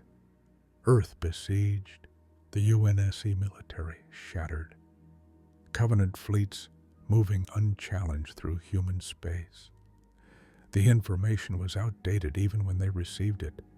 The light speed delays and the time required for intelligence to filter through ONI's analysis and classification procedures, meaning that they were always viewing the war through a distorted temporal lens. When they finally intercepted communication suggesting that something fundamental had changed in the galactic order, their initial response was skepticism, bordering on disbelief. Covenant military channels had gone eerily quiet, with fewer patrol vessels and none of the coordinated fleet movements that had characterized enemy operations throughout the war. Human distress calls had dropped to nearly zero, another anomaly that defied explanation. The evidence suggested that the war had ended, but the nature of that ending remained unclear. Had humanity been destroyed? Had the Covenant achieved their goal of exterminating the human species? And were Grey Team the last survivors of their kind? The possibility that the UNSC had won, that humanity had somehow achieved victory against an enemy that had destroyed hundreds of worlds and killed billions of people over 3 decades, seemed too improbable to accept. Yet the alternative explanations made even less sense. If humanity had been exterminated, where were the Covenant fleets that should be occupying former human worlds? If the Covenant had achieved total victory, why had their military operations seemingly ceased? Jai made the decision to risk exposure by attempting to contact UNSC assets directly rather than relying on passive intelligence gathering. The Prowler's communication systems, upgraded and modified dozens of times over the years, broadcast a compressed data burst on emergency frequencies, identifying Gray Team and requesting orders. The response time would depend on how far they were from the nearest UNSC communications relay and whether such infrastructure even still existed. But it represented their best chance of resolving the uncertainty that now dominated their operational calculus. Days passed without response, then weeks. The silence stretched into months as Gray Team continued their operations in a kind of operational limbo, executing missions against Covenant remnant forces without knowing whether such missions still served any strategic purpose. The psychological strain of this uncertainty added new dimensions to the stress they had been managing for years. Hope is a dangerous emotion for soldiers who have learned to function without it, and the possibility that their long war might actually be over-introduced complications they were ill-equipped to process. The UNSC had indeed attempted to contact them, though these efforts would not succeed for years. The bureaucratic machinery tasked with accounting for military assets in the war's aftermath operated with glacial slowness, hampered by incomplete records and the sheer scale of the accounting required. Gray Team was not the only unit that had gone missing during the war's final chaotic months. Dozens of vessels, hundreds of individual soldiers, and several entire battalions had simply vanished into the void. Some had been destroyed in combat, others had deserted or gone rogue, still others had been cut off from command and continued operating independently long after the war's conclusion. The standard procedure for locating such assets involved broadcasting recall orders on all frequencies and hoping that someone would respond. These broadcasts went out regularly in the months and years after the war, but Gray Team never received them. The vagaries of space travel, the unpredictable nature of slip-space communications, and the simple bad luck of being in the wrong place at the wrong time all contributed to the communications never reaching their intended recipients. Gray Team remained in the dark, unaware that humanity had survived and that they were expected to come home. Their operational pattern during this period remained consistent with their wartime activities: reconnaissance, sabotage, and strikes against targets of opportunity. The nature of those targets shifted slightly as the political landscape evolved, where once they had fought unified Covenant forces, now they found themselves engaging fragmented groups, Sangheili attempting to re-establish order in former Covenant space, Jiralhanae warlords carving out petty kingdoms, Kigyar pirates preying on weakened settlements, and human insurrectionists who had resumed their pre-war activities now that the Covenant threat had been eliminated. The diversity of threats complicated their mission calculus. During the war, identifying enemies had been straightforward. Anything Covenant was to be destroyed or disrupted. Anything human was to be protected or supported. Now, the categories blurred. Some Sangheili factions had allied with humanity and were attempting to build peaceful relationships. Some human groups were as dangerous to their own species as any alien threat.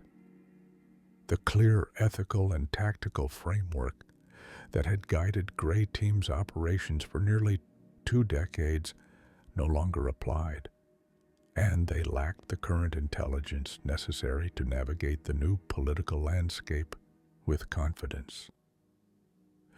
Jai made command decisions based on threat assessment and tactical necessity, prioritizing immediate dangers over abstract political considerations.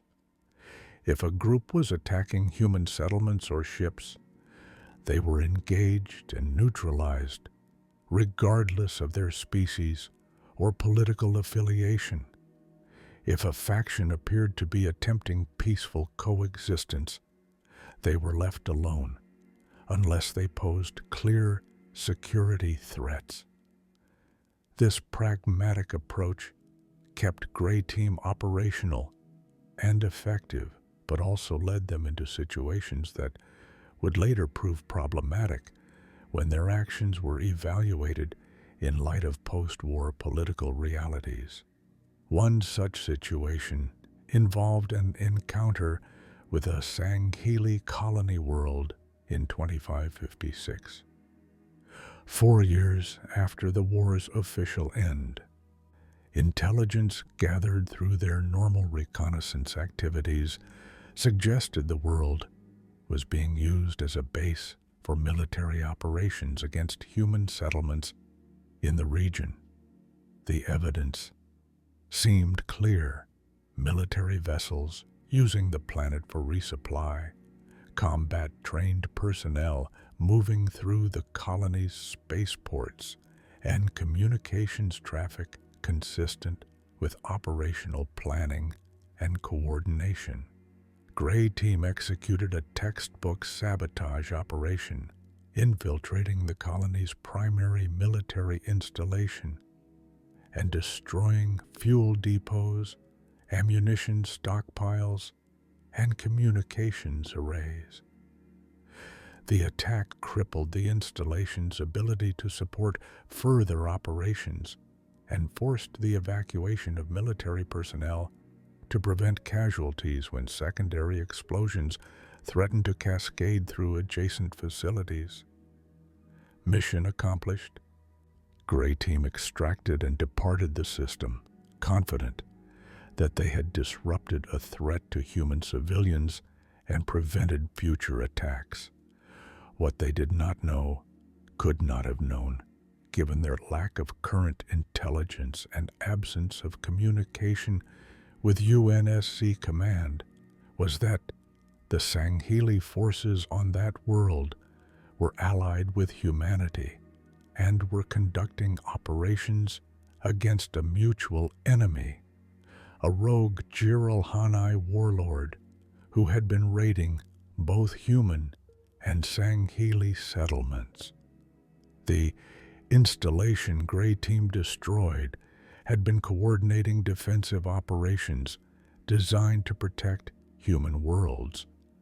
The communications traffic they had interpreted as hostile planning was actually intelligence sharing between Sangheili forces and UNSC naval assets.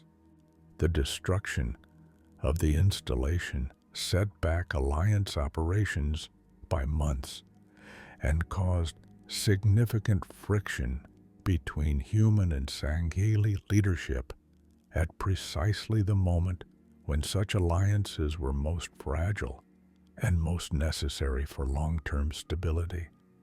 Gray Team learned of their error only when they were finally located and brought back into contact with UNSC Command in 2558, at which point the damage had been done and could not be undone.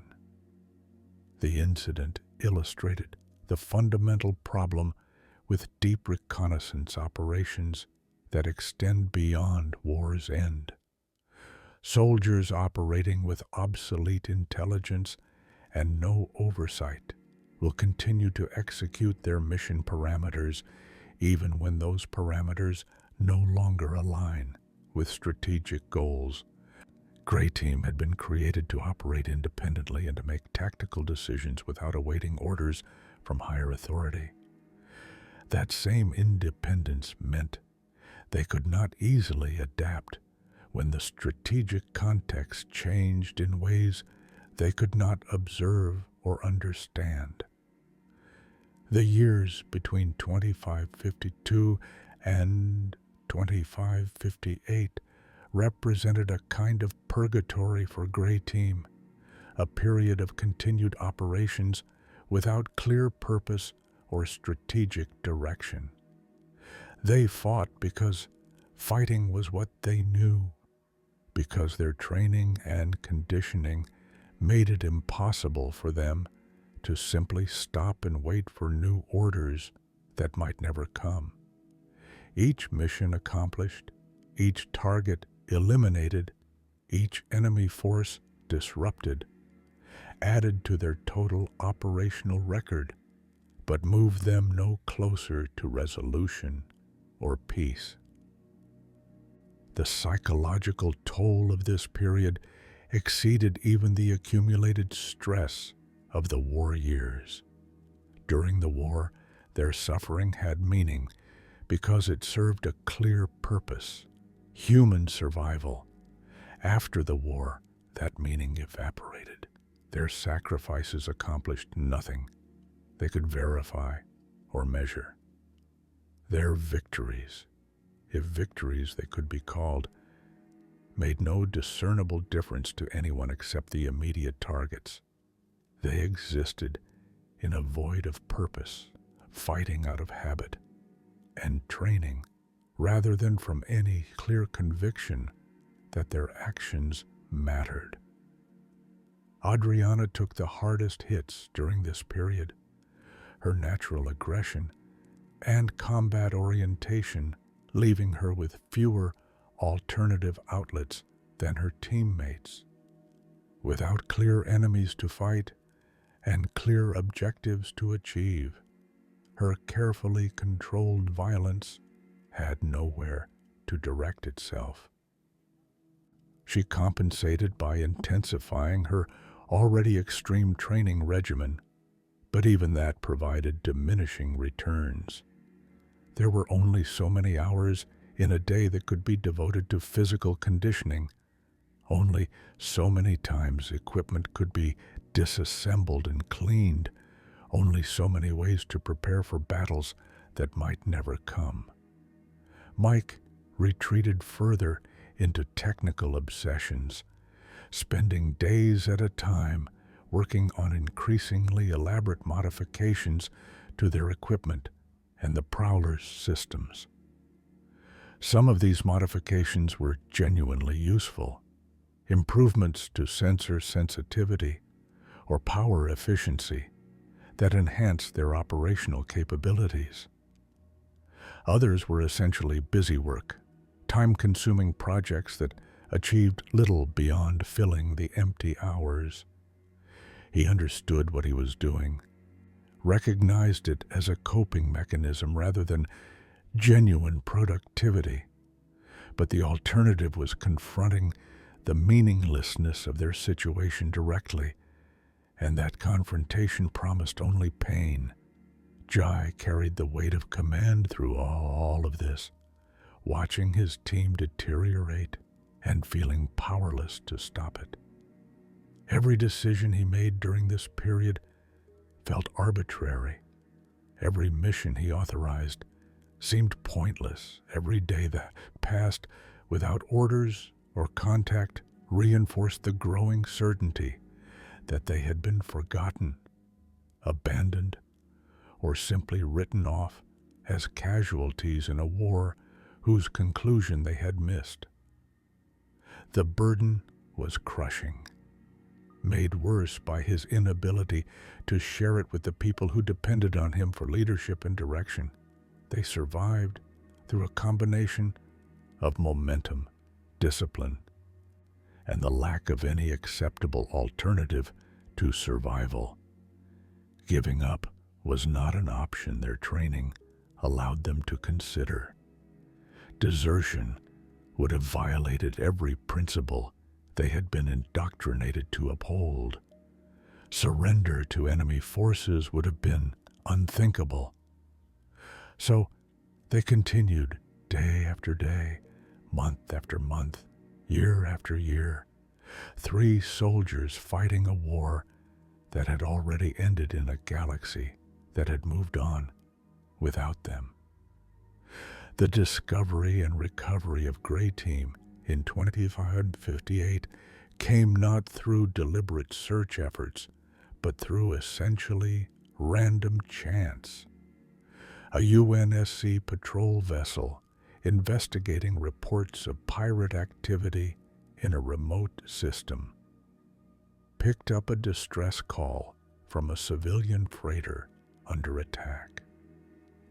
When they arrived to investigate, they found the pirates dead, their vessels disabled, and the freighter's crew grateful but confused about who had saved them. The civilian captain described their rescuers, 3 heavily armed individuals in modified Spartan armor who had appeared without warning, neutralized the threat with brutal efficiency, and vanished just as quickly. The patrol vessel's commander recognized the description and immediately filed a priority report with ONI. Analysis of the freighter's sensor logs and comparison with known Spartan team profiles led to the conclusion that Grey Team had been located. A recovery operation was authorized and executed with speed that spoke to the importance ONI placed on bringing the lost Spartans home. The reunion with Saren Osman, who had by then risen to the position of UNSC Commander-in-Chief, was reportedly subdued. Grey Team had been operating independently for 23 years since their deployment to the Rubble.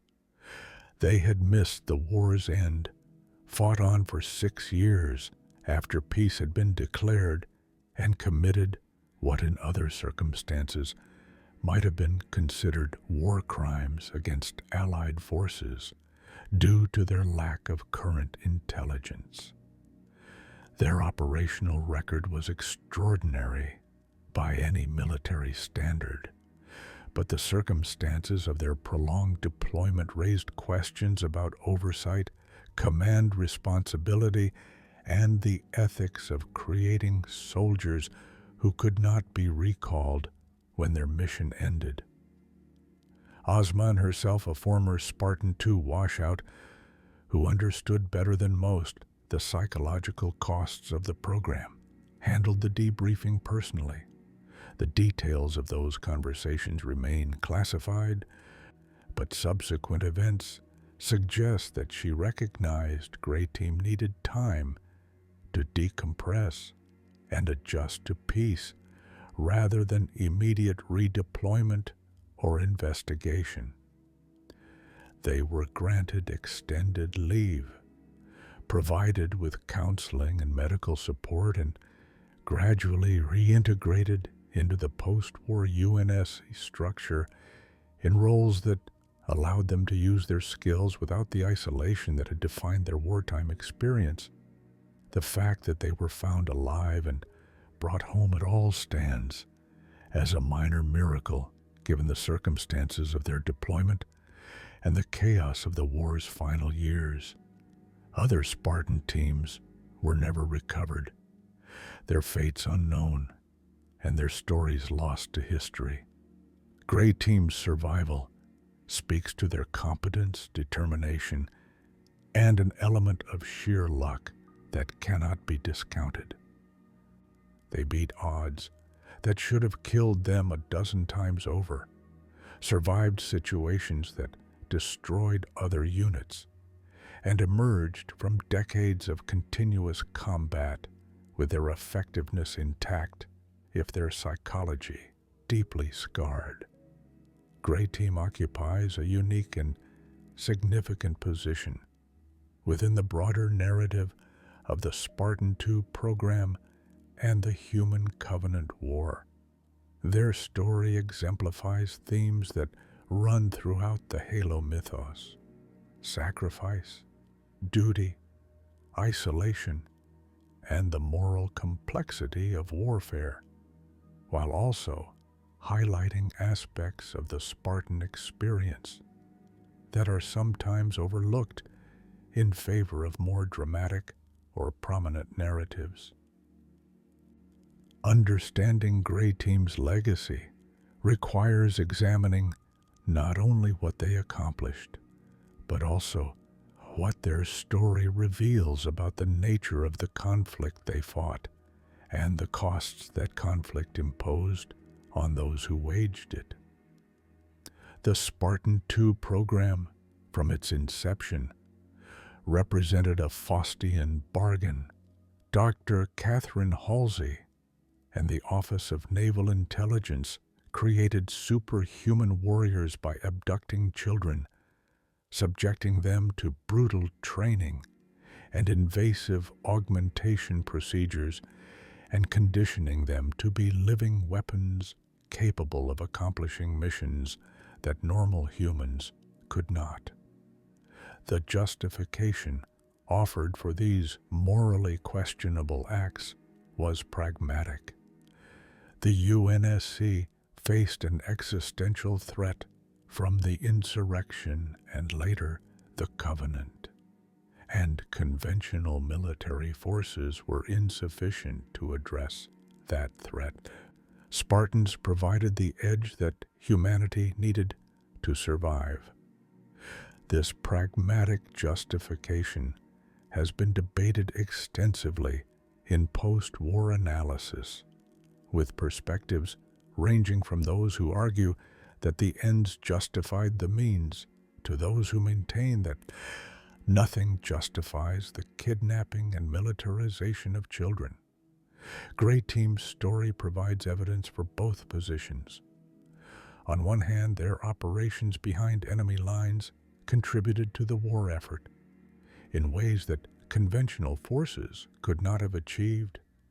They gathered intelligence, disrupted enemy operations, and survived in environments that would have killed ordinary soldiers within days or weeks. Their existence proved that Halsey's vision was technically feasible, that human beings could be transformed into the kind of autonomous weapons the program intended to create.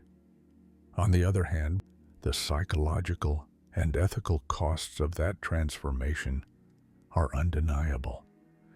Jai, Adriana, and Mike were robbed of their childhoods, their potential futures, and any possibility of normal human existence.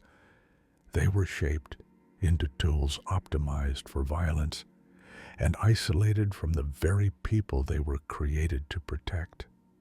The fact that they performed their duties competently and with apparent dedication does not erase the fundamental violation of their autonomy and humanity. They became effective weapons precisely by becoming less fully human, and that transaction remains morally troubling, regardless of military necessity. The question of consent complicates this analysis. 6-year-old children cannot meaningfully consent to military service, let alone to the irreversible augmentation procedures that would transform their bodies and minds. Yet as adults, Grey Team's members showed every indication of having internalized their role and accepted their identity as Spartans. This acceptance might represent genuine conviction, or it might be the result of psychological conditioning so thorough that genuine consent became impossible to distinguish from programmed compliance. The philosophical questions raised by this ambiguity have no easy answers. Comparing Gray Team to other Spartan units reveals both commonalities and significant differences in their experiences and operational histories. Blue Team, led by the Master Chief, achieved legendary status through their role in humanity's ultimate victory and their presence at critical moments throughout the war. Their story is one of heroism writ large, of soldiers who stood at the tipping points of history and whose actions directly influenced outcomes at the strategic level. They are remembered and celebrated, their names spoken with reverence throughout human space.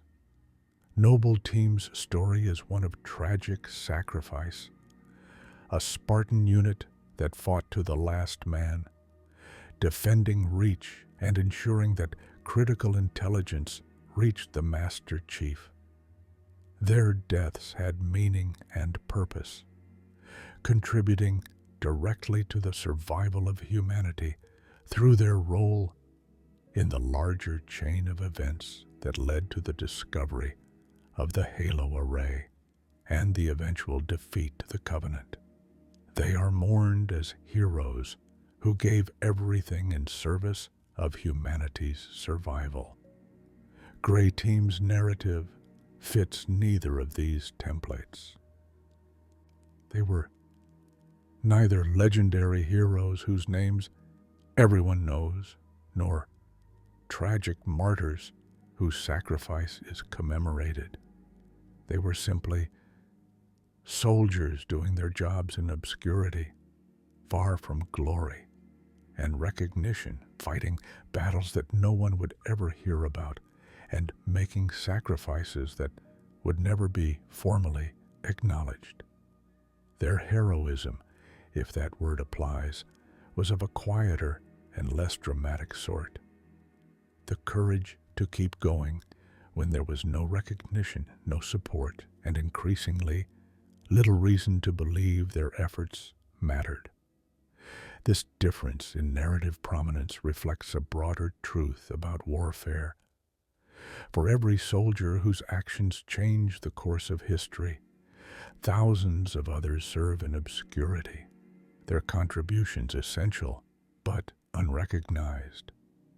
Gray Team represents those thousands, the unnamed and unremembered, who fought just as hard and sacrificed just as much, but whose stories will never be told because they lacked the dramatic circumstances or historical significance that generates lasting fame. The moral ambiguity of Gray Team's missions provides another lens through which to examine their legacy. During the war, their operations against the Covenant were straightforward in ethical terms. The enemy sought humanity's extinction, and anything that hindered that genocidal campaign was justified. The situation at the Rubble complicated this simple calculus by introducing human targets, insurrectionists who were technically traitors but practically refugees, and forcing Gray Team to make decisions about whose lives took priority when not everyone could be saved. These complications only intensified after the war, when Gray Team continued operations without knowing that the strategic context had fundamentally changed. Their attack on the Sangheli colony in 2556 exemplifies the dangers of autonomous military assets operating without adequate intelligence or oversight. They had been created to make independent tactical decisions, to operate behind enemy lines without constant direction from higher authority. That same independence meant they could not adapt when the definition of enemy changed, when former foes became allies, and the clear moral certainties of wartime dissolved into the ambiguities of peace.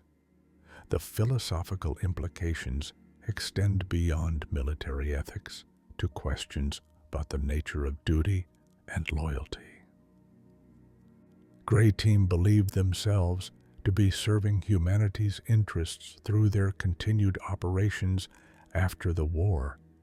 They acted in good faith based on the information available to them and the training they had received.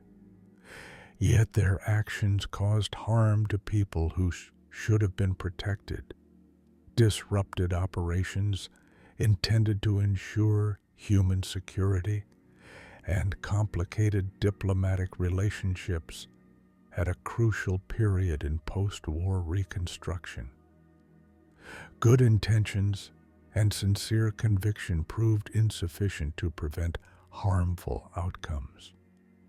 This raises uncomfortable questions about the Spartan program's underlying assumptions.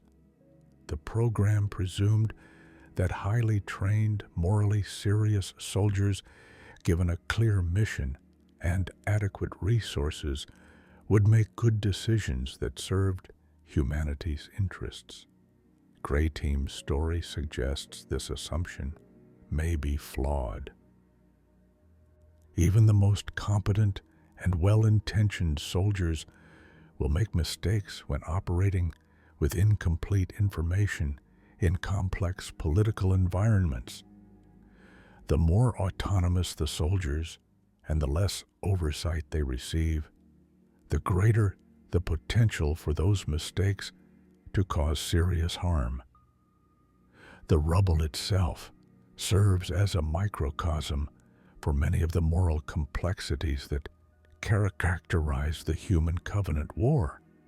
Here was a population of human refugees attempting to survive by making deals with alien traders, maintaining their independence from UNSC authority, and building lives in the margins of galactic civilization. Were they traitors for cooperating with the Covenant, even indirectly? Were they pragmatists, doing whatever was necessary to survive in impossible circumstances? Should the UNSC have prioritized their rescue and integration, or was their destruction justified by the security threat they posed?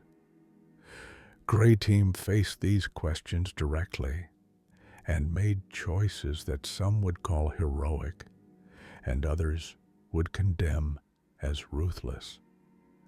They prioritized the security of Earth and the wider human population over the lives of Rubble inhabitants when those interests came into conflict.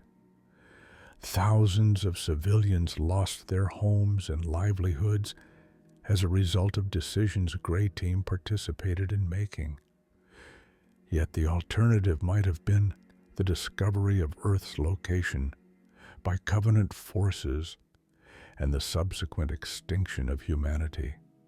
Faced with that calculus, were they wrong to choose as they did? The question admits no simple answer because it forces confrontation with a fundamental tension in moral philosophy. The conflict between absolute ethical principles and consequentialist reasoning. An absolutist might argue that certain actions are wrong regardless of their outcomes, that the destruction of the rubble and the costs imposed on its inhabitants were unjustifiable violations of basic moral principles. A consequentialist would counter that the potential consequences of inaction, humanity's extinction, were so catastrophically bad that almost any action to prevent them was justified. Gray Team operated firmly in the consequentialist camp, as did the UNSC more broadly. This orientation was arguably necessary for victory in a war of extermination where conventional ethical constraints might have led to defeat and genocide. Yet operating from that framework exacted psychological and moral costs that could not simply be wished away. Jai's emotional withdrawal, Adriana's obsessive focus on combat effectiveness, and Mike's retreat into technical problems all reflected the strain of constantly making decisions where good outcomes required accepting terrible means. The themes of isolation and disconnection that pervade Grey Team's story speak to a broader truth about modern warfare and the soldiers who fight it. Military service, particularly in elite special operations units, often requires separation from normal civilian life and the psychological framework that sustains human connection and community. Spartans experience this separation in its most extreme form, raised from childhood in an environment that prioritized military effectiveness over personal development or emotional well-being.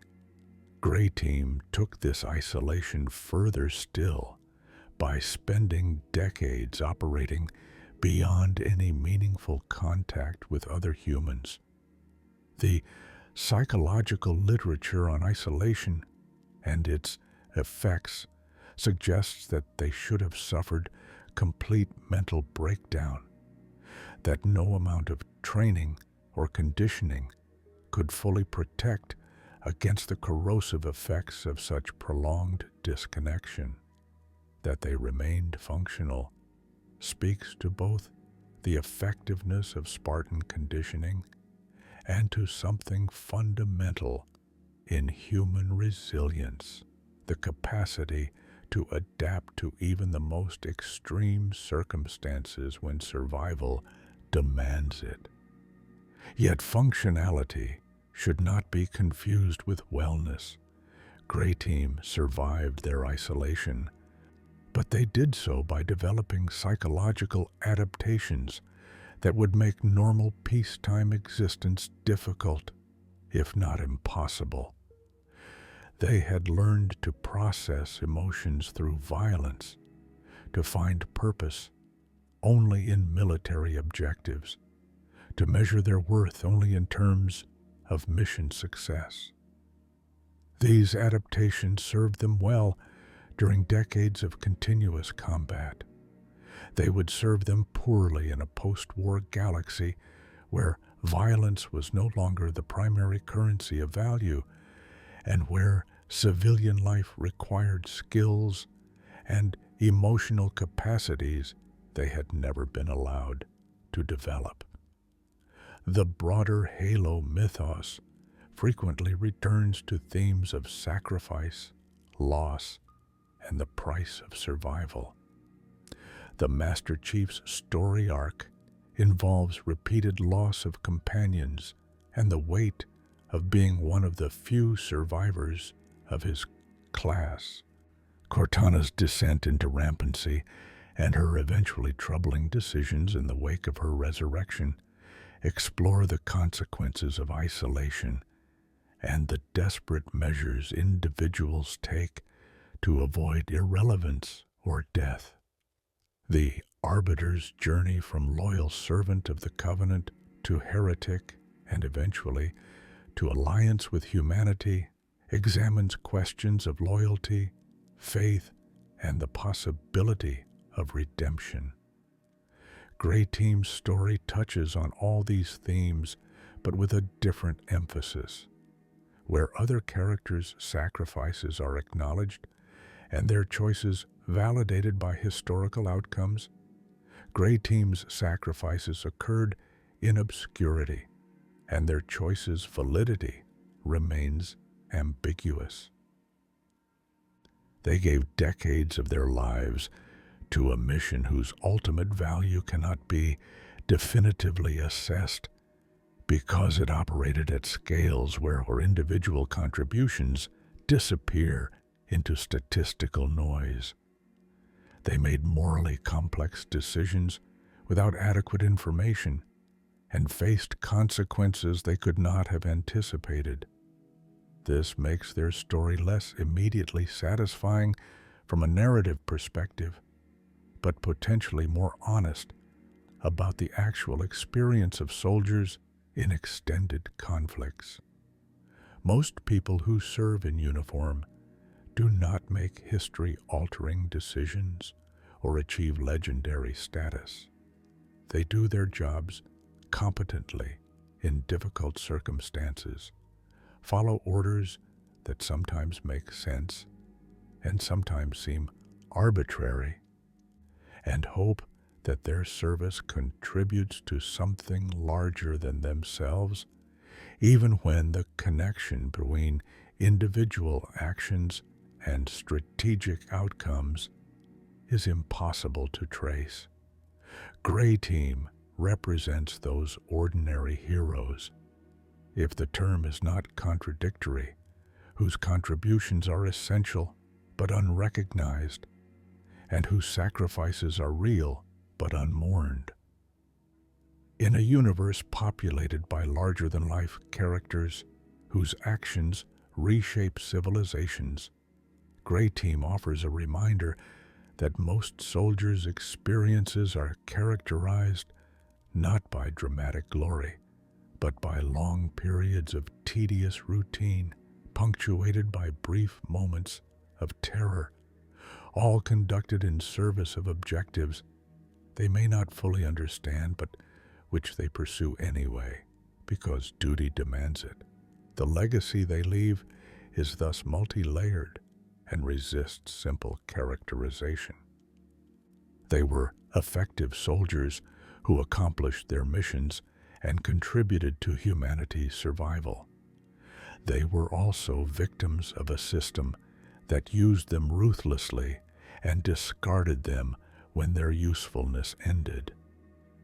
They were autonomous agents, making free choices within the constraints of their training and circumstances. They were also products of conditioning so thorough that the freedom of their choices becomes philosophically questionable. They were heroes whose courage and determination deserve recognition. They were also weapons whose creation raised profound ethical questions about the prices societies will pay for security. All of these descriptions are simultaneously true, and the tensions between them cannot be resolved through appeals to simple principles or categorical judgments. Gray Team's story is valuable precisely because it resists such resolution, because it forces engagement with moral complexity and ambiguity in ways that more straightforward, heroic narratives do not. In a fictional universe often concerned with grand cosmic threats and legendary heroes, Gray Team reminds us that warfare's real costs are paid in the currency of individual human lives, each one complex and irreducible, each sacrifice real whether or not anyone remembers it. The void between stars is vast beyond human comprehension, distances measured in light years that translate to decades of travel, even with faster-than-light technology.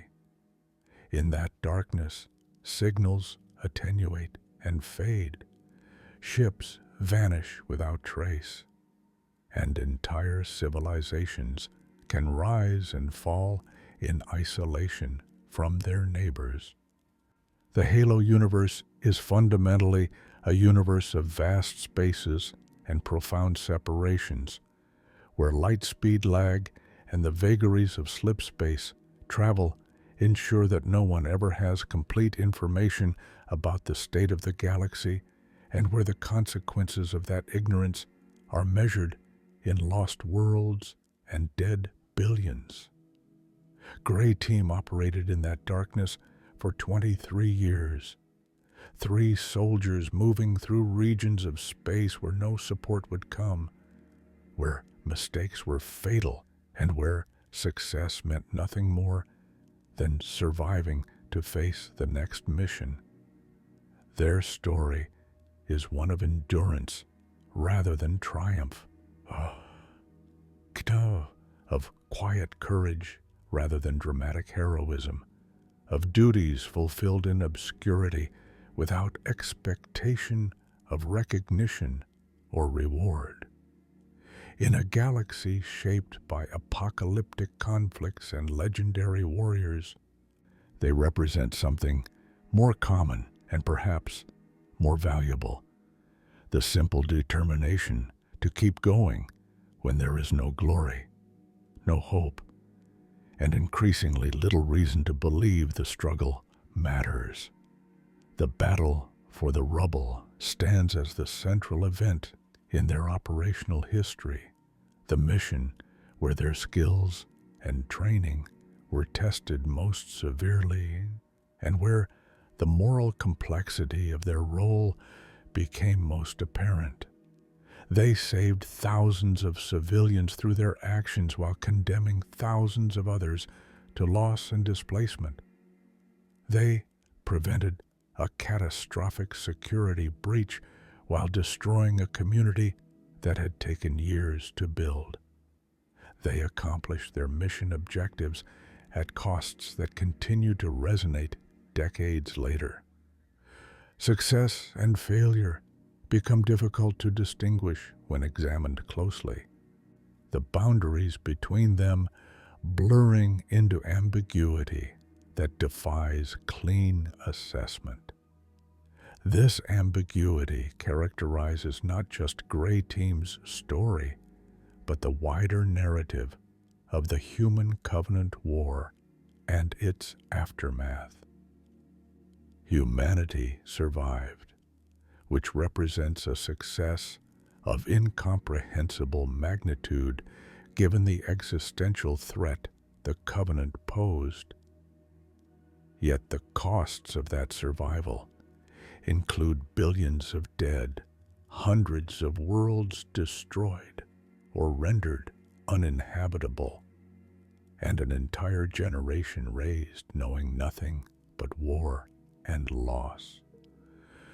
The Spartan II program produced warriors who secured victories that might otherwise have been impossible, but at the cost of children's futures and in violation of moral principles most societies claim to hold sacred. Gray Team's particular tragedy lies not in their death — they survived when so many others did not — but in their disconnection from the very survival they fought to ensure. They missed the war's end, the moment when humanity's desperate struggle culminated in improbable victory. They continued fighting for years after peace had been declared, their isolation ensuring that good intentions led to harmful outcomes. When they were finally recovered and brought home, they found themselves in a galaxy that had moved on without them, where their sacrifices were largely forgotten and their contributions unrecognized. The question of what their story means, what larger lessons can be drawn from their decades of service, admits no single answer. From a military perspective, this Gray Team exemplifies both the potential and the dangers of autonomous special operations forces. They accomplished missions that conventional units could not have attempted, operating effectively in environments where ordinary soldiers would have died within days. Yet their very autonomy meant they could not be easily redirected when strategic circumstances changed, and the lack of oversight created situations where they caused harm despite acting in good faith. From an ethical perspective, their story illuminates the moral costs of creating weapons out of human beings. The Spartan 2 program worked in the sense that it produced effective soldiers who accomplished their assigned missions. Yet, the program's success came at the expense of the Spartans' own humanity, their childhood stolen, and their development shaped entirely around the needs of war. Whether this transaction was justified depends on philosophical and moral commitments that vary between observers and which cannot be resolved through appeal to empirical evidence. From a human perspective, Gray Team's story is simply sad.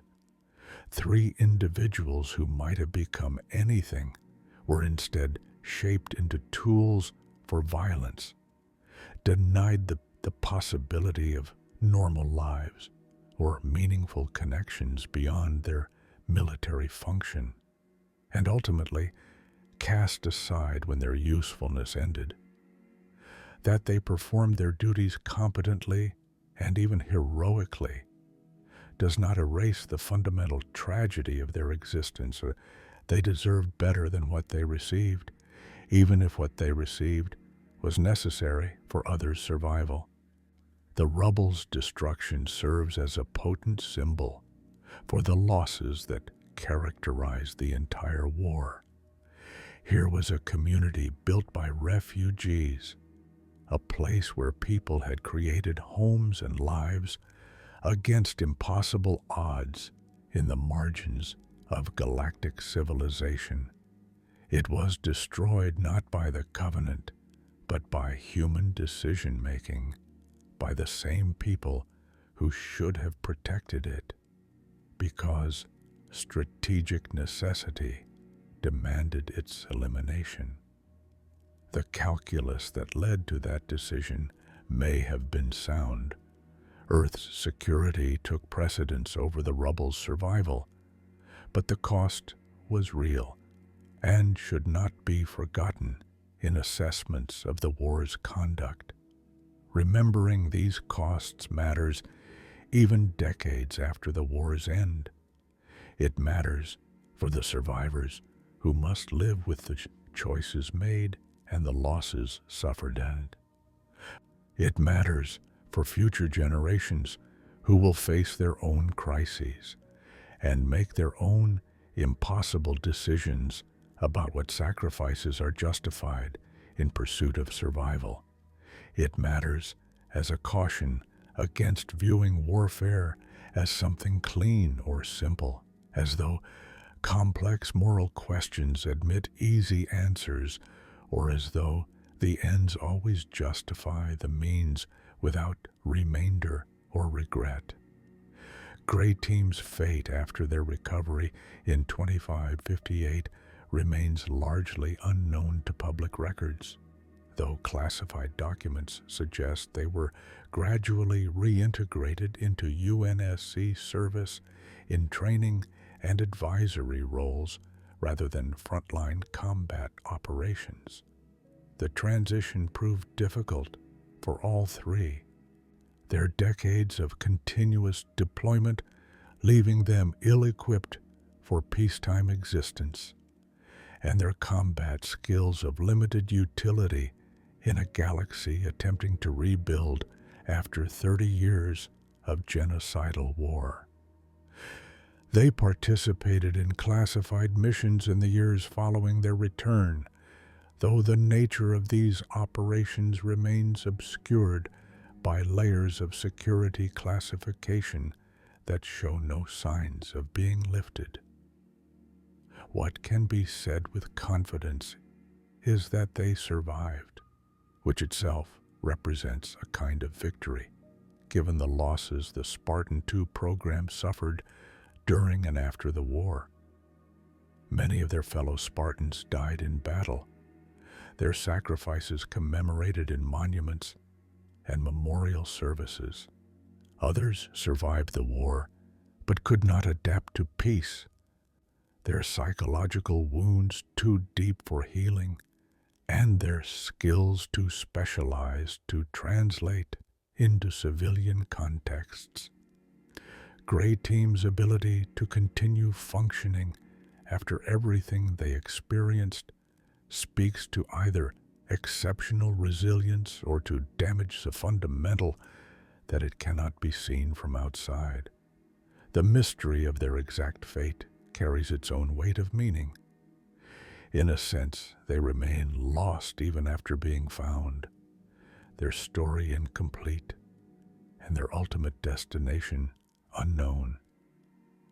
This unresolved quality frustrates narrative closure, but reflects a deeper truth about warfare and those who fight it. Many stories have no neat endings, no clear resolution, no moment when all questions are answered and all accounts settled.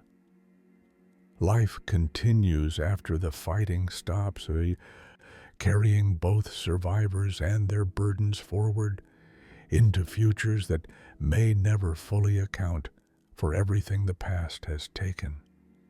The broader Halo narrative continues to evolve, new stories and revelations adding layers to established characters and events while raising fresh questions about the galaxy's future.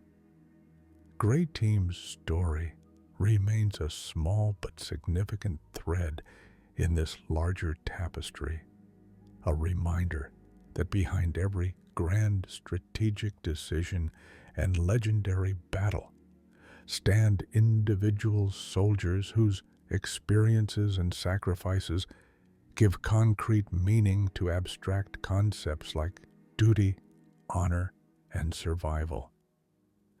Their story enriches the universe not by adding dramatic set pieces or introducing powerful new technologies, but by providing a human-scale perspective on events that might otherwise feel too vast to comprehend. In the final analysis, Gray Team represents both the best and worst of what the Spartan 2 program achieved. They were extraordinarily effective soldiers who accomplished missions of genuine strategic value. They were also individuals whose potential was narrowed to a single purpose, whose lives were measured entirely in terms of military utility, and who were ultimately discarded when their usefulness ended. Both assessments are true, and neither cancels the other. Their legacy persists in the shadows and margins of official histories, in classified reports that few will ever read, and in the memories of those who fought beside them or encountered them during their long deployment.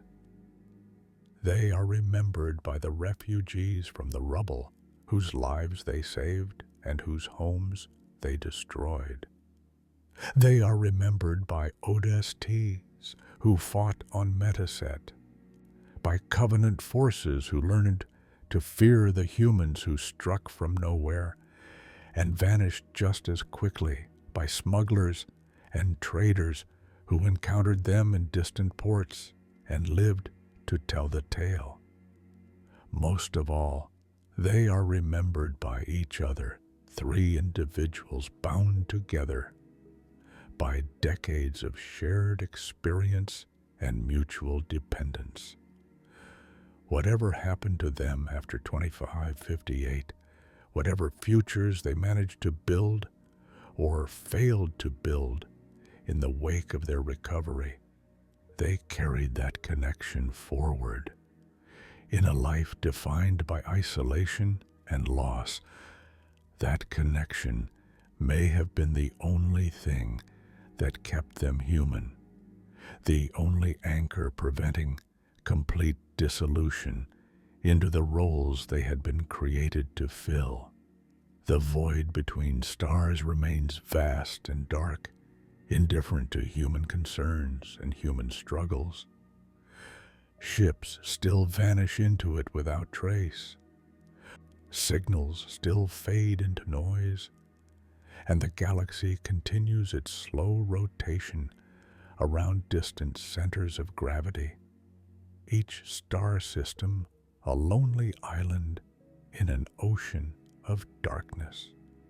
Gray Team crossed that ocean for and 2 decades, 3 small lights moving through the void, carrying out their mission in places no one would remember and fighting battles no one would record. They did so because duty demanded it, because training compelled them, because there was no alternative they could accept.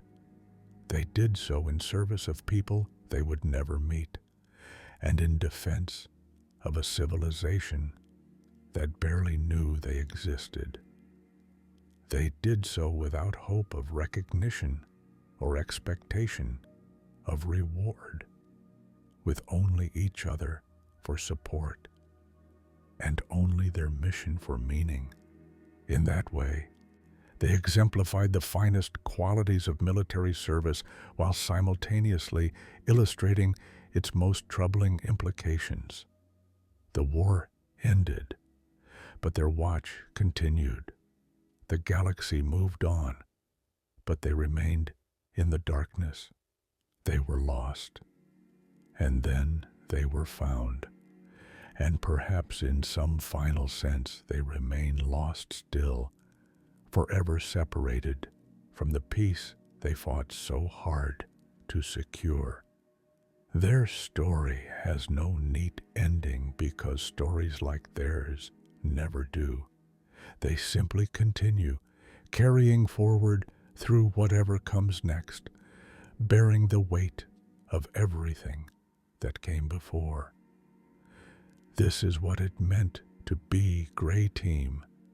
This is what it cost to be Spartans operating beyond the light. This is what was demanded of 3 children who became soldiers, who became weapons, who became something more and less than human in service of humanity's survival. Remember them not as heroes, though they were that. Remember them not as traitors, though some of their actions might seem so in retrospect.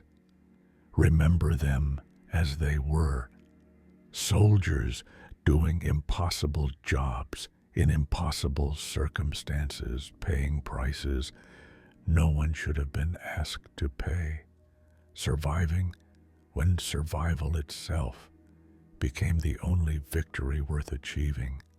The echoes of their service fade into the darkness between stars, signals growing weaker with each passing year, memories dimming as those who knew them pass away.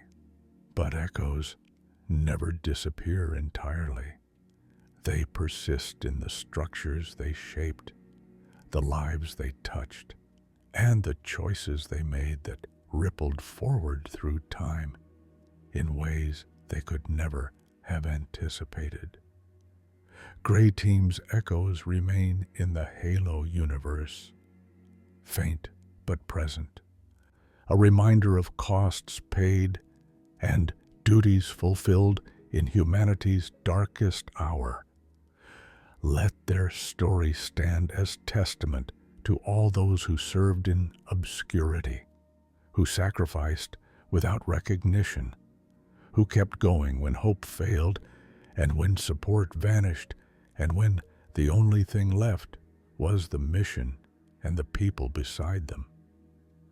Let it serve as caution about the prices societies extract from their defenders and about the moral complexities of warfare that resist simple judgments. Let it remind us that behind every victory lie uncounted individual struggles, each one real and significant to those who lived it, even if history forgets their names. The void is vast and dark and cold, but it is not empty. Even in the deepest darkness between the most distant stars, traces remain of those who passed through, fighting their wars and living their lives, making their choices and paying their prices. Gray Team left such traces, and though they fade with time, they do not vanish entirely. Something of them persists, echoing forward through the years, a quiet testament to courage, endurance, and the stubborn determination to keep going even when all light seems lost. This is their story, incomplete and ambiguous as it must be. This is their legacy, complex and troubling as it is. This is what they were, what they did, and what they cost. Remember them, and please, if you enjoyed this exploration of Gray Team's story and the deeper lore of the Halo universe, consider liking this video and subscribing to Archivum Halo. There are countless more stories waiting to be told, forgotten corners of the galaxy to explore, and characters whose sacrifices deserve to be remembered. The lore runs deep, and together we can bring it to light, one story at a time. Thank you for listening, and may you find peace in the darkness between stars.